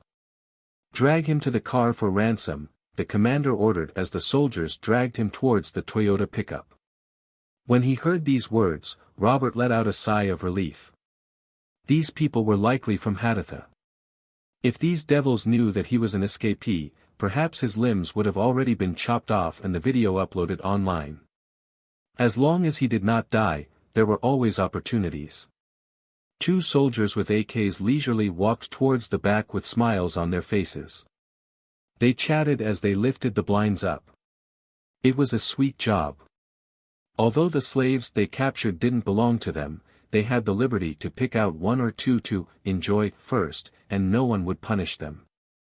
They fired 2 bullets into the air and grinned with satisfaction as they heard the screeching from inside the truck. The 2 men glanced at each other before the man on the right climbed into the truck first. There was no better way to unleash his interest in brutality than taking in the frightened looks. A grim smile appeared on the terrorist's face. Suddenly from the shadows, a giant hand reached out with polar bear-like strength and snapped the fragile neck. Jiang Chen straightforwardly swung his arm like a hammer and smashed the other terrorist's head into the ground with his superhuman power. "I'll go to the front to save Robert. You try to catch their attention from here, and be careful of the machine gun." Finished explaining, Nick quickly jumped out of the car. Jiang Chen shook his slightly numb right hand. He was planning on using the pistol to smash the terrorist's skull, but he accidentally hammered with his arm instead. The result was the same regardless. "Looks like I need to study some combat technique. Relying on pure strength is cutting it too close." Jiang Chen sighed as he grabbed the AK off the floor and lightly jumped out. He turned the corner and opened fire at the pickup truck, catching the terrorists by surprise. Robert had yet to be dragged onto the pickup truck when the gunshots made the terrorist drop him and began firing back.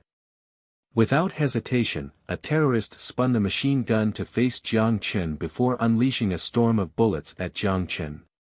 In response, an explosive amount of nitrogen burst out from Jiang Chen's right arm, blocking all of the bullets midair. "What is that thing?" The commander ducked behind the truck and craned his head around the corner to look at Jiang Chen with a look of horror. "I don't know. The bullets can't penetrate it." The machine gunner fired ferociously, but his desire to rip Jiang Chen apart with the bullets was futile. Clank! The bullets ran out.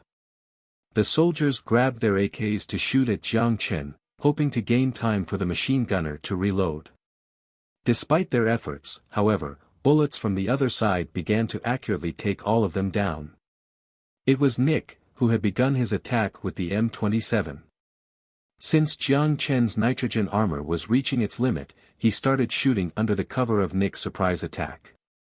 Whether he hit anyone was another question entirely, but at least the recoil was nothing for his muscle strength. D***it.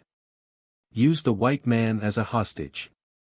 "Get up," the commander yelled at a soldier. He could not leave cover with so many bullets suppressing his movements. The soldier by the hill was also nervous. He couldn't hit Nick, who was hiding behind the truck's engine, and his 2 companions were killed instead. But as he turned and reached for Robert, a gun was already pressed against his head. Fu**ku. Robert pulled the trigger without hesitation. The gun was from a soldier who died from Nick's bullets. The commander saw Robert move and aimed his AK towards him. A sudden impact against his side, however, blew him 10 meters away, breaking almost every single one of his ribs. Jiang Chen retracted the overheated nitrogen armor and then looked at the half-dead machine gunner before he finished the deed with one more bullet. "Boss, are you okay?" Nick walked up and helped Robert up. "Sh**t, this Fu**king hurts." Robert covered his bruised face as he stood up cursing. He then turned to Jiang Chen and asked, "Is that guy dead?" "His ribs are broken, so as good as dead." Jiang Chen shrugged. "Good job." Robert raised his pistol and shot 2 more bullets. The commander on the ground didn't even have the strength to scream. "What do we do now?" Nick checked the pickup truck in the front. "The fuel is good for 200 kilometers, and we can head to Baghdad by ourselves." "Let's do that." Robert limped past the truck and grabbed the backup fuel tank and water tank that previously belonged to their old car. "What about those refugees?" Jiang Chen looked at the truck and asked. Robert and Nick stared at Jiang Chen with a look of disbelief. "What?" Jiang Chen said with a bitter smile. "Buddy," Robert threw the supplies onto the pickup truck and patted Jiang Chen on the shoulder. "Since the IS patrol team is already here, that means Tikrit is probably conquered. The United Nations can take care of the humanitarian stuff. We don't belong here, and we don't need to worry about them. With enough fuel, we can directly head to Baghdad. It's enough to remind them of the danger ahead. If we go with them, we'll be too big of a target." "I agree with the boss." Nick took out a black marker and climbed onto the engine cover as he proceeded to draw some odd symbols on the roof. "Fine." Jiang Chen shrugged. Although he pitied the refugees, he knew that too much of it would only cost him his own life. "I'll go tell them." "What are you drawing?" "UA symbol, to prevent the drones from blowing us up." Nick wiped the sweat off of his forehead. Black can absorb heat, so the thermal detection device can detect the UA symbol on top of the roof. This way, we won't get blown apart. The car belonged to IS after all. Jiang Chen flipped open the blinds covering the back of the truck as many pairs of frightened eyes locked onto him. "Tikrit is dangerous. IS may have occupied the place. Baghdad is safe. That's all." Jiang Chen took a deep breath and gave them the news, feeling uncomfortable in this atmosphere. At least some of them had to know English as the refugees began to chat among themselves. They appeared to be even more frightened by the news. He did his deed here, whether they liked it or not. He sighed and was about to turn around and leave when a hand gently grabbed him. Jiang Chen turned around and saw the dirty face of the girl from earlier. Under the dry and greasy black hair strands were eyes filled with pleading and uncertainty. She said something in Arabic, but Jiang Chen couldn't understand, so he shook his head in confusion. Perhaps the words were too complicated for the girl to express in English. Maybe she is hungry. After thinking for a moment, Jiang Chen took out a box of cookies and handed them to her. The girl shook her head and after hesitating, she opened her mouth and said with a raw voice, "Please take me with you." Jiang Chen was shocked. He first smiled, ready to reject, but then he gazed into her eyes and saw the pleading look in them. "No plan, head to refugee camp and receive humanitarian aid, and see if there is a Saudi or Turkish man that's willing to buy me." For some strange reason, Jiang Chen remembered the words the girl spoke yesterday. They had pierced his heart like nails. He opened his mouth as he looked at the girl's dirty face and couldn't say a word. He sighed. This sympathy again. "Follow me." Jiang Chen exhaled as he jumped out of the car. The girl's rigid face finally displayed a flicker of joy. She prayed genuinely and immediately followed after him. "You're finally back. Let's get on our way." Robert noticed the girl behind Jiang Chen, and the way he looked at Jiang Chen suddenly became dubious as he lightly whistled. Nick, who was usually expressionless, also glanced at Jiang Chen with a suspicious look. "It's not what you guys think." Jiang Chen tried to defend himself. "How are you going to take care of her? Why don't you come to the UA and work with me? Utah supports polygamy." Robert patted Jiang Chen's shoulder, who was sitting in the passenger seat. "And get on the FBA wanted list with you." Jiang Chen rolled his eyes. "Ahem, won't ever happen again. Since I escaped, a lot of things will be different." Robert started the car, but not before Jiang Chen caught a glimpse of cunning that did not fit the young age of his face. Jiang Chen leaned against the chair and didn't respond. I mean, my brother, anyone has moments of highs and lows, especially for people like us who engage in dangerous businesses. If your business is not doing so well, come find me, Robert said calmly, but Jiang Chen heard the sincerity in his voice. I am a good businessman now. Jiang Chen laughed, but he remembered Robert's words deep down. No way, you are ting me. Robert smiled as he gripped the steering wheel. Nick and Aisha sat mutely in the back.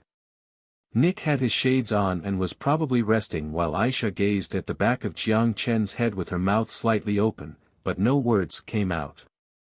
Robert speaks Arabic, Nick suddenly said. A smile appeared on his mustached face. Aisha hesitated for a moment as she shot a grateful look at Nick. After pondering, she rallied her courage and said the same words again. Robert, who was chatting with Jiang Chen, suddenly stopped and gave Jiang Chen a dubious look again. What did she say? Jiang Chen noticed Robert's expression and asked. I pray to Allah that you are able to punish the devils that pretend to use his mercy. Then, even if you believe in heresy, I can still be the present from the desert and become your wife. I'll be gentle like a camel and attend to you and your wife. As long as you give me a place. This is so corny. I had to translate into English and then into Han, so it might be a bit off, but that's the meaning of it. Robert made fun of Jiang Chen, looking like he was about to burst from holding back his laughter. What the foo *k? This was the only thing Jiang Chen could force out. Utah supports polygamy. Do you need a green card? Robert laughed raucously. You can save that for yourself. He didn't have plans to expand internationally. True, but it's only paperwork after all.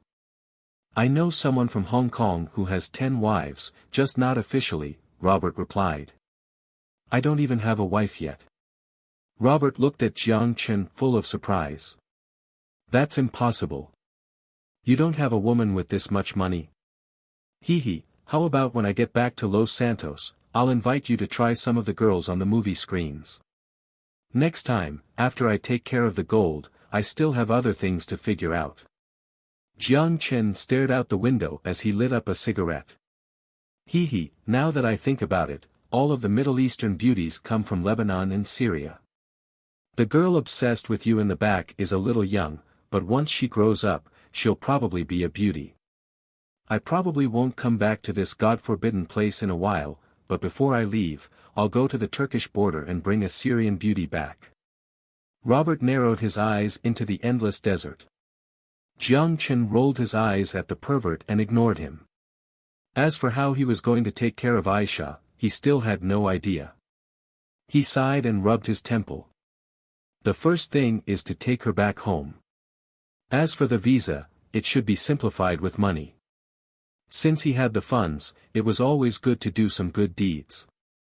Did he have other thoughts? With the dry and greasy hair hanging around her dirty face, he really didn't have any for now at least. Besides a small-scale sandstorm, the remaining journey was smooth without any unexpected events. The three of them took turns driving. Even Jiang Chen, who did not own a car, had a driver's license. After Robert discussed with Nick and Jiang Chen about detouring around Tikrit since it was likely IS territory, they decided to follow Tharthar Lake and head northeast through Samarra before arriving in Baghdad. This was their plan to avoid all possible high-activity areas. At night, the four of them stayed in the car. The sound of fighter jets screeching above them made the whole evening a tense affair. Despite that, no bombs dropped down thanks to the black pen that clearly served its purpose. Nick found a random reason to change seats with Jiang Chen, leaving Robert to lean towards Jiang Chen's ear with an unclear expression and say with a lowered voice, "Don't worry, I'm pretty dead when I sleep. If you want to, I won't look." Robert also glanced with a smirk at Aisha who was huddled into a ball in the corner. Foo *k off. Jiang Chen didn't have the desire to at this point, and even if he did, the smell was too awful. For these refugees who ran for their lives, they didn't have the time to clean themselves as every moment was focused on survival. As for Aisha, whose beautiful features were hidden by the dirt, she was aware of her terrible body odor and kept to her corner in a vain attempt to avoid bothering Jiang Chen. To be fair, although she smelled, it was not at a level where Jiang Chen couldn't bear it. If he could fall asleep in the pungent truck from before, then he wouldn't mind the smell now, especially since Robert, who hadn't showered in over a week, probably smelled worse. I might have some odor, but I can promise that once I shower, I'll use my body to make you satisfied. Aisha bit her lips as she spoke. It took almost all of her courage to say these words aloud. 2 whistles came from the front of the car as Robert and Nick obviously hadn't fallen asleep yet. These 2 animals. Jiang Chen cursed in his mind. Ahem, I really don't mind, he said a bit awkwardly. Aisha blushed, but it was not visible from under the dirt. Is it okay for Islamic women to marry a Han? I heard that the Han believe in Confucius, Robert said mockingly. She silently gazed at Jiang Chen. Following your logic, we also thought your people were all Christians, but you say **t more than you say God. Also, did your Han teacher never tell you that Confucianism is not a religion? Jiang Chen shot back. Of course, this was debatable. Robert shrugged and laughed. Don't look at me like that. I do pray when necessary. Jiang Chen looked at Aisha, and after some hesitation, asked with a serious voice, as you've already heard, I don't believe in anything and don't plan on it either. I heard that Islamic women are not allowed to marry people of other religions. Is this still okay? No problem. Aisha shook her head. You helped Allah to eradicate the demons in His name. You are my savior. Without you, I probably would have died in humiliation. Since you saved me, I am yours. Jiang Chen's throat gulped slightly as he silently gazed into the peacefulness in her eyes. To be honest, he was tempted. No man could resist a beautiful girl like this, especially him, who had been a virgin for over 20 years and lost his virginity in another world. Of course, righteous men would be different, but Jiang Chen was honest enough to admit his personal flaws. Without the proper environment to shape him, he grew up acting like anyone else. If she wanted it, then it was up to her. Perhaps after a shower, her beautiful foreigner looks would come through. Maybe she would be a good driver. With these thoughts, he felt relieved and didn't pursue his musings. As for the 2 animals up front, the thunderous snores had already begun. The next morning, they grabbed a couple of crackers to eat between sips of water as breakfast. According to the GPS, they were very close to Baghdad. 20 kilometers northwest of the city limit, they got stopped by the patrolling UA forces, but after a brief inspection, the soldiers didn't give them any trouble. Robert displayed his green card to the patrolling officer and managed to borrow their car's satellite phone. After making a few calls, he returned the phone. Although the UA soldiers were not known for their good behavior, when they encountered their own citizens, they were quite friendly. After all, no one wanted to receive a subpoena from the court. The soldier from Ohio struck up a conversation with Jiang Chen thinking he was a reporter. Nick, who already naturally looked like a bodyguard, began to smoke beside the Hummer. Aisha hid in the car despite the interior's humidity. It was easy to tell how terribly the UA soldiers had acted in the past from the distrust in her eyes. Several minutes later, a black shadow appeared in the distant horizon. It was a little bird helicopter in which Jiang Chen also recognized a familiar face. The violent gusts of air from the helicopter swirled the sands away from itself and into the surrounding people. Once the helicopter safely landed, the man in the passenger seat unbuckled his seatbelt and jumped down. "Bruce, my old buddy, we meet again," Robert greeted as he approached and gave the mercenary in combat uniform a hug. **T, why do you smell so bad? Looks like you haven't been doing well lately." Bruce patted Robert on the back and then immediately pushed him away. Ahem, I have been doing terrible lately, but that's all in the past. Robert dusted the sand off his body and flashed his white teeth in a grin. I don't think this can be solved so easily. Mr. Robert, nice to meet you again. Another middle-aged man with a sharply pointed nose disembarked from the helicopter. He gave a keen look towards Jiang Chen, who felt quite uncomfortable, but he only frowned slightly and didn't say much. Ahem, Mr. Lawrence, nice to meet you. Robert smiled awkwardly and extended his hand. Looks like you managed to escape danger, Lawrence said casually as he shrugged.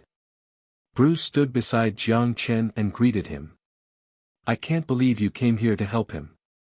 Bruce forced a bitter smile and took the cigarette Jiang Chen passed over. Who is this person? Robert seems to be afraid of him.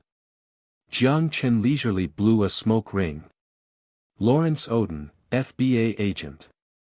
Please don't release my information to irrelevant foreigners, Mr. Bruce, or I'll have to deliver my doubts on your work quality to Blackwater International on behalf of the FBA. Lawrence heard their conversation and put Robert aside as he walked towards Jiang Chen's direction. With his back towards Lawrence, Bruce rolled his eyes at Jiang Chen and rolled his shoulders. A guy that's not that easy to get along with. Jiang Chen locked gazes with Lawrence, who stood in front of him. The uncomfortable stare continued for a while before Lawrence opened his mouth. Are you here on behalf of your country? Or as an individual?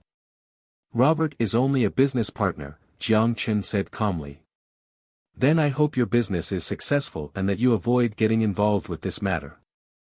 Lawrence didn't try to lower his voice from Robert in the slightest, glancing at him directly as he talked to Jiang Chen. Ahem, don't be like this, buddy. Robert rolled his eyes. Maybe we can talk. I don't have any interest in your conflict. Maybe you can discuss it in private. Jiang Chen smiled. Discuss. Lawrence opened his palms and smiled humorlessly at Robert. How do you want to discuss these 400 tons of oil from Iran? Are you out of your mind? There is no evidence now. Robert smirked, not fazed in the slightest. He reached out and thumped his hand on Lawrence's shoulder. Buddy, maybe we can make a deal. I'm listening. Lawrence scoffed at him but didn't push Robert's hand away. To prevent these sort of unexpected events from occurring, I usually have an extra layer of protection when I conduct business in highly sensitive area. For example, a box of empty bullets that are installed with a GPS signal. Where these firearms go, you can imagine. A cunning look flickered in Robert's eyes. Lawrence's facial expression drastically changed. Where is it? Right here. Robert grinned and threw a smartphone into Lawrence's hands. Congratulations, future head agent Mr. Lawrence. This is going to be a big deal. Your smart ass saved you this time. I'll let this one incident go. Lawrence peered at Robert for a long time before he turned and put the phone into his suitcase. He then dashed for the Little Bird helicopter. Bruce, let's go. We have to go back to the aircraft carrier. Okay, boss. Bruce answered and shrugged helplessly at Jiang Chen before he followed. And also that Biden. I need to have a chat with him. Robert yelled at the helicopter that was lifting off. Do whatever. The witness protection program was only a verbal promise, whether it was kept depended on Lawrence. You guys made a deal? Jiang Chen asked Robert. Yeah, a missile guided by the GPS could send all those B** stars into heaven. I bet they're all busy carrying the firearms into their warehouses. *T, this is big. Robert smiled gleefully and held on to Jiang Chen's shoulder. Let's forget about these politicians with their hands full of *T. I'll treat you to some fine booze in Baghdad. You're not nervous at all. Jiang Chen was speechless. I've been in this industry for too long. Maybe I'll think about transitioning to a different industry. Robert shook his head. The Iran oil business is done for. I'll have to go to Saudi Arabia and close down the Shell company. The three of them returned to the pickup truck and said their goodbyes to the patrolling UA soldiers. Robert settled into the driver's seat and started the car towards Baghdad. "Do you have any idea what you want to do now?" Jiang Chen casually asked. "Somewhat. That's right. Movies. Haha, Hollywood movie producer doesn't sound so bad. Next time you come to Los Santos, I'll arrange some Hollywood girls for you." Robert smiled. "Hollywood celebrities, can you afford them?" Jiang Chen glanced at Robert as he chuckled. Robert smiled with his hands on the steering wheel. Los Santos is a place filled with dreams. As long as you're a movie producer, those blonde girls who dream of becoming famous overnight will prepare their asses for you. That God**MN place, it's magnificent. Looks like it's the same for any country's entertainment industry. Jiang Chen chuckled as he suddenly remembered Liu Yao. A grin surfaced. Maybe he should also become a movie producer. It was only a way to spend money after all. The battle was spreading to Baghdad, Iraq's capital. The sound of explosions made for a sleepless night as it cast a gloom of war on the once prosperous city. Of course, that was only for the natural citizens of Baghdad. As for the foreigners like Jiang Chen and Robert, they drank and caroused, untouched by the events around them. Amidst the bar's flashing lights, heavy metal rap pierced through everyone's eardrums. A Lebanon beauty writhed on stage with her snake-like waist and dark blonde hair swinging. The men sitting by the dance floor howled and screamed as one as they threw Franklins in exchange for more exotic moves. Behind the bar, a black bartender placed mixed cocktails in front of Robert and Jiang Chen. The establishment was rumored to belong to a British man as most of the customers were either foreign soldiers or laborers and reporters. The people here didn't have to bear the burdens of this war, even if the battlefront was at the doorstep. They knew their country's army would come and cover their departure. It truly made people envious, to have your home country always be your staunchest ally and protection no matter where you were. Safe trip. Robert raised his cup. Safe trip. Jiang Chen toasted him and threw it back. The cocktail tasted rather odd. Other than the alcohol, there seemed to be something else mixed with it. I heard they banned alcohol. Jiang Chen swirled the crystal glass as he enjoyed the beauties dancing on the floor. That's for religious people. The owner here has an influential background which grants him a special license to sell. Also, the majority of the people here are active UA soldiers or Blackwater International mercenaries. Even if the occasional drunk were to cause problems, they'd be kicked out immediately. This place doesn't even need bouncers.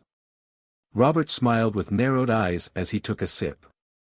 For these guys that live on a knife's edge, only this sort of stimulation can give them the peace of mind again to feel alive. Speaking of the people who could die any second, Robert referred to not only the soldiers who were in danger of stepping on landmines, but also to himself as a firearms merchant. Jiang Chen's hand holding the glass briefly trembled as he thought deeply about the chaotic apocalypse and the people who suffered there. He did not feel any pity. It was only that he realized he was one of those who could lose his life at any moment. I'll be more careful in the future. He shook his head as he took another gulp. Handsome, do you want a shot?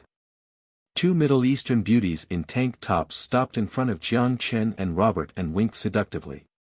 Which one do you want?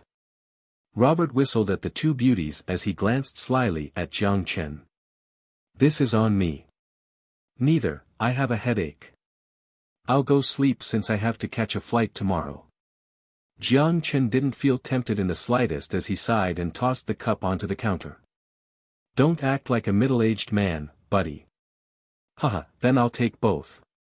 Robert laughed, gathering both of the beauties into his arms and caressing them in his drunkenness. Jiang Chen rubbed his slightly sore temple and stood up to leave. He left the bar with its heavy metal screams and desire-filled cheers as he drowsily searched for the hotel door in his alcohol-driven stupor. He shoved the door open and dived into the soft bed, snoring almost immediately with a pungent, alcohol smell wafting from him. Aisha, who was curled up on the side, smelled the liquor and slightly raised her eyebrows before she let out a sigh. He was a non-believer after all. Once they reached the hotel, Jiang Chen brought her here. Not only did she take a shower, but he also brought her a hot lunch to enjoy. He also requested the hotel attendant to purchase new clothes for her from a store nearby. Although it was not in their job descriptions, a hefty tip took care of the problem. After settling her in, Jiang Chen left the hotel. And then he didn't come back until almost midnight. Aisha didn't sleep until he came home, acting out her role as wife as she courteously waited for her man to come home. This was what her mother had taught her, but unfortunately, she would never be able to see her daughter get married. Marriage was an uncertainty as Aisha heard that many countries believed in monogamy. For her who was picked up, she didn't envy the ritual, only, she was happy that Jiang Chen did not leave her behind. Different from before, she was clean and dressed in new clothes. The exotic beauty was just under the surface, ready to bloom at any moment. Yet even now, it was hidden under an emotionless expression. The rigid and thin body was noticeably malnourished, but the existing curves were accentuated by the slightly thin fabric of the clothes. After a bit of care, Aisha would become a beauty like her mother. There were many beauties from her country. But in this forsaken piece of desert, beauty was a sin. Aisha's eyes were different from Xia Shiyu's pride-filled gaze. They were instead apathetic, perhaps towards life itself. Jiang Chen couldn't know for sure with just an intuition. The day she saw her parents brutally murdered, her tears, her fears, and her sorrows were drained from her body along with her hatred. She had seen far too many tragedies that she even questioned her feelings for her own life. If faced with the decision between death and a greater pain, she was prepared to calmly choose to end her own life. It was a logic taught to her by war, virulent and widespread among the people. Despite all that happened, however, this sympathetic Eastern man accepted her. Aisha ignored the awful smell of alcohol as she shifted Jiang Chen's body. She then took a hot towel and placed it on his forehead. This place is like heaven. Pristine bedsheets, beautiful decorations, she was never so happy before, and she treasured this contentment dearly. Once she wiped Jiang Chen's face, a hint of softness showed in her apathetic eyes. Her finger lightly touched Jiang Chen's chest as she hesitated before she took a deep breath and made up her mind to unzip Jiang Chen's clothes. She placed the sweat-drenched clothes to the side and blushed at the muscular body. Embarrassed, she still reached out with her trembling hands as she gently toweled Jiang Chen's body.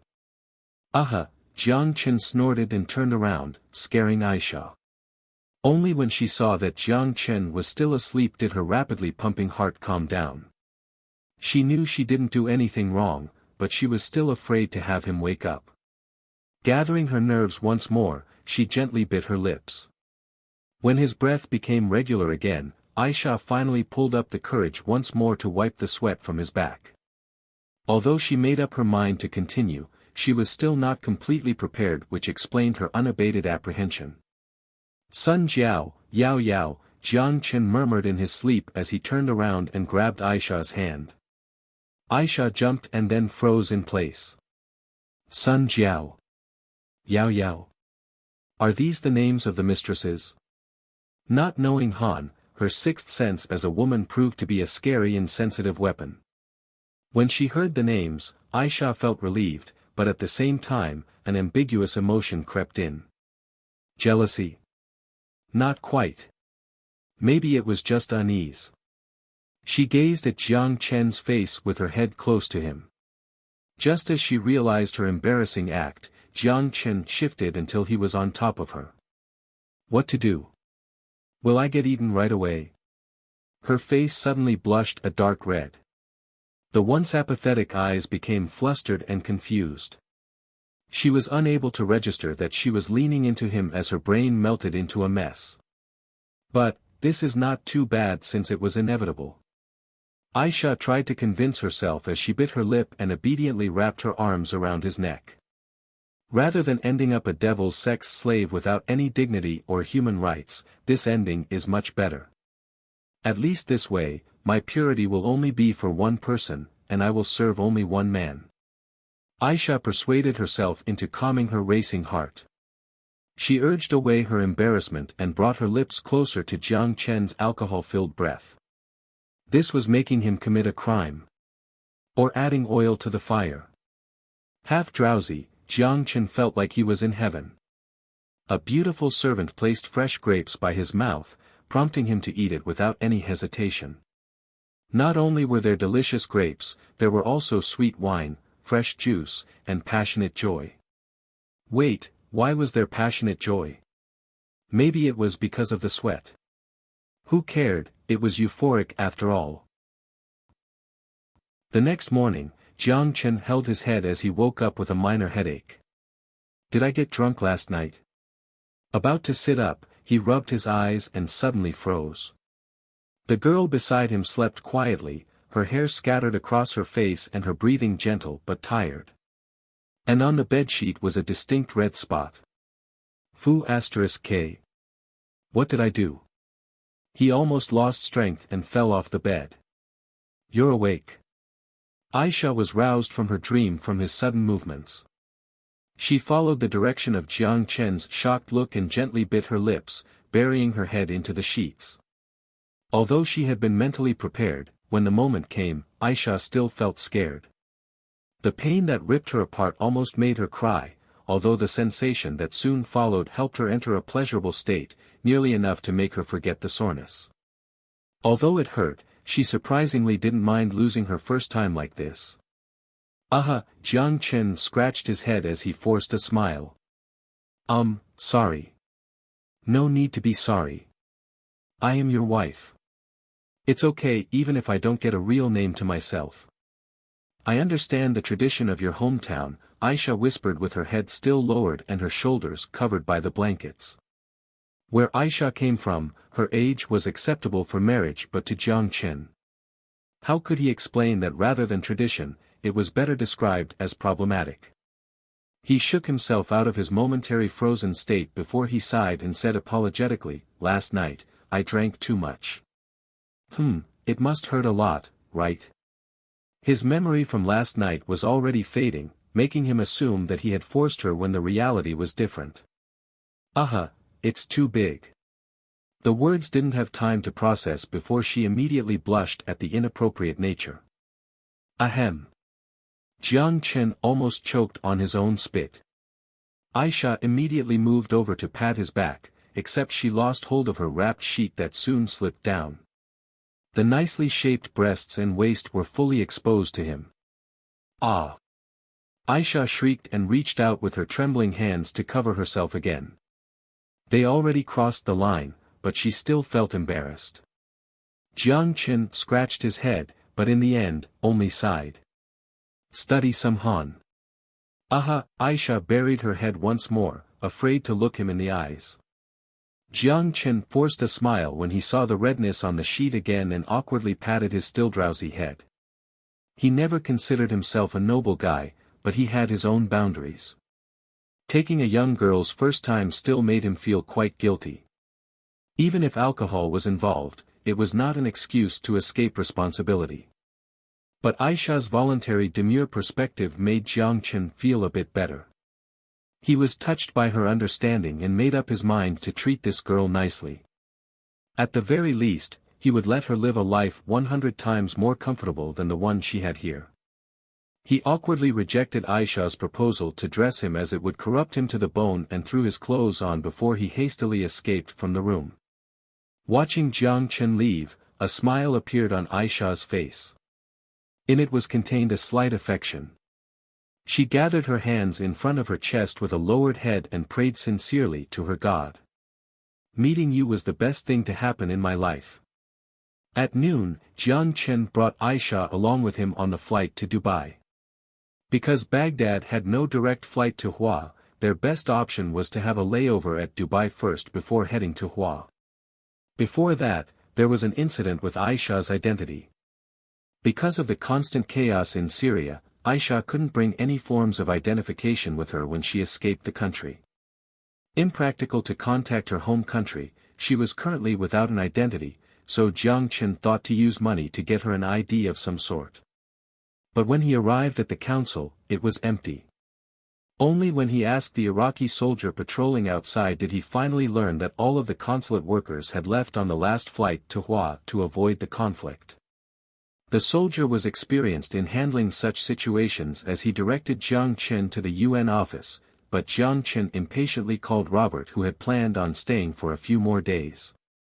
Hearing about Jiang Chen's trouble, Robert happily offered his help and contacted someone in the UAE embassy to acquire a green card and passport for Aisha at the cost of $20,000.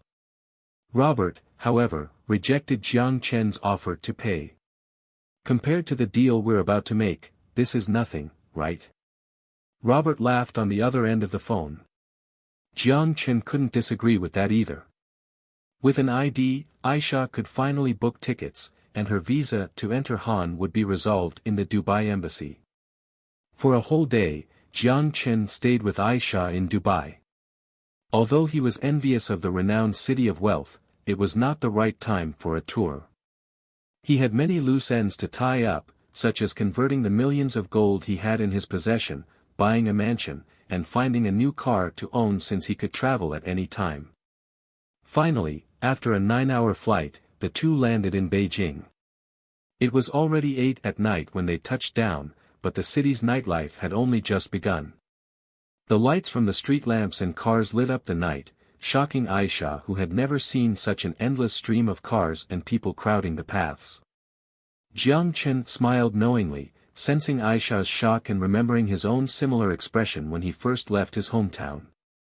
At the time, the magnificence of Wanghai City's night sky had stunned him into silence. People would only understand once they lived here. Despite the bustling streets, none of it touched your life in any way. Perhaps this was the apathy of the modern world.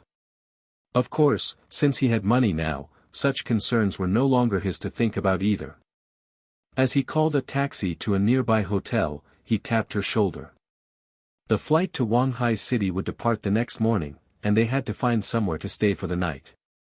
After showering, Jiang Chen got on the bed right away, ready to sleep, but he was soon overwhelmed by awkwardness from what came afterward.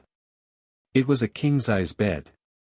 Aisha, who had just finished showering after him, approached the bed covered in a towel.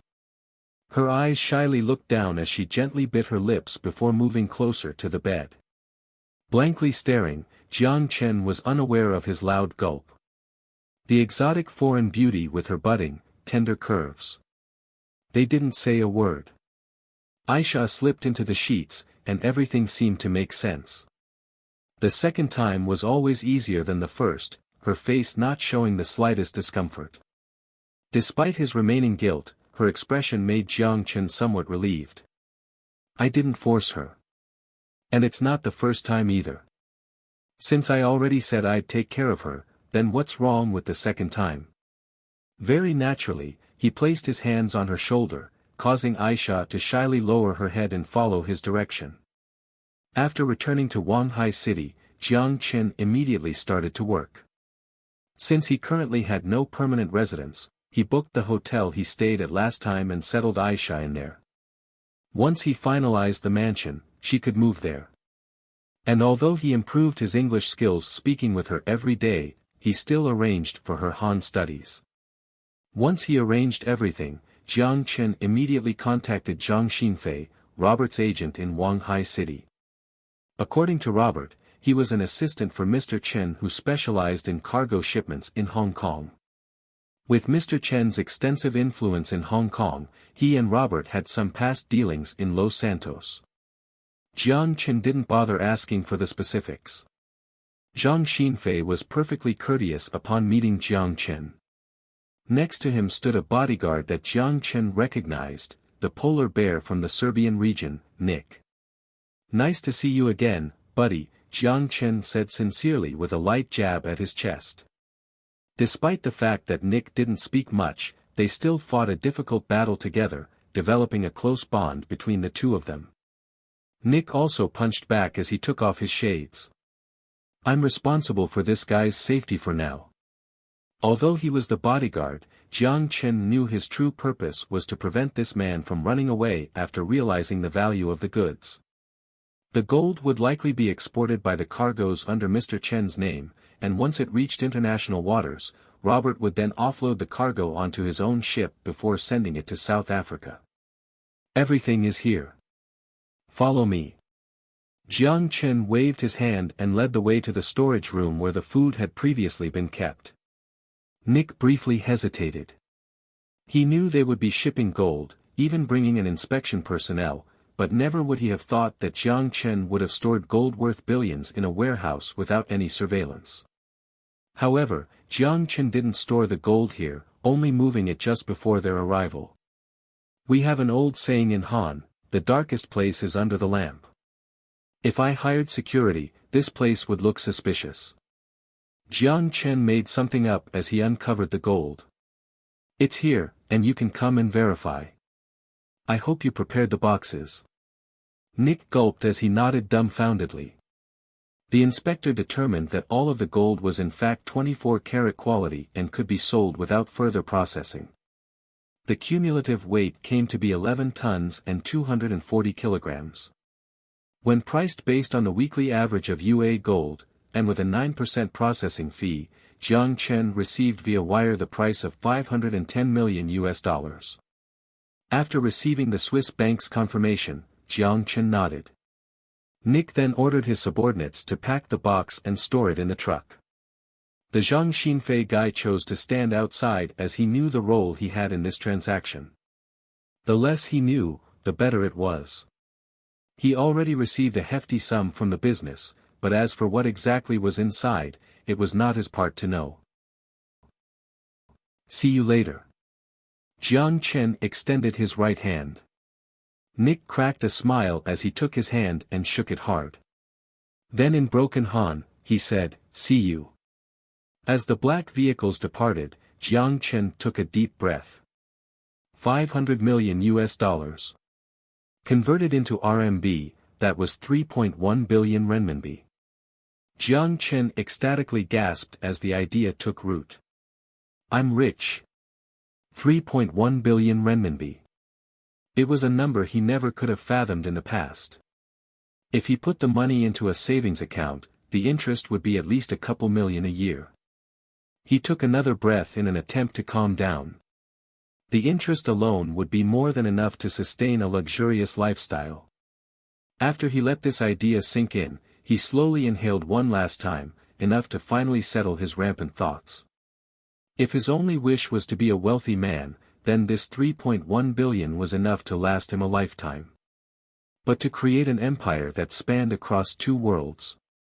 At this, his excitement gradually cooled down, replaced by the fire of ambition in his eyes. Desire had the power to make people crazy, but it also made some people stronger. Wealth? That was not enough. I can gain more. Not enough. 3.1 billion is a fraction of what Future Technology Corporation is going to make in market capitalization. He laughed loudly, disregarding the weird looks thrown his way. Not only a wealthy man, I will be the richest man. 3.1 billion would be an astronomical number in anyone's pocket, but that's for ordinary people. Am I ordinary? Since I already have enough for a mansion, why don't I purchase a golf course? What? I don't know how to play golf. So what if I don't know how to play? I can still show it off. And even if it were to draw attention to himself, once the full sensory, virtual reality computer and other devices were introduced to the market, he would be noticed regardless. It wasn't as though he did anything illegal either, so he wasn't afraid of the authorities. The government was not foolish enough to believe time travelers actually existed. Even if the authority were to develop an interest in him, they would treat a corporation with such advanced technology like a precious jewel. In no way would they be foolish enough to kill the egg-laying chicken. To implement technology helpful to the military, the actual procedure would take more than 10 years, which was impractical. With innovation also came the risk of prompting an arms race again, risking a technology leak to espionage activities.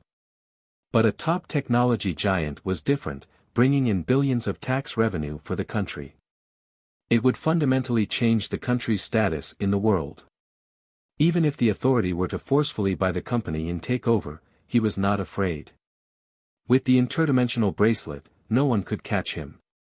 While he wouldn't be able to do anything against them, he could always start anew somewhere else.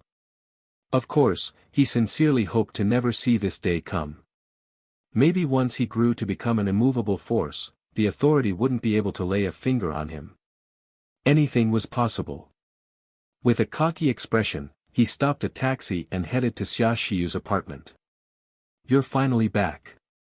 Xia Shiyu squeezed the words out after letting Jiang Chen into the room. I encountered some problems," Jiang Chen said as he scratched his head. Xia Shiyu sighed at his careless expression. She hadn't been able to sleep well these past few nights, but now that Jiang Chen was safe, her heart was finally able to settle down. As for why she was worried, she didn't bother to think it through. "If you have something for me, just give me a call. You don't have to visit every time," Xia Shiyu said casually. Jiang Chen raised his eyebrows with a grin on his face. "Why? You have a boyfriend now?" Xia Shiyu coldly glared at his humor-filled eyes. "No, but you always find me during inappropriate times. Even if it's work-related, it's still not right." It was already 8 o'clock, allowing a man into her home felt slightly weird. Despite her poker face, this girl took other people's opinions seriously. If not, she wouldn't have fired Jiang Chen over a joke. There were probably already rumors circulating around with the neighbors. Jiang Chen easily saw through her intentions. Although he understood, he still wanted to tease this stubborn girl. "No worries, overtime until tomorrow morning," Jiang Chen said while laughing without thinking through the implications of his words. Xia Shiyu's face, however, turned bright red, so threatening that it seemed she would kick him out right there. "Did I say something wrong?" Jiang Chen asked as he scratched his head once more. "Seems like I teased her too much." Towards this sensitive girl, Jiang Chen could never resist teasing her, but if she actually got angry enough to stop working for him, he would never be able to clean up the mess. Xia Shiyu's chest heaved violently as she bit her lips before she finally calmed down. "Extra time until tomorrow morning. You plan to spend the night here?" "What extra night?" Being an assistant was a sensitive profession. Although Xia Shiyu was the CEO by name, she always felt that her work was more of an assistance. But Jiang Chen didn't seem to realize the meaning behind his words, and with how easily she became embarrassed, she would never say it out loud. Xia Shiyu sighed again at Jiang Chen's grin. She grabbed the document she had worked on for an hour before turning off the TV. "Company growth. I've already submitted the required documentation for the mobile game to the authorities for approval. It didn't have any sensitive information, and will most likely receive the results shortly. Even if we released the game now, the loose regulations currently in place would allow it without many repercussions. In fact, this would solve the pressure on our cash flow, and many companies are already doing this." Xia Shiyu propped her black-framed glasses and logically explained the progress to date. "Excellent, I'm impressed by your ability. As for the early release plan, there's no need to rush it. We won't allow other people the opportunity to ridicule us, so follow the procedure as planned." Jiang Chen nodded with a smile. On the other hand, the company building renovation is almost complete. Including the furniture and 1 year of rent, the total cost is 70,000 RMB. I've already submitted the cost to the accountant, and here's a breakdown for you to look through. Not bad. Pleased, Jiang Chen nodded and flipped through the sheets. Despite receiving recognition for her work, she felt more tired for some reason. She huffed before continuing, "Based on my research, the minimum number of employees required to operate is 14. This is taking into account the fact that we don't require game developers. A manager would cost 6,000 a month starting salary, server maintenance, legal, customer service. Wait, you can just give the spreadsheet for me to look over." Give me the key takeaway, Jiang Chen said. The estimated salary cost would be 68,000 a month. The necessary equipment would cost around 100,000. If we don't develop ways to generate revenue, she took a deep breath and said slowly, the company is facing risk of bankruptcy. No matter how stellar her management, she could not make money out of thin air, particularly for a mobile game that required time to gather the initial investment. Without a proper marketing and operations team to build a large customer base, even with methods such as in-game purchasing, everything was futile without people playing. Bankruptcy? Jiang Chen started to laugh. What are you laughing at it? This is your company. Xia Shiyu gave him a dirty look. Unfortunately, it had no effect on Jiang Chen. Ahem, equity infusion. Jiang Chen didn't tease her further and said in a voice full of arrogance. This is the only way the company can survive through this initial rough period. Since we don't have the necessary assets, it would be difficult for any bank or venture capital to loan money to us. How much is the president willing to give? Xia Shiyu felt relieved. Even if it was Jiang Chen's company, she still depended on this job since it all began with her owing him money. The fact that Jiang Chen didn't outright demand it didn't mean she would not pay him back, this was her own stubbornness. Is 10 million enough? Jiang Chen asked casually. Swoosh, the files dropped onto the ground as Xia Shiyu stared at Jiang Chen stunned. What? Not enough? He frowned. What about 100 million? Are you making fun of me? Xia Shiyu gritted her teeth and glared at him. There was no way she believed that Jiang Chen was that wealthy. What kind of business would make this amount of money in just half a year? The only explanation was that Jiang Chen was joking with her. I'm not kidding. Jiang Chen laughed. You can come with me to the bureau to finish the necessary procedures tomorrow. Xia Shiyu fell silent. After a long pause, she finally said, if you're so rich, why would you open a company? Jiang Chen thought for a second before rolling his eyes. Who set the rule that you can't open a business if you're rich? She was clearly not happy with this answer. After another long silence, Jiang Chen didn't expect Xia Shiyu to blurt out, do you want to pursue me? Connected with Chapter 29, communication terminated it. He smashed a hanging piece of steel as the orange letters on the dangling screen made Chu Nan even more annoyed. The corrupted electronic equipment sparked as the circuit was either shorted or destroyed. The shaking helicopter body made him hold his breath. Once the helicopter body stabilized, he gritted his teeth as he pushed the metal frame on his body with all his might. He glanced at the assistant pilot beside him. That sucker's condition was even worse as the bent steel frame directly penetrated through his ribcage, and his blood splashed everywhere. He looked at the metal frame that had stabbed through his arm and took in a gasp of air. Nevertheless, he felt lucky to be alive. That distance was 1,200 meters from the air. Apart from his operating skills, it was pure luck to survive from falling that high up. Chu Nan already used his best effort.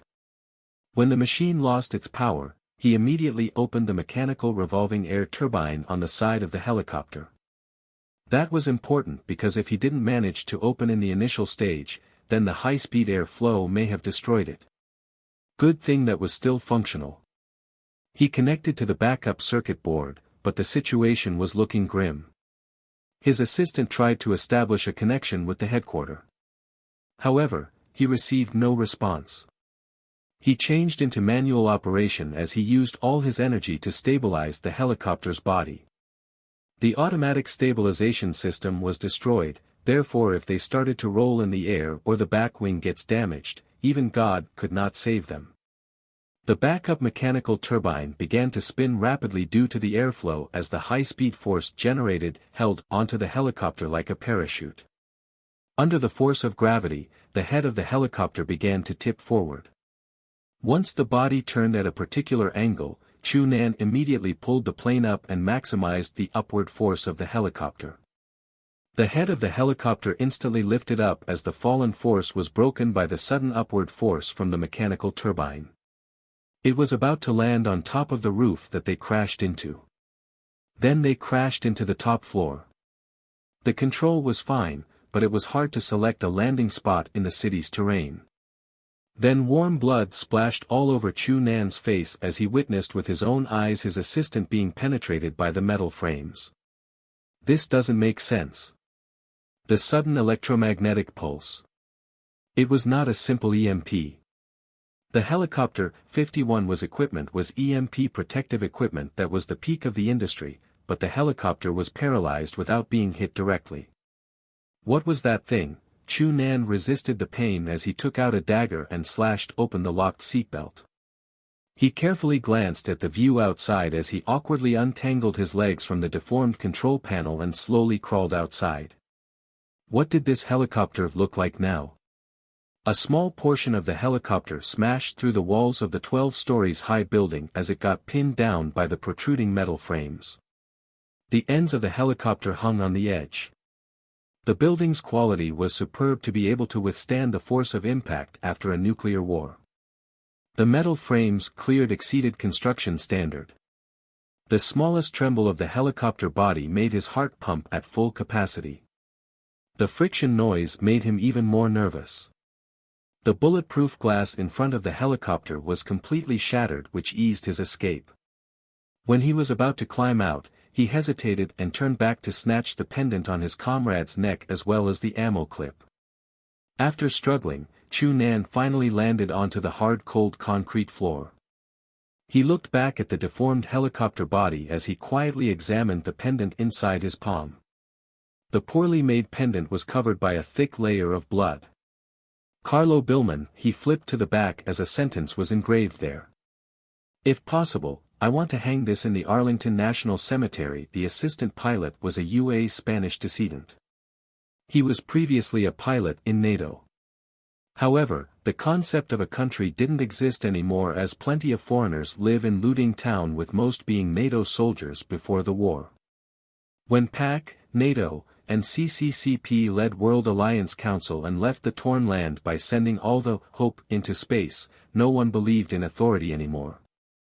When faced with zombies and mutants, all humans belonged to the same species. Not including mutated humans or cannibals. He checked the equipment on his body before he lifted his hands and touched the back of his neck with his fingers. It was a chip called Dictator Chip, but because it has added complex functions such as long-range communication, the chip was less effective compared to the 6th Street-produced slavery chip. Offline, Chu Nan tried multiple times but did not manage to establish any connection. Damn it, is this broken? The bomb behind the back of his neck was broken, but he couldn't tell if he was content or sad. Content that he was free. Sad that freedom didn't mean anything on the wasteland. There was food in Looting Town, so who cared about freedom? Returning to Looting Town was not a possibility since the people there probably recorded him as dead. A rescue was even more out of the question as only the metal debris of a previous 100,000 crystal equipment remained here. The pilot's worth was not even greater than the chip on the back of his neck. Whatever, I'll see. He forced a smile as he put the pendant into the pocket and took out his pistol. Including the one clip in the gun, he still had 5 magazines left. 2 blood needles, a roll of bandage, EP was returning to normal, a dagger, and 6 B-grade nutrient supply. Because he was part of the Air Force, the nutrient supply was higher quality. He opened the EP radiation monitor system and determined based on the safe radiation level that this was a rural area, but he didn't know where exactly he was. EP did not download the map in the area. He checked his equipment once again before he turned his head to look at the body and the crashed helicopter. He lowered his head and walked away. Although he did receive ground training, he never encountered a situation like this. Ordinary survivors would never target planes. Air-based EMP weapons did exist but were extremely rare. Most of them were destroyed in the war. It was also the first time he heard that a mutant could use an EMP or a similar pulse weapon. Maybe his assistant pilot has encountered his situation before, but he didn't manage to survive. Stairs cleared. Just like practice, Chu Nan mumbled as he directed with his pistol and moved downstairs. If it is a zombie, then use the dagger to stab the eye area. If it is a screamer, then use shock grenade for cover. If it is Roshan or Death Claw, let's hope that never happens. The elevator was not functional. The building was an office complex before the war. The majority of the zombies were concentrated in the grand hall as the occasional straggler in the hallway was killed with his swift knife action. For small problems, it would be better to avoid using his gun. His body condition with the D-level genetic vaccine easily handled the combat requirement. The only disappointing fact was that he didn't unlock a genetic ability. When both of his feet touched the ground, Chu Nan let out a sigh. He gazed into the sky and determined it was around 3 in the afternoon. 5 o'clock was when the street was no longer safe. The night usually fell at 6, which meant that walking on the street would equal suicide. The night in Wanghai City belonged to the zombies. I need to find a survival camp, or find a place to stay for the night. Chu Nan scanned around as he walked to the end of the street. The abandoned cars on the road still maintained the same look since the moment war erupted. Since the hotspot of the war was in the middle of the city, people would escape to the rural areas. Therefore, most of the vehicles would point in the direction of the rural area. He had examined the cars before he walked into the direction away from city center. Anywhere is better than the city center. That's the one common conception every survivor had. The sky began to turn yellow as the sun had fallen to the edge of the horizon. The cast of the yellowish-green ray through the radiation dust had a vibe of ominous to it. He didn't know how long he walked before it began to turn dark. Chu Nan glanced at the zombies beside him as they've already begun to howl. In a while, those zombies would start to prey on living creatures. Should I find somewhere to stay for the night? Chu Nan thought as he began to hasten his steps. When he turned around another corner, he saw a scene that shocked him. A woman was tied to an electric pole in the middle of the street. She barely wore anything as zombies circled around. She was afraid to call help. With his pilot vision, he could even make out the look of despair on the rather lovely face. Someone obviously tied her. Fu*K, which bastard did such a disgusting prank, Chu Nan cursed as he cautiously scanned around before he walked towards the woman. When he approached her, the pleading eyes full of hope locked onto him. He took out the dagger and cut open the rope. Perhaps because she had just escaped the terrifying experience that chained her there, the woman hugged him as she cried. "Thanks, thank you." It was a soothing voice. "Okay, don't worry, you are okay now." It was the first time he encountered this situation which made him unsure of what he should do. He only patted the woman's back clumsily to comfort her. The survivors in Wanghai City are cruel to this point. He cursed at the heinous act that people committed to her as Chu Nan was just about to ask where the nearest survival camp was. But at this moment, a barrel-like object pressed against his head again. "Ha, buddy, you are the first Dumba *S to fall for it." Sweat began to roll down his back as his hand slightly moved, but he realized a dagger was pressed against his back. That dagger was held by a delicate hand. At the same time, a bunch of men in mohawks and tattoos walked out from the empty shops.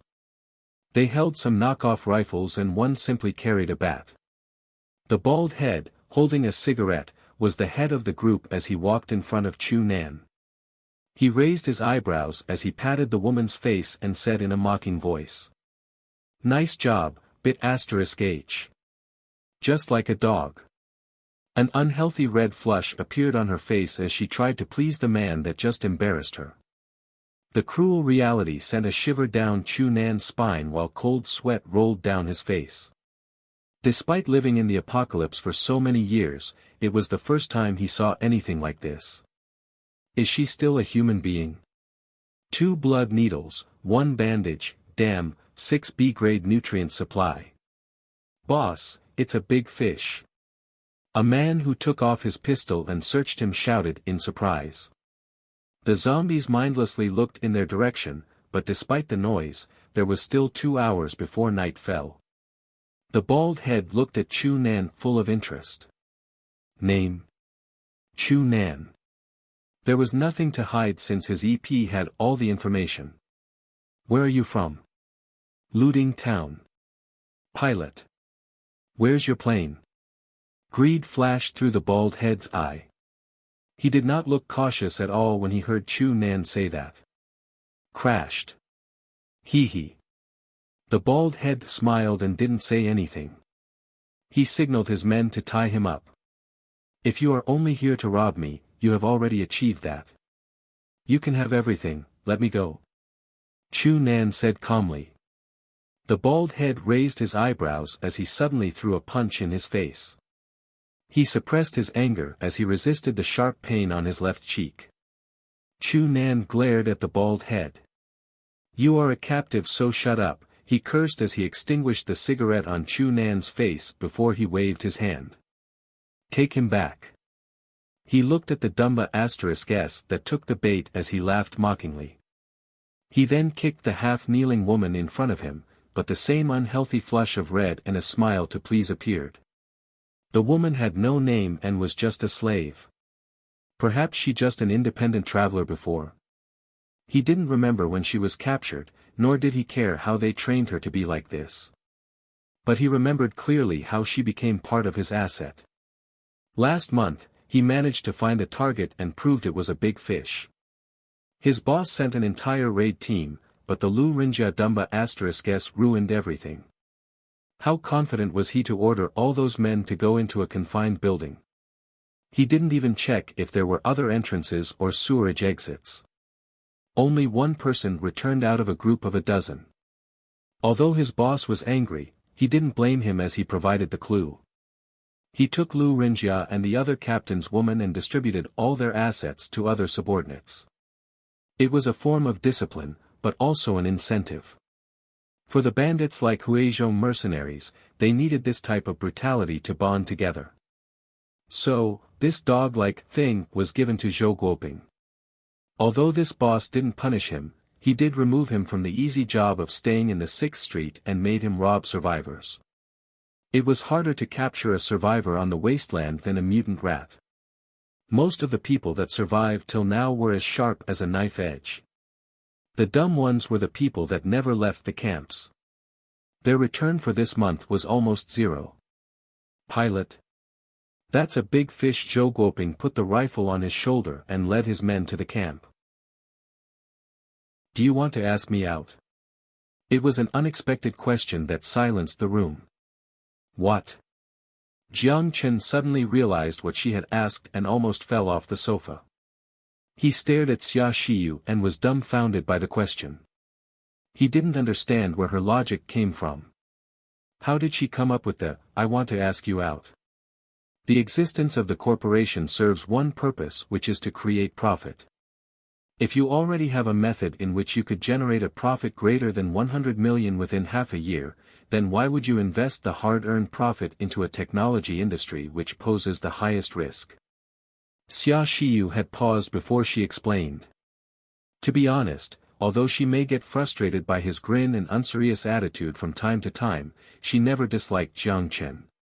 Also, she felt an emotion she never experienced before interacting with him. Relieved? Relaxed? It was hard to say. These feelings made her confused. The straightforward and unexpected question was the result of her confused emotions. She suspected before that Jiang Chen created this company as an excuse to date her. When did he start to like me? When he worked at the clothing store. I seem to have hurt him. Because of the pain I had brought him, it has forced him to transition to where he is now. Xia Shiyu was conflicted. She hated the idea of becoming a trophy. She always wanted to use her determination to prove her ability and create her own personal worth.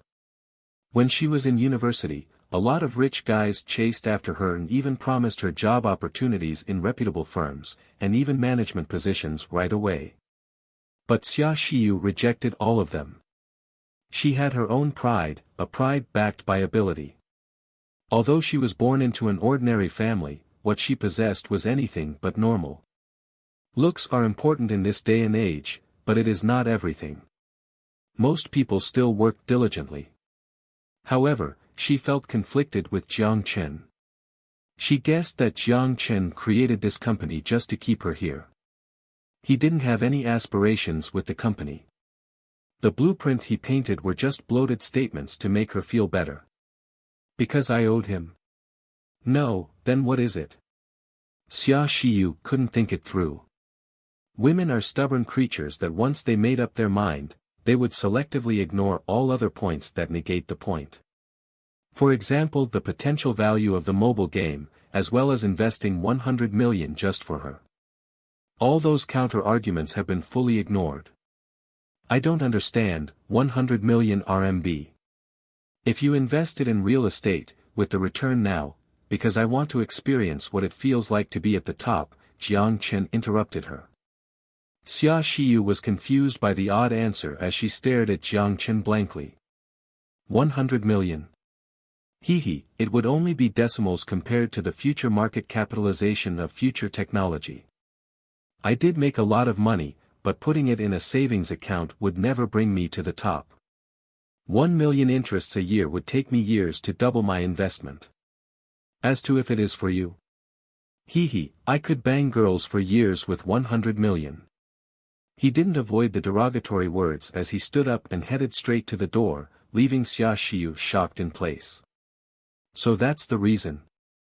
Then it should be okay. She gazed mindlessly at the door as she didn't know how he had the confidence to say those things, and couldn't believe that she bought into it. Not because of me. She didn't know why a hint of disappointment crept into her heart. He closed the door and forced a smile at the door behind him. Was I too harsh? But that girl, how great did she feel about herself to have made a conclusion like that? He shook his head as he took a deep breath and walked downstairs. However, he didn't even realize that, for a split moment, his heartbeat hastened.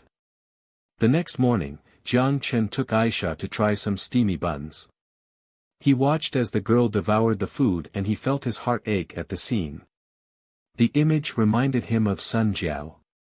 How is she doing? Yao Yao. Is her body getting better? He remembered the times in the apocalypse as a smile appeared on his face. Aisha peeked at the smile as she felt a stream of warmness flowing inside her. Maybe it's time to revisit them. Jiang Chen in deep thought did not notice the girl's vision as he gazed at the steam rising from the congee. After breakfast, Aisha went to her Han lesson. Jiang Chen, instead, took a taxi to Xia Xiyu's place and picked her up to go to the bureau for the equity infusion process. Jiang Chen initially felt nervous as he was afraid it would be awkward because yesterday he only left a brief explanation before running away. Now that he thought about, he did escape the conversation. But he clearly overthought it as Xia Xiyu acted as if nothing had happened. When she saw that he didn't react to anything, she got into the taxi and sat beside him. How was your sleep last night? Jiang Chen didn't know how to start the conversation, so he asked nonchalantly. Xia Xiyu rolled her eyes and didn't respond. She just took out a piece of document and stuffed it into Jiang Chen's lap. There is a career fair next Wednesday at Wanhai University. I have managed to secure a spot there, and I hope you can come with me as the company's president. No problem, do you have time this afternoon? Jiang Chen accepted without hesitation as he then asked another question right away. Yes, what's happening? Go house hunting with me. Jiang Chen shrugged as he asked with his thick skin. Is this considered business or personal? Xia Xiyu let out a sigh. You promised me. It should be considered personal. Xia Xiyu looked at the side of Jiang Chen's face as she subconsciously bit her lips. She was about to reject him, but the words never came out. Why is this happening? She still didn't fully understand. The night before, Jiang Chen followed Robert's instruction to wire 100 million USD from his Swiss bank account to his account here. Of course, the money was already converted based on current exchange rate along with some fees into RMB. It was an interesting method with a low price. Robert promised that there won't be any legal problems. He looked at the trail of zeros in his bank account on his phone as he laughed hysterically at the screen for a while before he finally closed his phone. As to Xia Shiyu's curious gaze, he didn't bother to explain it and simply closed his eyes. Should I drive a Lamborghini? Or a Bentley? This is such a difficult decision. Xia Shiyu was indeed an organized person as she seemed to be a perfect fit to do the assistant job. No, the CEO job. Jiang Chen can do the assistant role. Xia Shiyu already prepared the necessary documents and familiarized herself with the legal process. Jiang Chen had scanned the document before he signed. Future Technologies Equity had a trail of zeros added to it. Jiang Chen noticed that when he wrote 100 million into the document, the eyes of the customer service representative across the counter were flashing stares at him. Money is the root of evil. This is too funny. Before he would have despised it, but now he only wanted to laugh. 100 million of liquid asset. This is unbelievable. With trembling hands, Xia Shiyu looked at the documents. She was still shocked by the series of events. Although she was a store manager that had exposure to the world before, she was still too young. This is only the initial plan. I plan to make this mobile game into a world-class masterpiece. With this plan, it wouldn't be difficult to recover the initial investment. Jiang Chen opened the door for Xia Shiyu like a gentleman. So you do know something. Xia Shiyu glanced at Jiang Chen with surprise in her eyes. She thought that Jiang Chen wanted to let her handle this pile of mess. For a mobile game, it would damage its long-term profitability if the company chased after short-term returns and cash generation. The better strategy would always be to not focus on short-term losses. You have to understand the difference between the emperor and the general.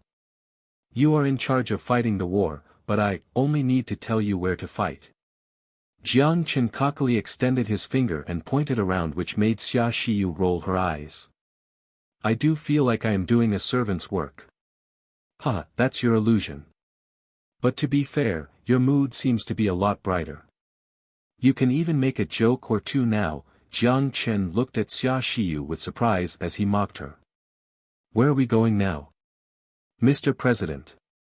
Xia Shiyu casually avoided the topic. Wanhua Real Estate, the one in the city center, Jiang Chen told the taxi driver, who clearly judged the two of them in the back. If he wanted to buy a mansion, then he obviously would go to the company's best location.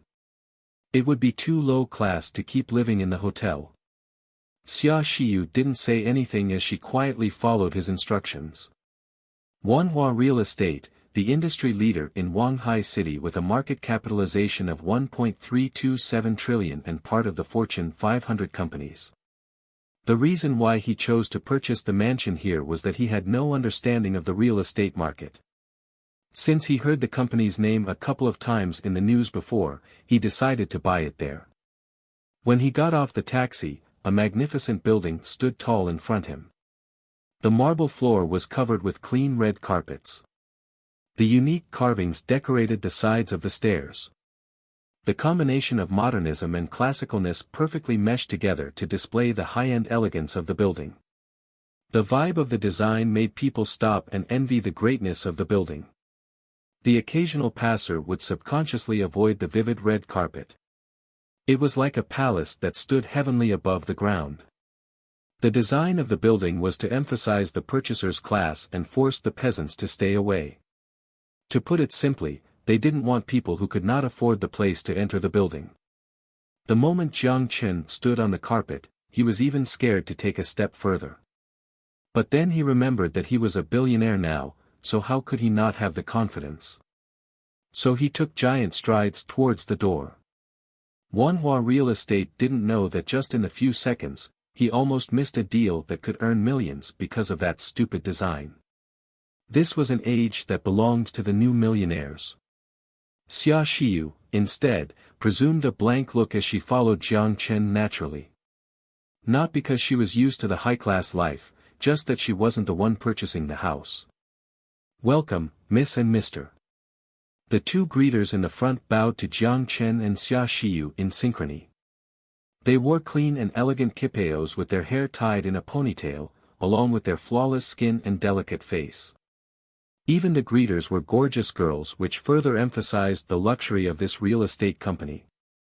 The greeter looked strangely at Jiang Chen, as this was the first time she saw someone take a taxi to purchase real estate.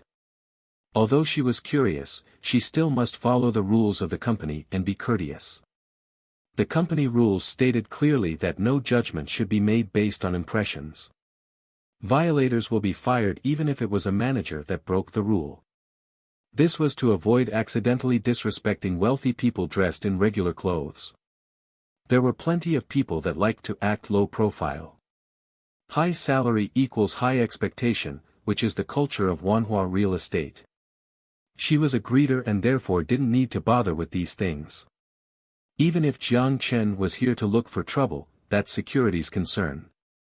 Jiang Chen didn't bother with what they thought as he walked into the grand hall in full, confident strides.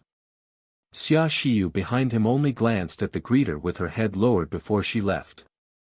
Marble pillars with stone floors, the giant crystal chandelier drew the attention of every visitor like a bright diamond. The elegant design of the grand hall filled Jiang Chen with expectations for the mansion he was going to purchase. If they would design the headquarters with such radiance, then the house they sell must be comparable. The building itself was a great. But when he saw the receptionist, he stood shocked in place. "Hello, sir, what type and what unit would you?" "It's you." The youthful reception behind the table courteously explained to Jiang Chen, but when she saw his face, her eyes popped wide open. This is a small world. Jiang Chen forced a smile. The blonde curls, the delicate nose, and her mouth along with eyes full of pureness behind a round framed glasses. The student vibe made her even more attractive. Though she's certainly pretending to be younger than her actual age. Fang Yuanyuan, a name that broke his heart. When he was in university, he never had a girlfriend, or more accurately, never successfully chased after a girl. Not that he looked bad as he was confident of his looks, but the fact was he was poor. This girl called Fang Yuanyuan was a girl that he had chased after, and also the last one he ever pursued. He still remembered that they met at a gathering.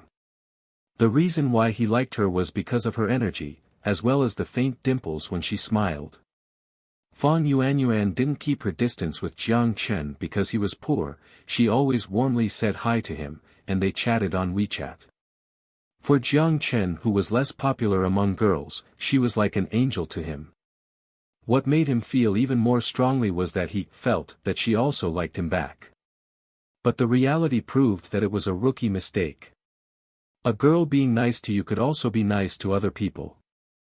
The illusion of, "she likes me," was often just a one-sided imagination. Being close to you was only because you could be used or she was just bored.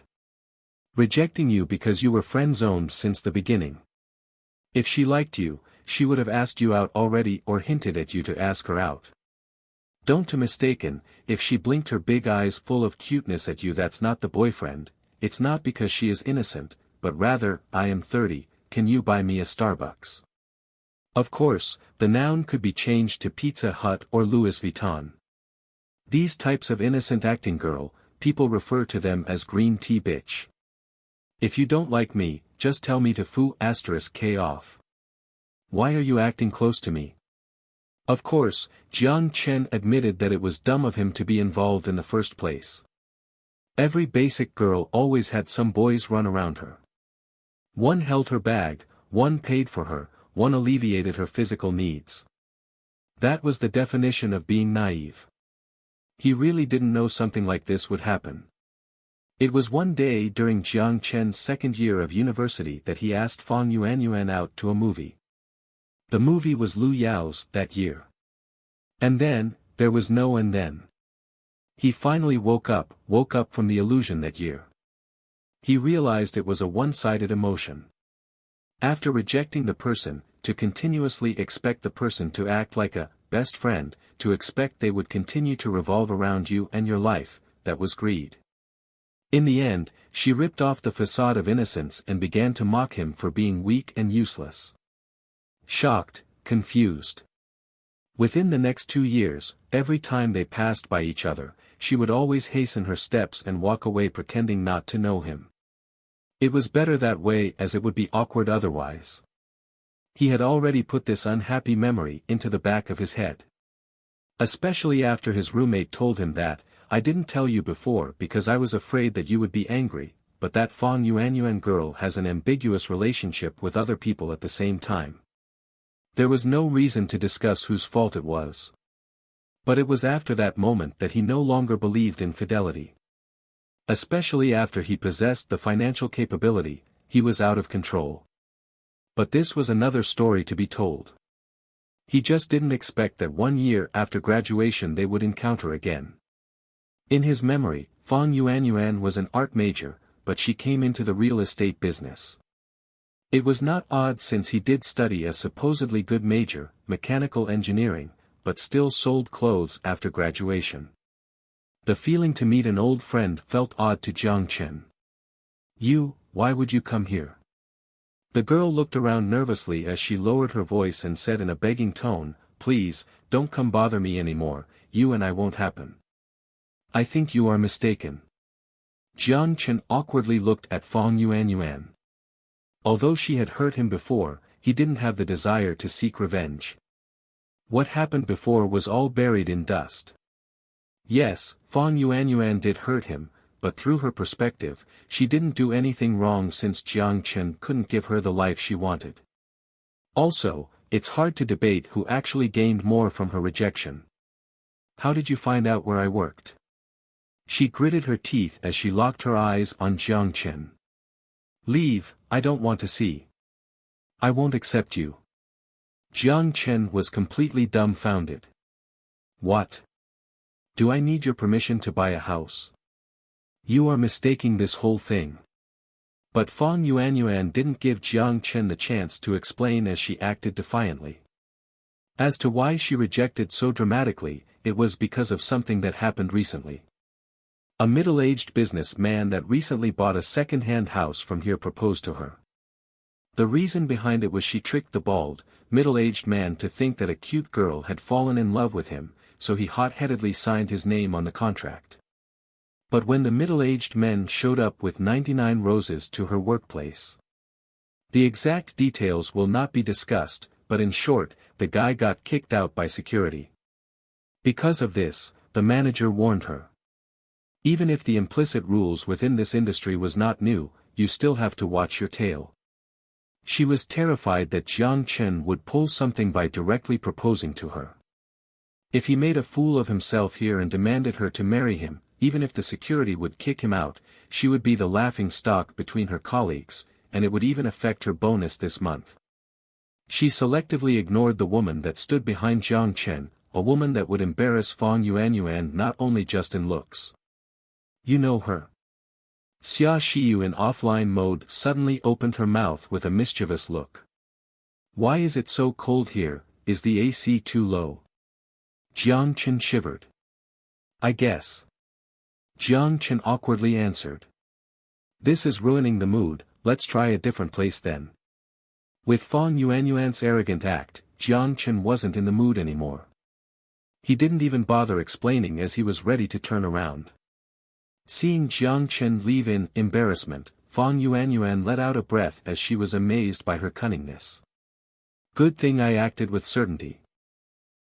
Dumba *s, a toad that wants to date the swan. To crave for what one is not worthy of. Jiang Chen stopped, although it was faint, it didn't escape his ear. Xia Xiyu also stopped, however, she looked it like she was happy to see the conflict unfold. Jiang Chen noticed and gave her a dirty look before he gradually turned around and walked in front of the reception. What do you want?" "I am calling the security." Fong Yuanyuan saw that Jiang Chen was walking towards her with a fierce look as she began to feel nervous. She started to stutter.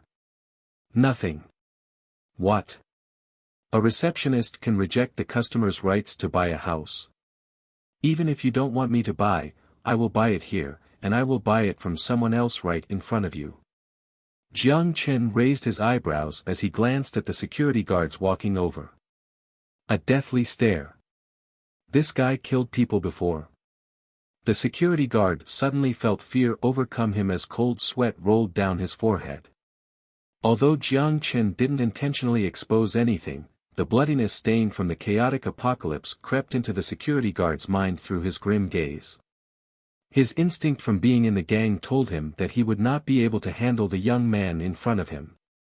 He wasn't planning to start a fight, but momentum-wise he already lost out. The air in the room started to tense up.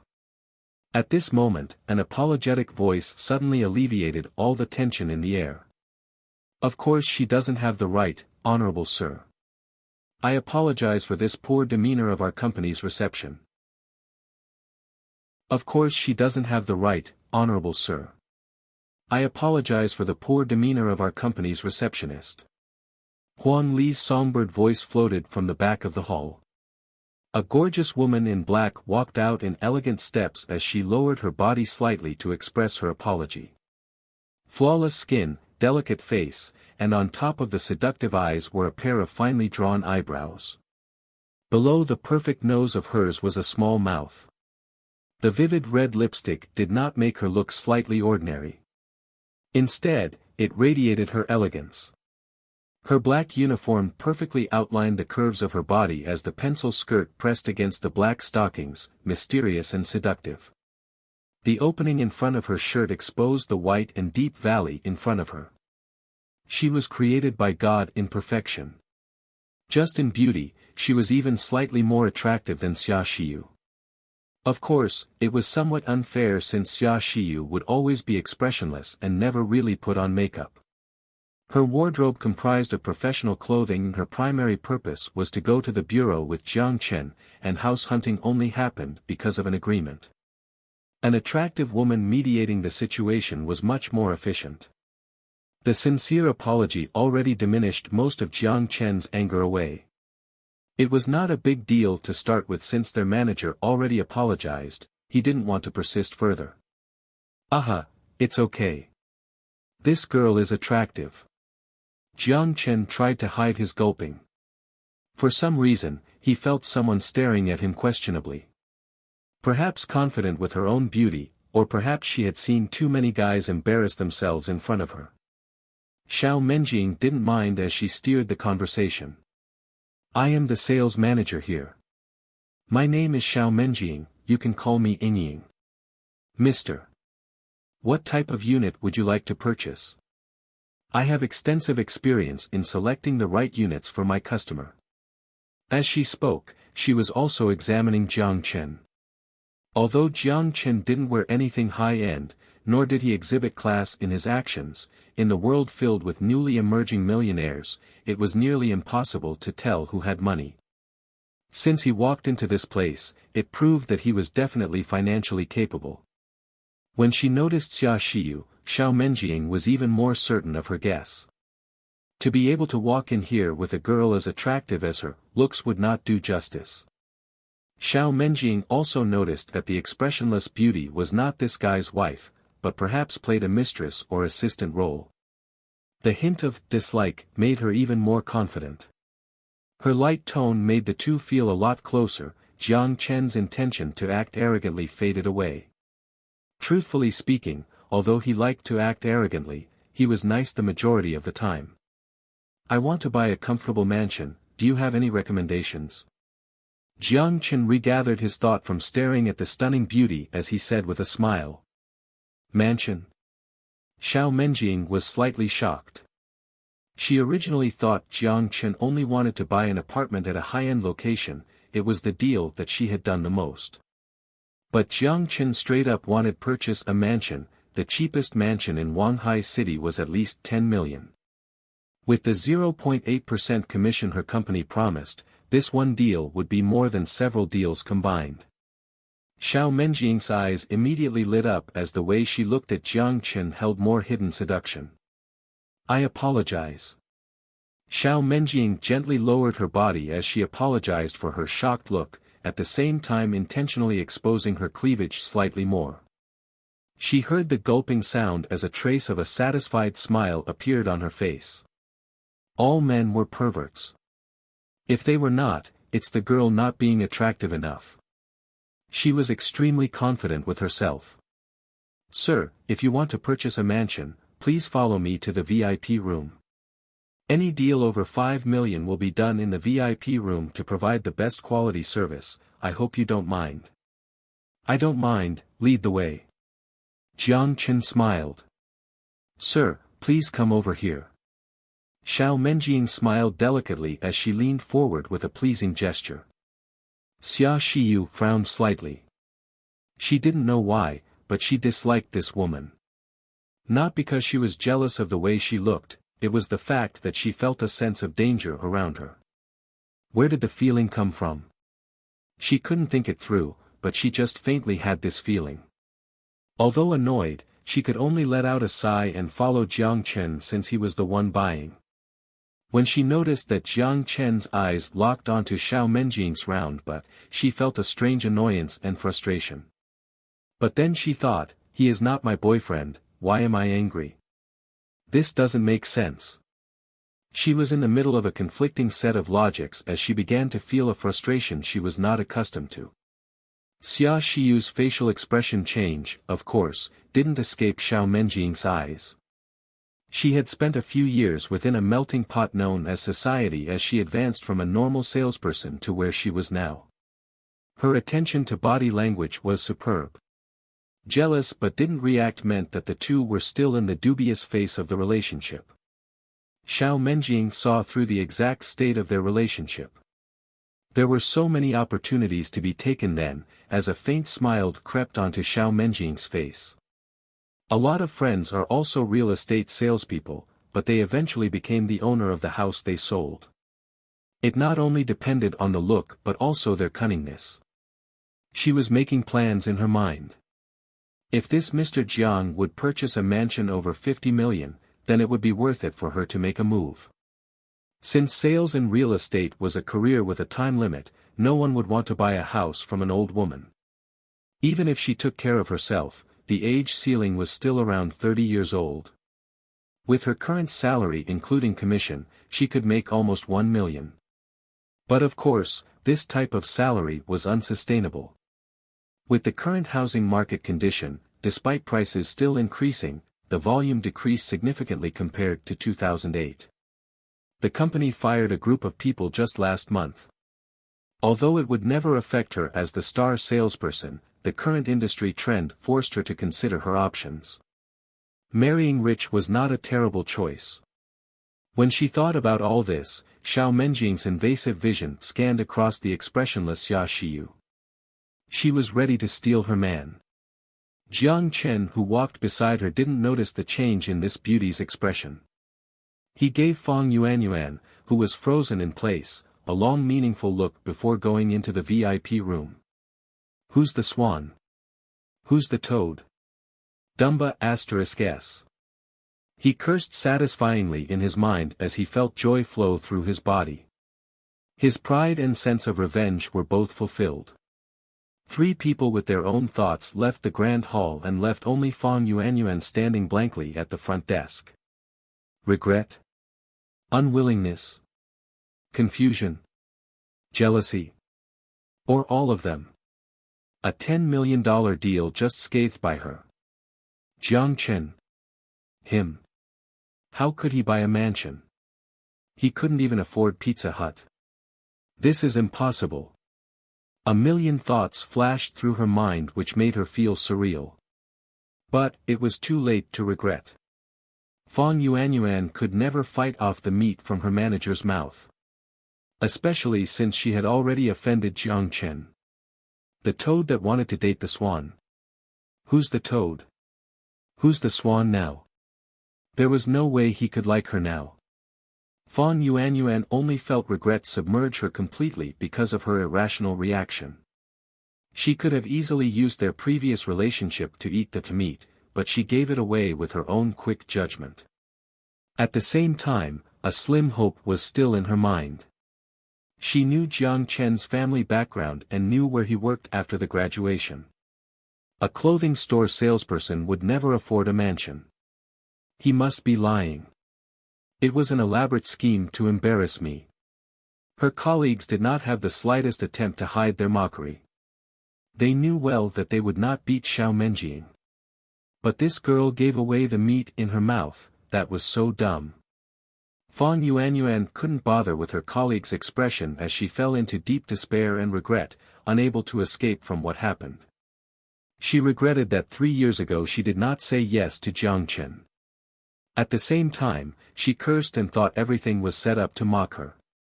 When a person sank into irrationality, their intelligence would be drawn into oblivion. There is not a lot of second chances in the world, or else everyone would be a millionaire.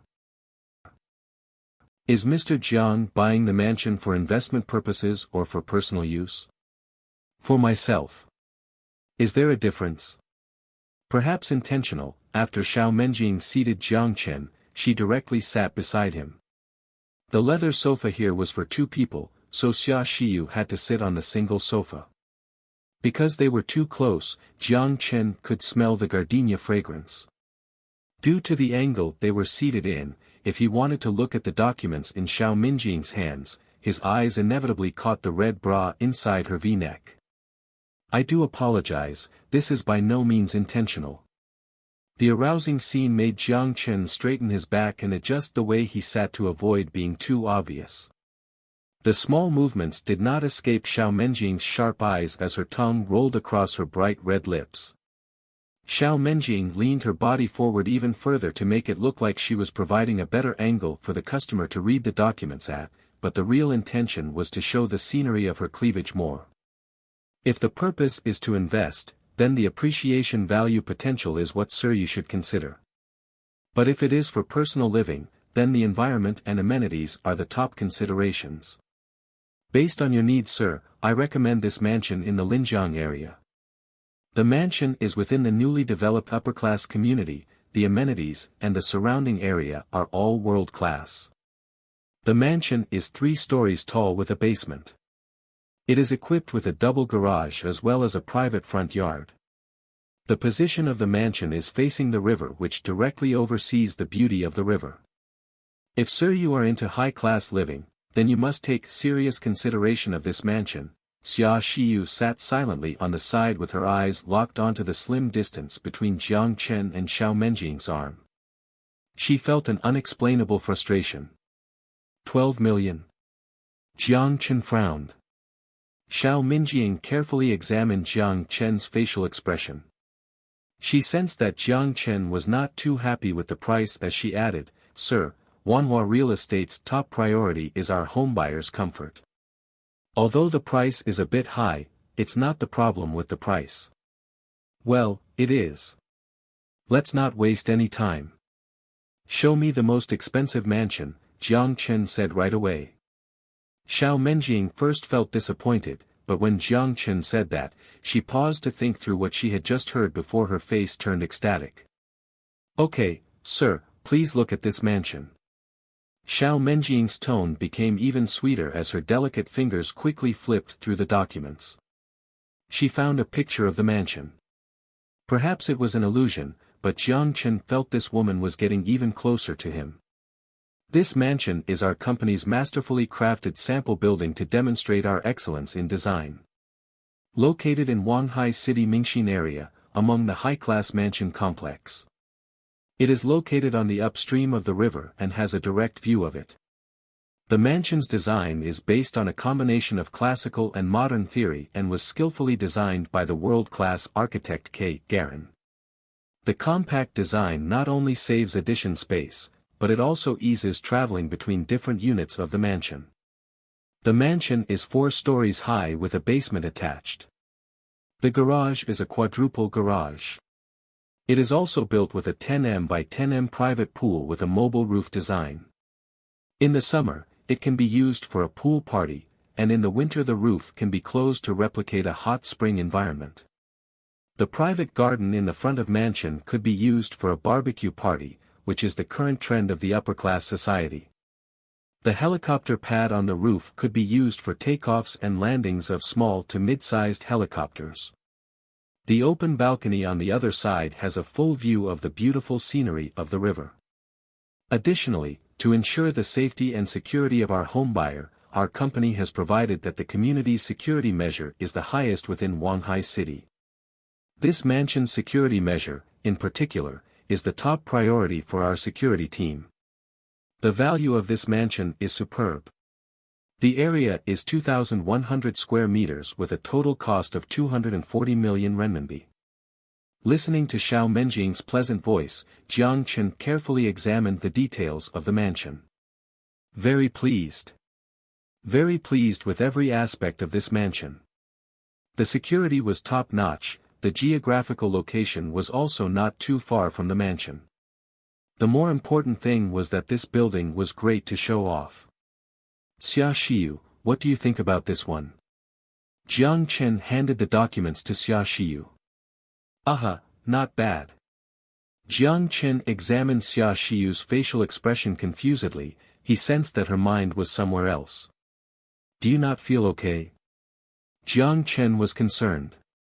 Aha, a little.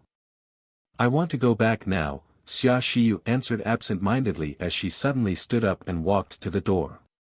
Miss Xia, if you are not feeling okay, I can lend my car to my colleague and send you home, or to the nearest hospital. Health is an important issue, and please be careful. Seeing the inconvenient personal leave, Xiao Menjing was glad, but she didn't show it on her face. Instead, she looked genuinely concerned. Thank you then. Xia Xiyu didn't say no as she did feel a bit sick. Perhaps it was from this morning. But she didn't seem too worried. The greeter standing on the side took Xiao Menjing's car key and smiled at Xia Xiyu before both of them left the VIP room. Mr. Jiang, if you are sure about your choice, I can accompany you to take a tour of the mansion, Xiao Menjing said as happily pressed her body against Jiang Chen's arm. Although usually a guarantee fee must be paid to do so, that was for the regular customer. For a VIP customer like him, it was not necessary. Jiang Chen hesitated before he finally nodded. Although he wanted Xia Xiyu to accompany him to give him some advice, since she felt sick, that wouldn't work. She did look through the pictures and said it was okay. After taking care of this, I'll go visit her place. Although it is just a cold, no one is there to take care of her. Okay, let's go then. A delightful smile appeared on Xiao Menjing as she led Jiang Chen to the company's parking lot. Luxury vehicles were parked here for valuable customers. She gestured Jiang Chen to sit in the back of the car before Xiao Menjing also, in triumphant steps, walked to the other side and elegantly sat inside. The driver in the front started the car and smoothly headed to the road. A Mercedes-Benz costumed version. The back of the seat was very spacious with the front and back of the car divided with a blackboard. The window was also tinted which turned the back seat into a secretive area. The atmosphere was rather erotic. Especially when a beauty that sat beside you with her legs crossed looked at you with a dubious smile. Mr. Jiang, there's still 30 minutes before we arrive. Let's discuss something interesting.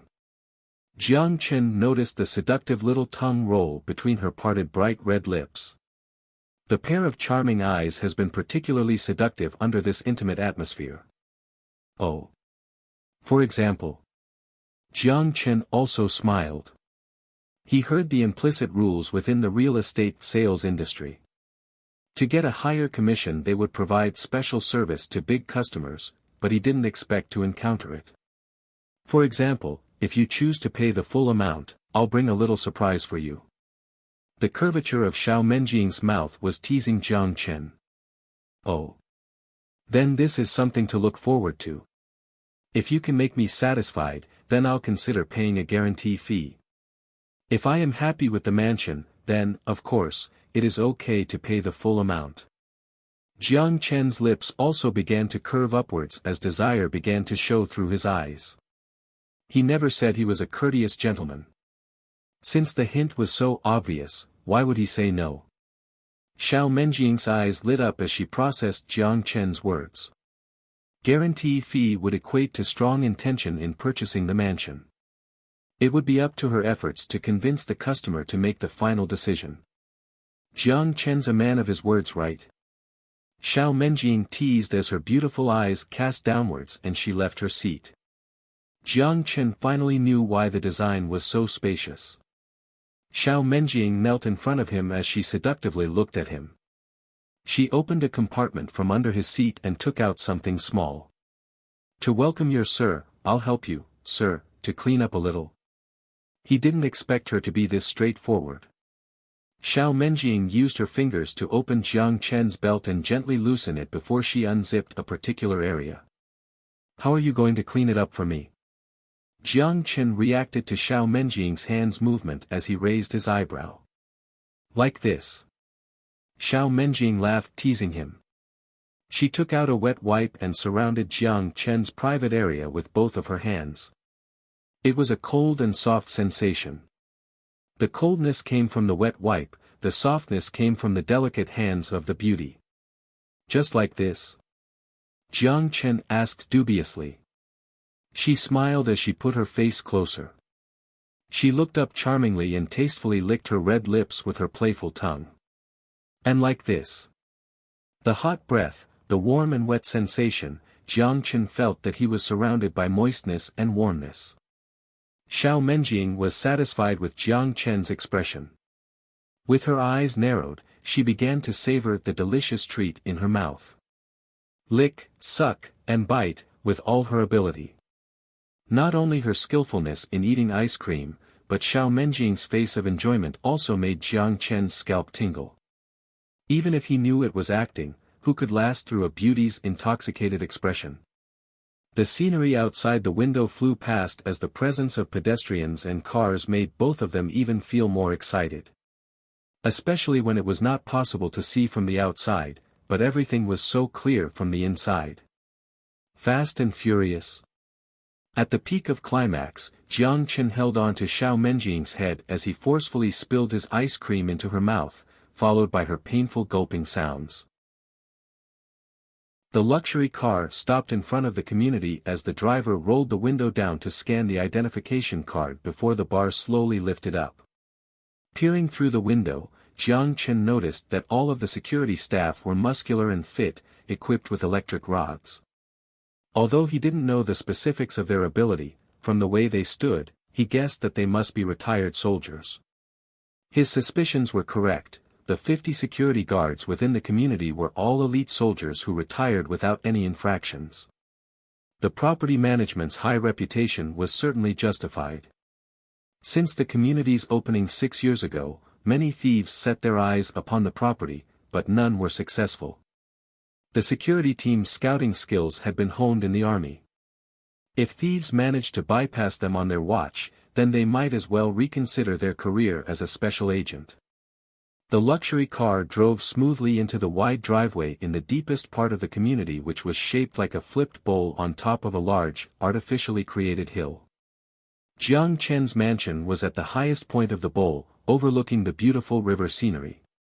The people living here are either rich or respective. This way, not only will you get to enjoy the complex, but you'll also meet a lot of interesting neighbors. Xiao Menjing was hinting that staying here would be beneficial for his career. However, Jiang Chen didn't seem to receive her intentions as he flashed a smile at her carelessly. Career was one thing, but the living standard was more important. Without it, what was the point of having a high net worth? Since he purchased the mansion for his own enjoyment, the first priority was comfort. As for the rich and respectable neighbors, he had a feeling that they would come knocking soon enough. The car came to a smooth stop in front of the mansion door as Xiao Menjing quickly got out and opened the door for Jiang Chen. She scanned her card on the door, making the metal gate automatically slide open. Once registration is complete, the mansion's security system will update. You can even use the app our company developed to open the door. Of course, I recommend the special electronic key. Xiao Menjing smartly batted her eyelashes at him as she led the way into the mansion. Behind the European-themed wall was another world. The clean-cut grass field, straight stone brick pathway, and the building that was a fusion between classical European and modern simplicity came together flawlessly without any contradiction to the two unique themes. The open French windows adorned the first floor of the mansion, completed by white, square blocks around the rest of the building. Elegant but open, the four-story building stood out among the other three-story mansions. Jiang Chen was most satisfied with the oval-shaped swimming pool. Just as the document stated, with a press of a button, the dome retracted to the side, revealing an open swimming pool. The temperature of the pool could also be accurately increased to a specific range thanks to the heating equipment underneath the pool. Although these innovative designs were rather impractical, it fueled someone like Jiang Chen who thrived on the coolness. Xiao Menjing explained the high-end features within the mansion and led him inside. The interior design pleased him even further. Sample rooms were furnished for the sake of advertisement, and the company offered the option of refurbishing if the homebuyer was unhappy with the design. But Jiang Chen was plenty satisfied with the decorations.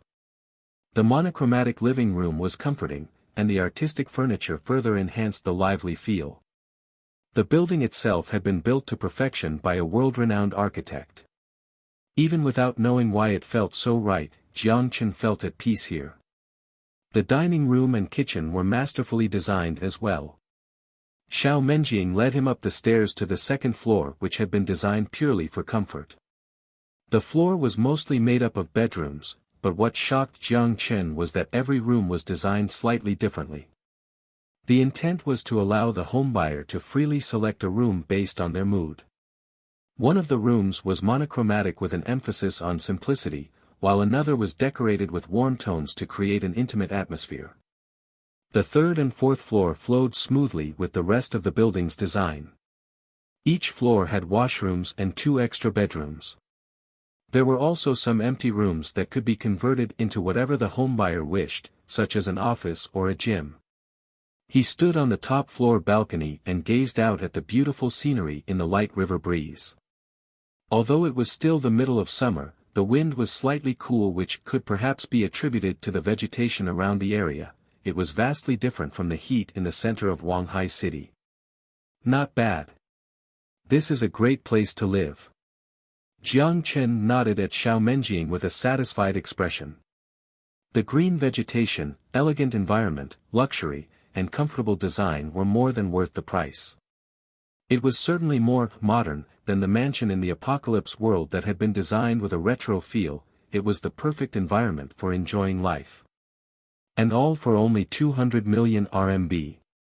Maybe because money came too easily for him, it was an obvious choice for Jiang Chen. Although our company cannot provide a discount on these types of mansions, based on the agreement we signed with Maybach, we'll provide a brand new Maybach S600 for any home with a price tag of 100 million or above.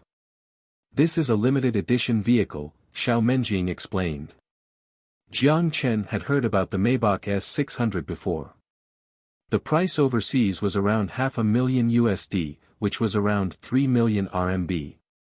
Of course, people who owned 100 million mansions would not lack this small amount of money, but it was a good gesture, and a gift seemed more natural rather than giving a discount as part of a sales strategy.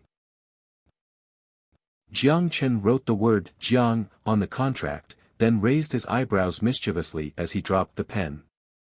He smirked at Xiao Menjing's eager look. If I haven't tried before, how will I know if it is actually good? Xiao Menjing smiled charmingly, naturally understanding his meaning. Which room does Mr. Jiang want to sample? Whichever one Miss Sales Manager recommends. Hee, of course, words won't allow the gentleman to experience the design philosophy of the mansion. Please allow me to help you understand. Xiao Menjing smiled teasingly at him as she turned around and walked towards the stairs with elegant strides. The smooth curvature of her butt and body heated Jiang Chen's blood. Although it was a new mansion, everything was already included, such as the bedsheets. The bedroom door was slammed shut. Xiao Menjing was prepared and did not resist Jiang Chen's invasive moves. Her leg curled around Jiang Chen's waist as both of her arms came up to surround his neck before she passionately kissed him. Jiang Chen, of course, was delighted to accept Xiao Menjing's steamy invitation. He opened his mouth to let the small tongue twist and attack his own. Gripping the firm, attractive leg, he easily lifted Xiao Menjing with his 25 muscle strength. He pressed her up against the window, inducing a surprised yelp from her. "People are going to see," Xiao Menjing said coquettishly as she gazed at him with pleading eyes. Despite her words, it was already wet where it mattered, and she didn't try to stop Jiang Chen. Instead, she lifted her gorgeous butt to fit Jiang Chen's positioning. "Says no, but the body is truthful." Jiang Chen smirked as he pushed his ice cream inside. With a mansion like this, it was impossible to see inside, since privacy was an important aspect of the design. The green vegetation surrounding the mansions made peeking impossible. Xiao Menjing bit her soft, red lips as she willingly accepted Jiang Chen's furious acts. She twisted her body to match Jiang Chen's rhythm with eyes that gazed at Jiang Chen with tenderness and passion leaking out. Since it was a transaction, Jiang Chen didn't need to concern himself with the girl's perspective, he freely went at his own pace to seek enjoyment. The monstrous thrusting motions did bring joy to Xiao Menjing, but after an hour, the pace became painful. "Is it still not over?" Xiao Menjing pleaded with Jiang Chen with her eyes, but he did not slow down in the slightest. "Can you not take it anymore?" Jiang Chen adjusted his position to whisper into her ear. "Aha!" Xiao Menjing nodded, trying to gain his sympathy. "Do you want to get someone else then?" An evil smirk appeared on his face, and he belatedly realized that he was starting to act like Sun Jiao. Xiao Menjing immediately shook her head and threw away her pitiful act. Her delicate waist began to respond again to the thrusting motion. A 200 million deal. This meant the commission alone was at least 1 million, which was her salary for the entire year. It was also difficult to sell these types of furnished mansions. If she succeeded, it would prove her competence. The majority of real estate sales struggled to break the 10 million mark, but this single deal was worth 200 million. It would advance her career, and if she could enter management, she wouldn't have to worry about her youth. "I don't care anymore." She dreadfully closed her eyes as she tried to respond to Jiang Chen's every action. Money was not easy to make. Even a night with a celebrity was not worth millions. Either way, this deal was worth it to her. Her legs began to feel fragile and she felt as though she would be torn apart, but if she failed to satisfy Jiang Chen, all of her effort would go down the drain. If she wasn't willing to bear the pain, there were plenty of others who would take it for her. Despite her colleagues' haughty attitudes, they were no doubt eyeing her sales manager position.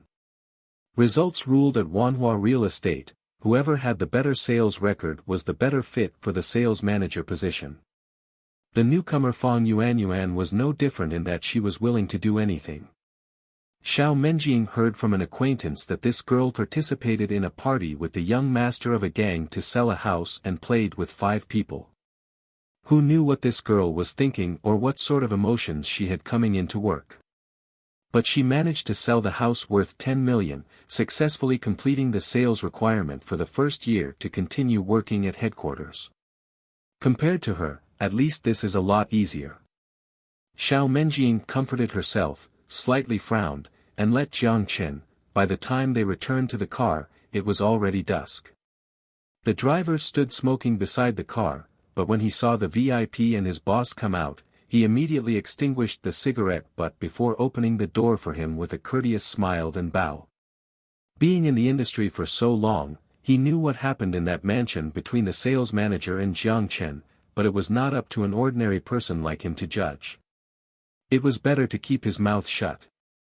The real estate industry was not clean to begin with, especially for a major player like Wanhua Real Estate. Jiang Chen got into the car first before Xiao Menjing elegantly sat beside him. The driver started the engine and returned on the same route. In the car, Xiao Menjing called her manager, and when they arrived, he waited in front of the door with the sales staff to welcome them. Although Xiao Menjing was similarly a manager in name, her position of sales manager had been specifically made to motivate the staff. In terms of pay, the salary was the same as any other managers, but in terms of responsibilities, they were no different from those of the regular sales staff. As for the general manager, that was another role entirely. He managed everything at headquarters from strategy to operations. Any deal over 30 million had to be completed by him, but of course, he didn't receive commission as his bonus was based on the total sales around this area. Jiang Chen took the gold-gilded business card from the reverend general manager and enjoyed the warm welcome from the sales staff that were lined up. His vanity was fulfilled as he happily entered the office together with the general manager.